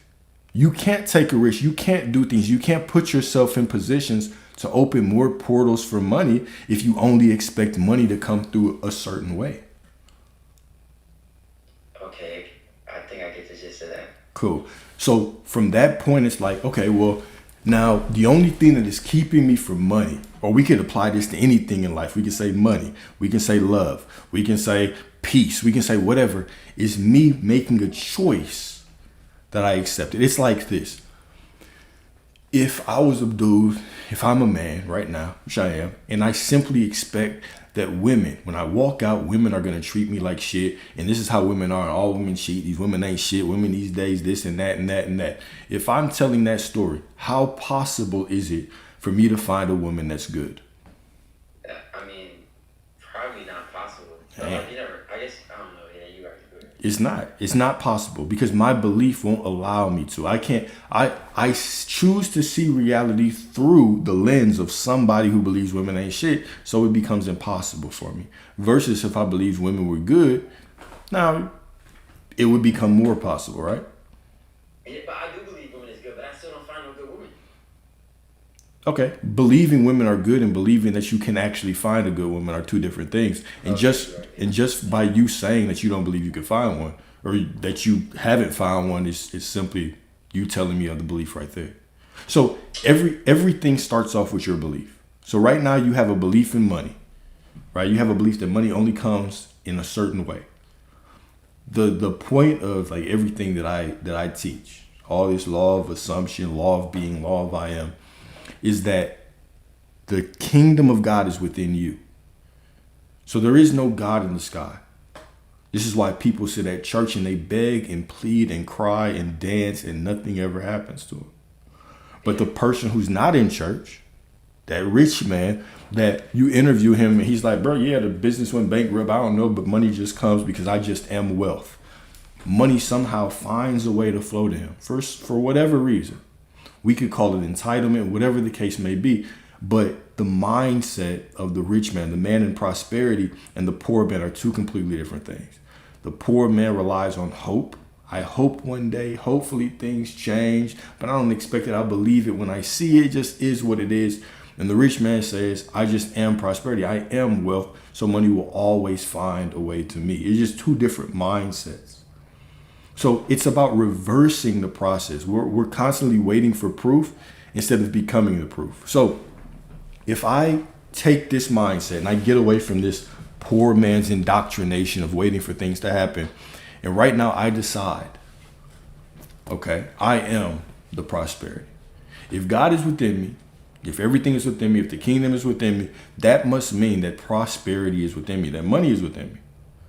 So now my job is, reality is what it is. If I have to go to work tomorrow, cool. If I got to go to work next week, cool. But right now, I turn my focus in. I stop fucking worrying about everything out there. Everything out there just is what it is. But I decide that, okay, I'm going to change my identity. From now on, I am prosperity because I have God within me. And so now when I change that perspective, I begin to expect money to show up, not just in one way, but in different ways. I expect people to... Mm-hmm. So can I expect can I expect 20 mil to be in my account in like a certain point in time in my life? Technically, can I do that? Technically, you can. However, this is what I'm going to say. Do you know that that's possible? I mean, yeah, anything's possible. Yeah, anything is possible, right? However, reality is only going to meet you to what you believe is possible. To what you know. If I choose to see miracles in my life, it will. Matter of fact, I'll give you a story. I'll break this down to you just so you have a understanding of why I believe like this. All right. I was in a situation where I had no job. I was driving Uber. And I was about to get evicted. I was 2.5 months late on rent. Okay, it was a $7,000 charge. I had 3 days to pay it. The court date was on the door, right? I was driving Uber. I had no money. I had like $200 in the account. And every time I drove, I had to put all that in the gas station. And so in that time, I simply decided to know that it is paid. The rent is paid. When I doubted it, I went back. No, the rent's paid. The rent's paid. I was in anxiety every day. Every time I heard a noise outside, I thought the fucking police was coming to kick me out. Right? So the day of my eviction, because I didn't even go to court, skipped it. But the day of that I was supposed to get knocked out of there, when I went and checked, everything was paid. Okay? Everything was paid. When I called them, like, who paid this? What happened? They didn't tell me. I don't know. It's just paid. To this day, I still don't know what happened. Okay? How did that money just magically show up in my account? Yeah, nah, you hacking, bro. Cause there's, I don't, cause, bro, I was trying to get a car, bro, and they was tripping. Like, I couldn't do, like, bro, I couldn't even do nothing. I couldn't get it. Okay, so what's the difference between me and you in this situation then? Okay, I'm not gonna lie. Like, I was mad. I was like super like mad. Like every time I went to a dealership, I was mad because I knew it was gonna be some like. I kind of had the mindset of like, okay, there's gonna be some bull. It was gonna be some like, there's gonna be some bullshit. So it's like, low key, I get it, but like, still, bro, like I don't, bro, like how am I supposed to just like not like I'm supposed to just let it go like it just didn't happen? Like it's just No. You don't let it go like it didn't happen. You understand that reality just is what it is, right? But I get to choose who I am, and reality has to follow me. So you can tell me no out there, but if I decide that this car is mine, right? Let's say that right now you decide, okay, I'm gonna get this car, point blank, period.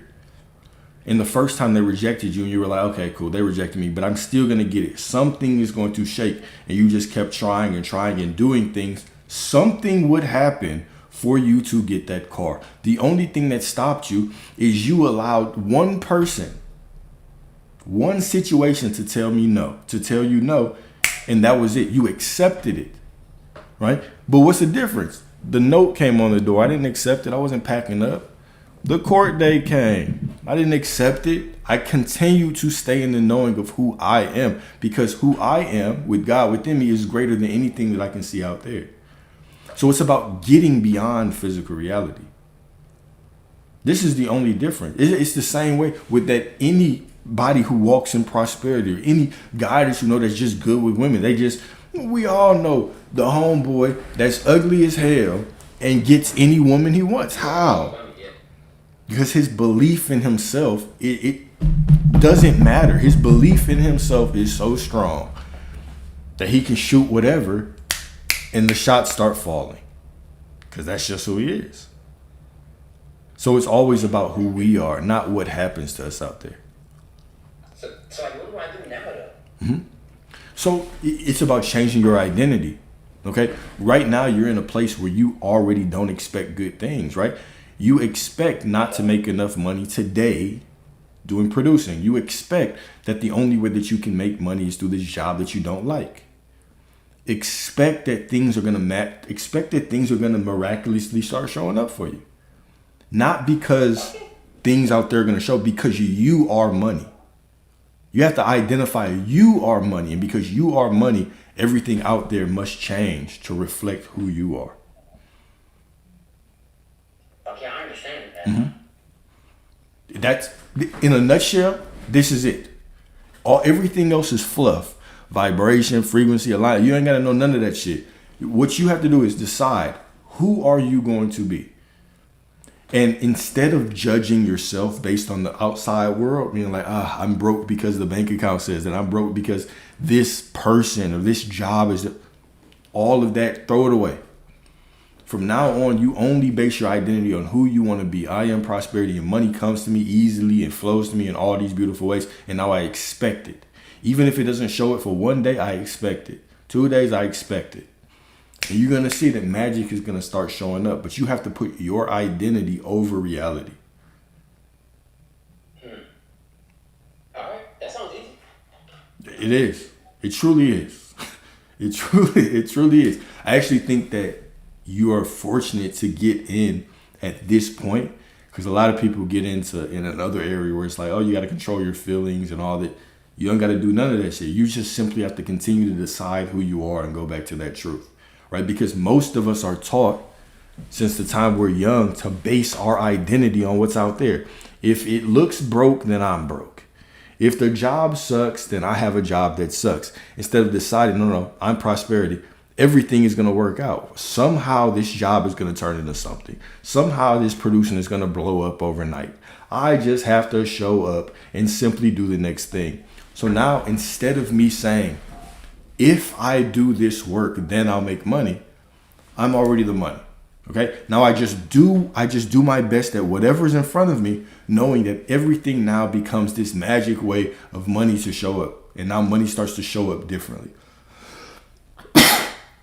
So it's simply about the mindset shift. I mean, yeah, that sounds easy, honestly, man. It really do. Shit, it is. It is. It really is. Honestly, bro, it better be, bro. Like, for real, like, I ain't gonna lie. It really better be, bro. Like, this ain't no fluke, bro. Like, real, like, for real, I really hope this ain't no fluke. Go through the comments and ask a whole bunch of people, why would all these people be telling you what to do if it was a fluke? You can hear a lot of success stories. I've had people that I've worked with find lottery tickets, winning lottery tickets. I've had people have. It's about what you believe in, bro. The world has pushed to us that miracles are impossible, but they're not. It's a natural state of being. You keep going to that 400 million. If you believe that's possible, you can get that. But it's about what you accept. It's about what you accept to be the truth. Damn. It's about what you accept to be the truth. Bro, 'cause, like, life gonna hit you all the time. Like, Yeah, but emotions. that's fine. But your emotions are fine. They're just emotions. Emotions they're not creating anything. It's not choosing anything. That's just part of being a human, is that sometimes I'm gonna be sad, sometimes I'm gonna be pissed off. I'm not trying to not be sad or pissed off. I just know who I am. Even if I do get sad or pissed off, I'm like, nah, bro, I'm still money. It's still showing up for me. Damn. I like that, bro. It's Not gonna lie. Yeah, it's just about committing to yourself, right? Giving yourself permission to actually be who you want to be right now before proof. Damn. So am I already what I want to be? That's the key. That right there. You just said what the realization is that right now you are already what you want to be. But the world would teach you have to become something. But if God is within you, you are already it. That is the key. That is the realization I've been pushing all these dense-headed ass motherfuckers in the chat to get to. You hear this? Do y'all hear this shit? That is the realization. You are already that. You're already what you desire to be. That's the acceptance. And when you accept that, you have no choice for it to reflect in your reality. Yo, what the fuck? Damn, bro. That's it. How you learn this, bro? Trial and error, life. I stumbled across some things that, kind of taught it in a way that didn't make sense to me. And then when I was going through that eviction process, I had to put it to the test, right? I had to really stand in that, because if I didn't, because I've been homeless before, I've been through some stuff, right? So like, it was to the point where it was like, well, if this doesn't work, I'm just gonna go back to that. So I might as well just go all in on this. And so I went all in on my identity. My identity is prosperity, and it took a couple of weeks. It took a couple of weeks for things to show up, but that's like I committed to it like my life was on the line. Like, I'm not going back. I am prosperity. It's paid in full. Money shows up. I am wealth. Everything is getting better. That became my identity, no matter if I was scared, afraid, anxious, doubting, nervous. But I was still trying to make things happen, but I was doing it instead of me. Like, if somebody tells me no, I'm like, it just never works out. I was like, okay, cool. That's just another opportunity for me to do something else. It's all working out, right?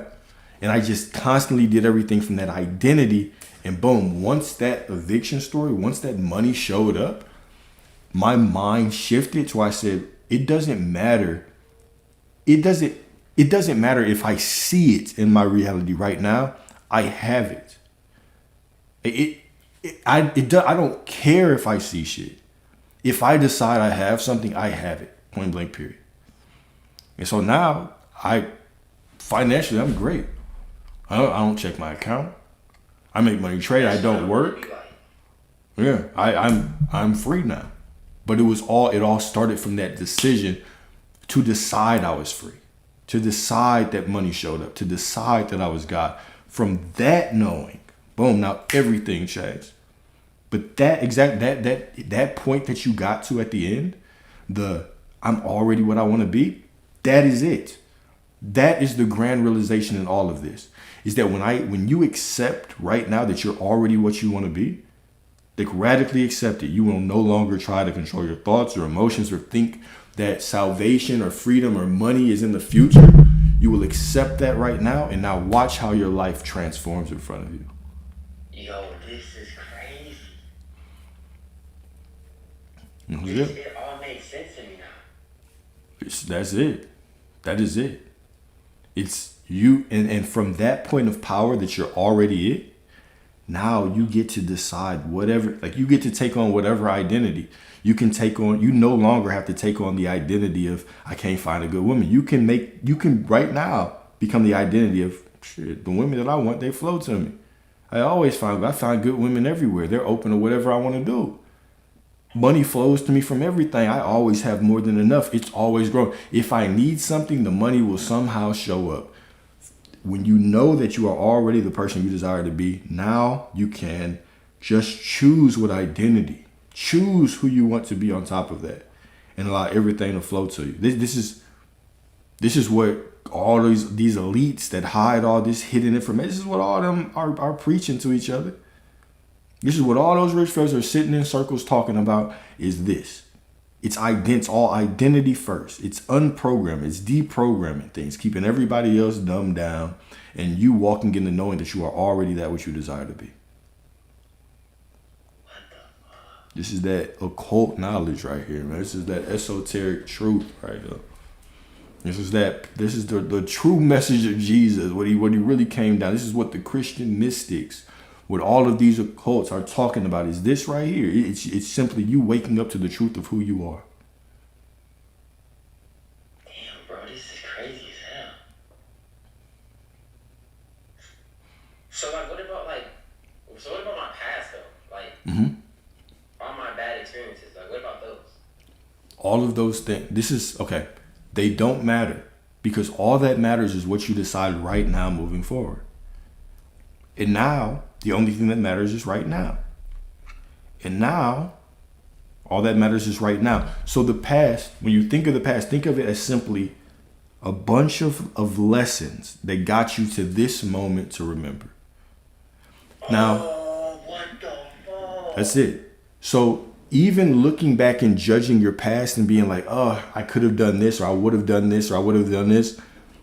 The truth is that you don't even know what that version of you would have done, because that version of you is in the past. Like that version of you is in a different situation. That version of you thought different things, knew different things. So you don't even really know. That version of you just did the best that they could in the situation, given the circumstances they were in. You're not that person anymore. So you don't know what you would do. You can just look at it in hindsight. But right now, you're a completely different person. All those versions of you, they just require your grace. You can look at it and say, okay, I wish I had done this, or the past looked like that, or this situation was terrible, or all of that just perfectly led you to this moment of power where you can decide, oh, no, I am everything I decided to be. Thank y'all. Now I'll make y'all proud by moving forward with this knowing. So the past is irrelevant. The past doesn't create. You don't have to go to the past to change anything to get to the future you want.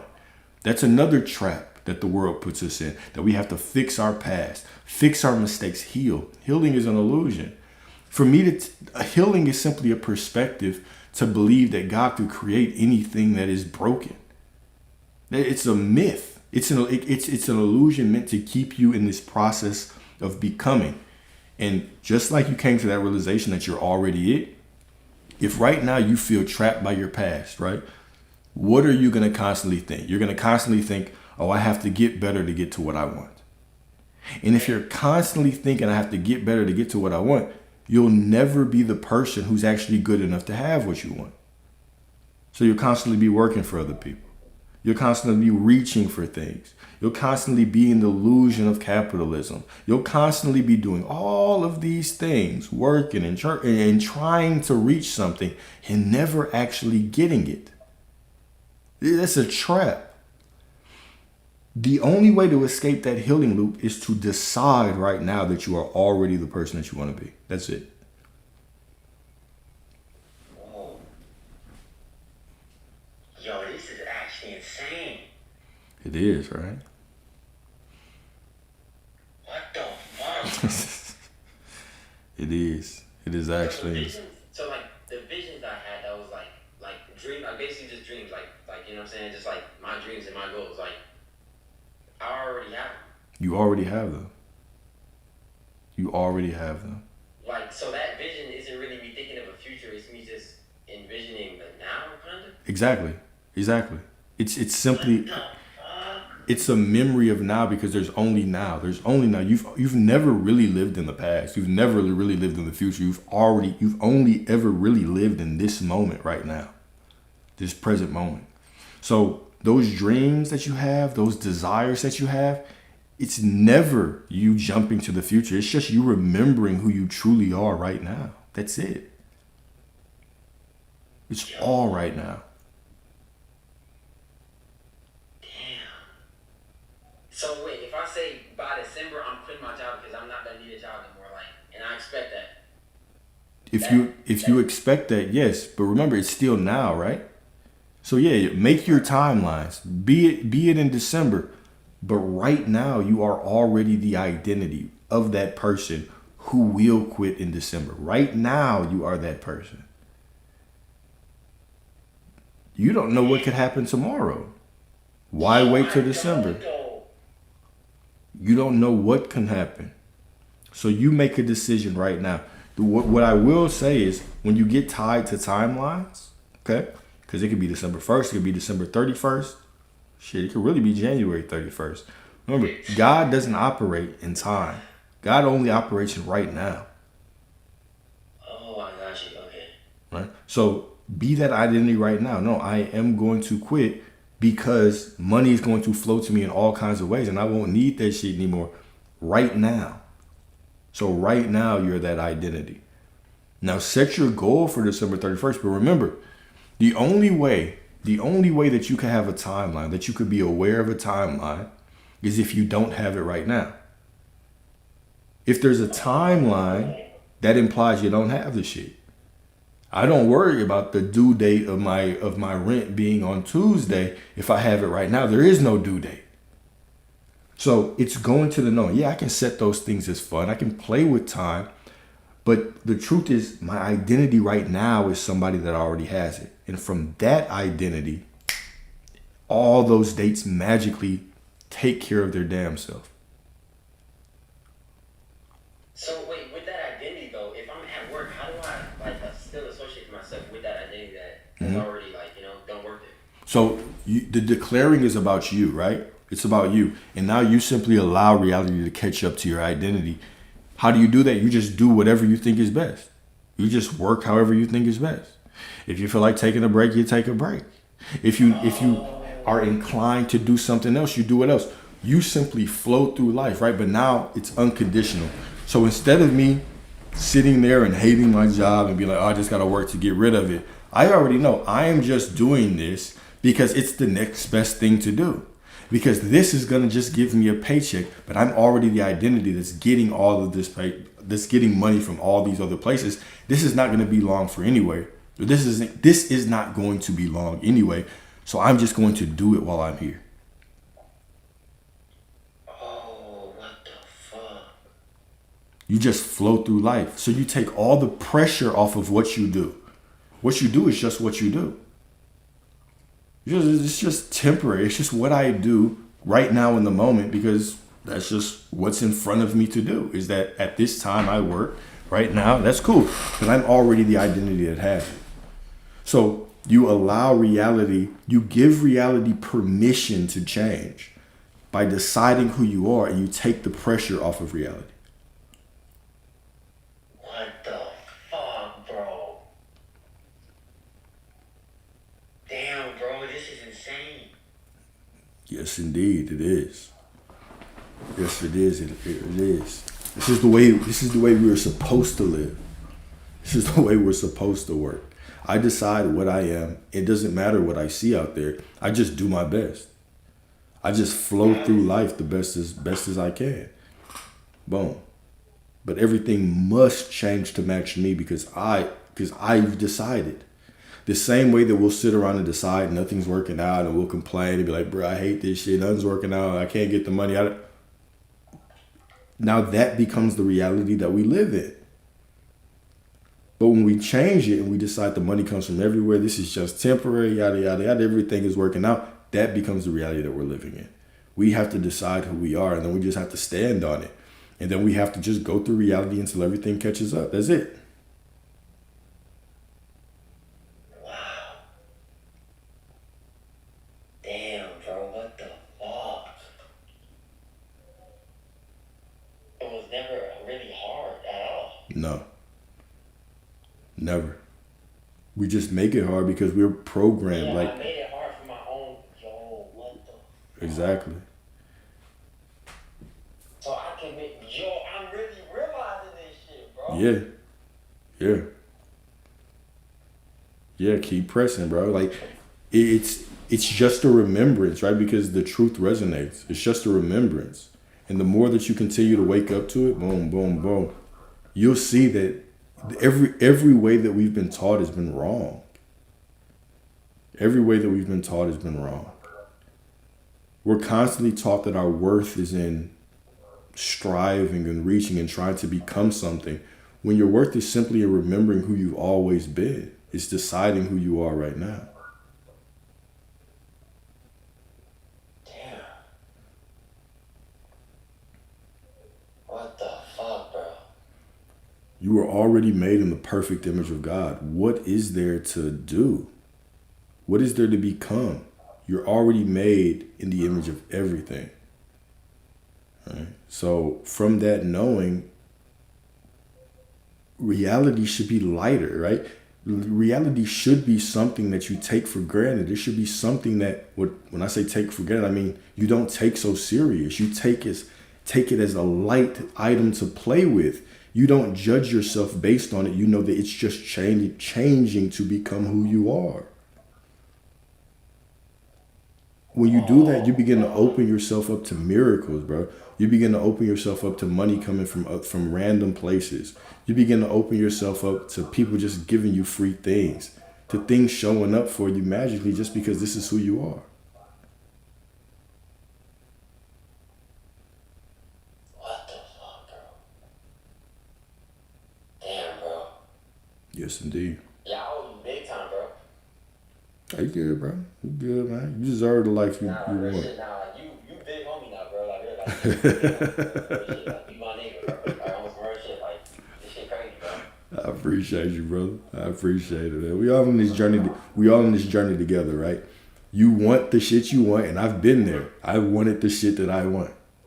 And the only thing that got me there was simply deciding I was already that person and then letting everything flow from that knowing, bro. So we all in this together. Damn, bro. Nah, thank you, bro. Like, real shit, bro. Like, Absolutely.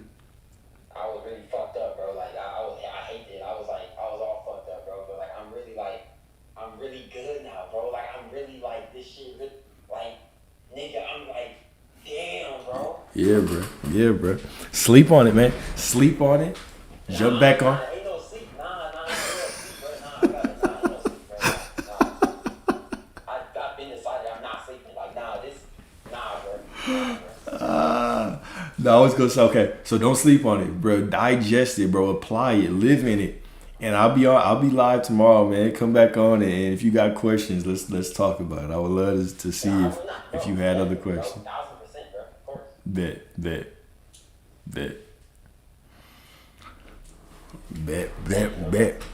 Already, bro. Already, man. I look forward to hearing everything go right for you, bro. I look forward to the success story. Exactly, bro. I'm knowing, bro. I'm already knowing, bro. Facts. Hey, I watch clean though too, bro. I was just the Apple Watch, bro. But I appreciate it. I do.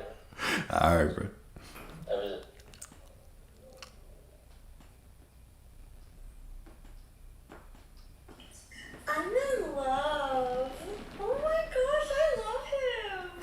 Yeah, that was cool. That was so cool. That was amazing. Yeah, it was. Wow. Yeah, it was super dope. That's pretty cool when it clicks for people. Such a good feeling because you know that life is about to be different. And that should let everybody know, like, this is why I'm so patient with everybody. There's no far distance to getting to the remembrance of who you are. Like, there's no far distance. It's all the same. All right, there's no Only distance. far if you say it's far. Exactly.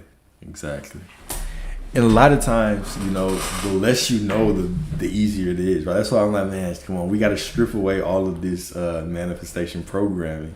It literally does come down to, like, imagine my brother will probably go through his life and never know what a vibration is, or alignment is, or controlling emotions or thoughts is. The shit won't matter. It just constantly be reminding him, so now I'm already it. Now I'm already it. Now I'm already it. Now I'm already it. He won't have to worry about none of that shit, right? The same way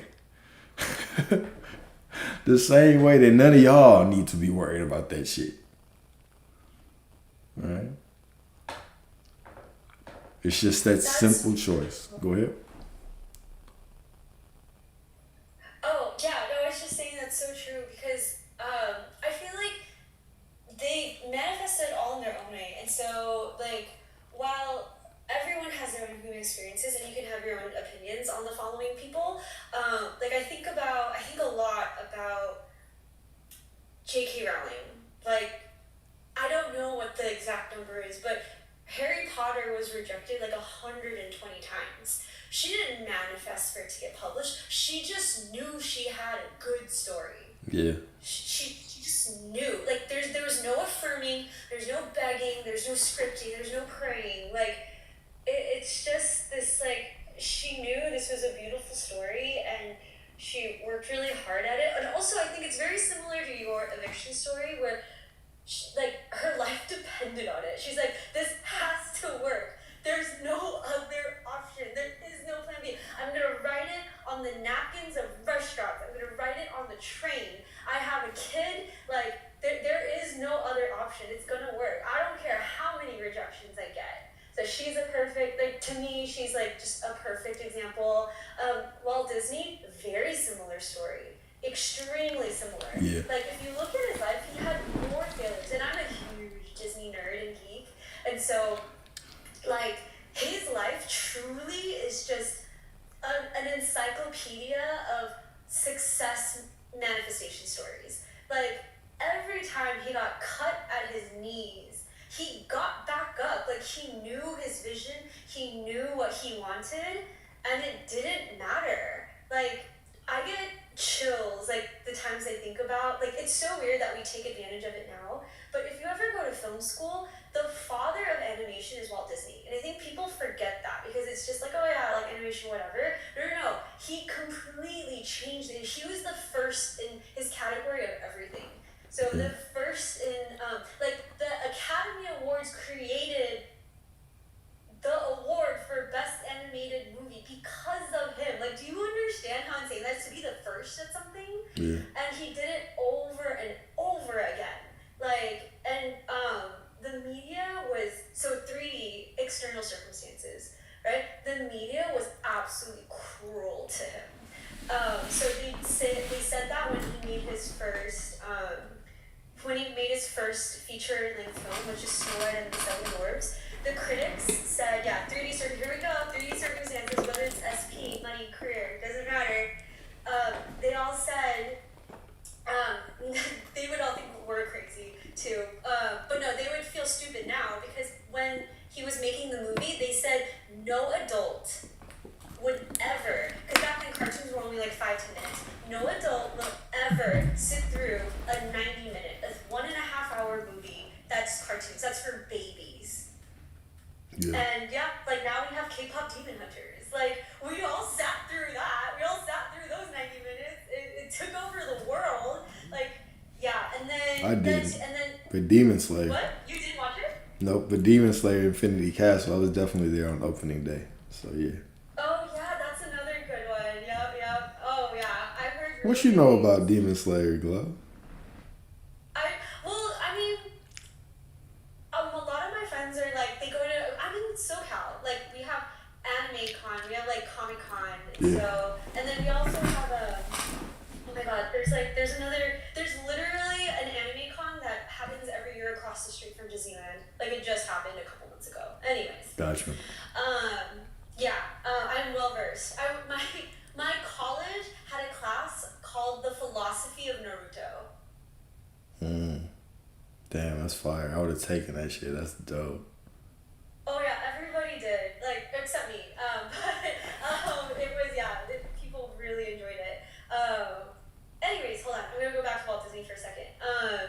So then when he opened, so Snow White, yay, success, yay. You think that the critics, you think 3D Circumstances would let up on the ever so successful Walt Disney? Because when he opened Disneyland, what do you think happened? Disneyland opened on a Friday. They called it Black Friday because the cement wasn't even dry yet. So women's high heels were getting stuck. Like everything the toilets didn't work on opening day. Like everything that could go wrong did go wrong. But Walt Disney, no, he's like, nah, this is gonna be the happiest place on earth. Yeah. Like this is gonna be so successful, and it was so successful that then he made Walt Disney World. Like blind faith. He's like, Disneyland is gonna be so successful. I'm gonna buy all this land. I'm gonna buy 5 times the amount of land that I bought in California to make Walt Disney World. You think the critics gave up then? No, they still attacked him. Anyways. But I think for me, like the apex, like the person that just had, again, just blind faith, to me, I'm literally staring at it. I have a sweater that's Starry Night by Vincent van Gogh. Mm-hmm. His story gives me chills. Like, believed in himself so much, only sold one freaking painting in his life. But his dying day, he said, I'm a painter. I'm an artist. I'm gonna be world famous. Died. Never tasted success. Now, nobody doesn't know him. We've all seen his paintings. Like, that is insane to me. Like, can you live with that kind of conviction? Can you live with that kind of, lack of 3D circumstances, knowing that you're God, that you're a legacy, that you're forever, you're the Alpha, the Omega? Can you? Take a good hard look in the mirror. 100%. 100%. I already know the answer to this, but my bestie is here. Karen told me you were on. She's the one that said, hey, Alex was asking about you on the live. And I was like, ooh, I'm at work. I'm at Snap. She asked the question when Marcus was talking. She said, but how do I deal with anxiety when it comes up? Because I'm just so anxious. She said, I'm just so anxious all the time. Okay. Have you and her talked about this, Glo? I told her to call me, and she's like, can I call you right now? I was like, no, I'm on the live. Let's listen to Marcus. Yeah. So how to deal with anxiety? Well, I guess the question I've constantly been asking people is, when you have anxiety, what exactly is the fear? Like, what do you think that the anxiety does in relation to what you want?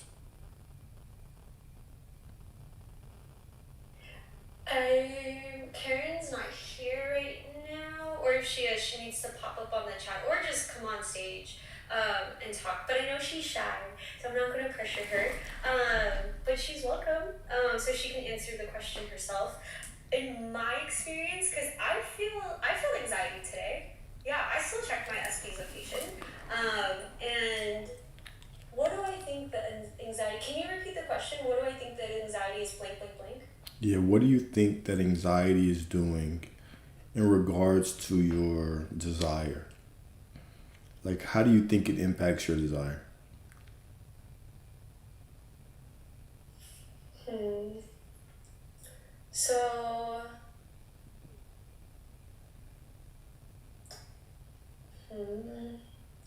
So I know that it doesn't impact it. Ultimately, and that's the truth. The truth is how thoughts are just thoughts. Because if that were true, I watch Friends every day. I would be living in New York. I would have roommates, and my best friends would live across the apartment. Like, no, clearly, like, my life is not Friends. Anyways, like, thoughts and emotions are just that, and my anxiety just makes me feel bad in the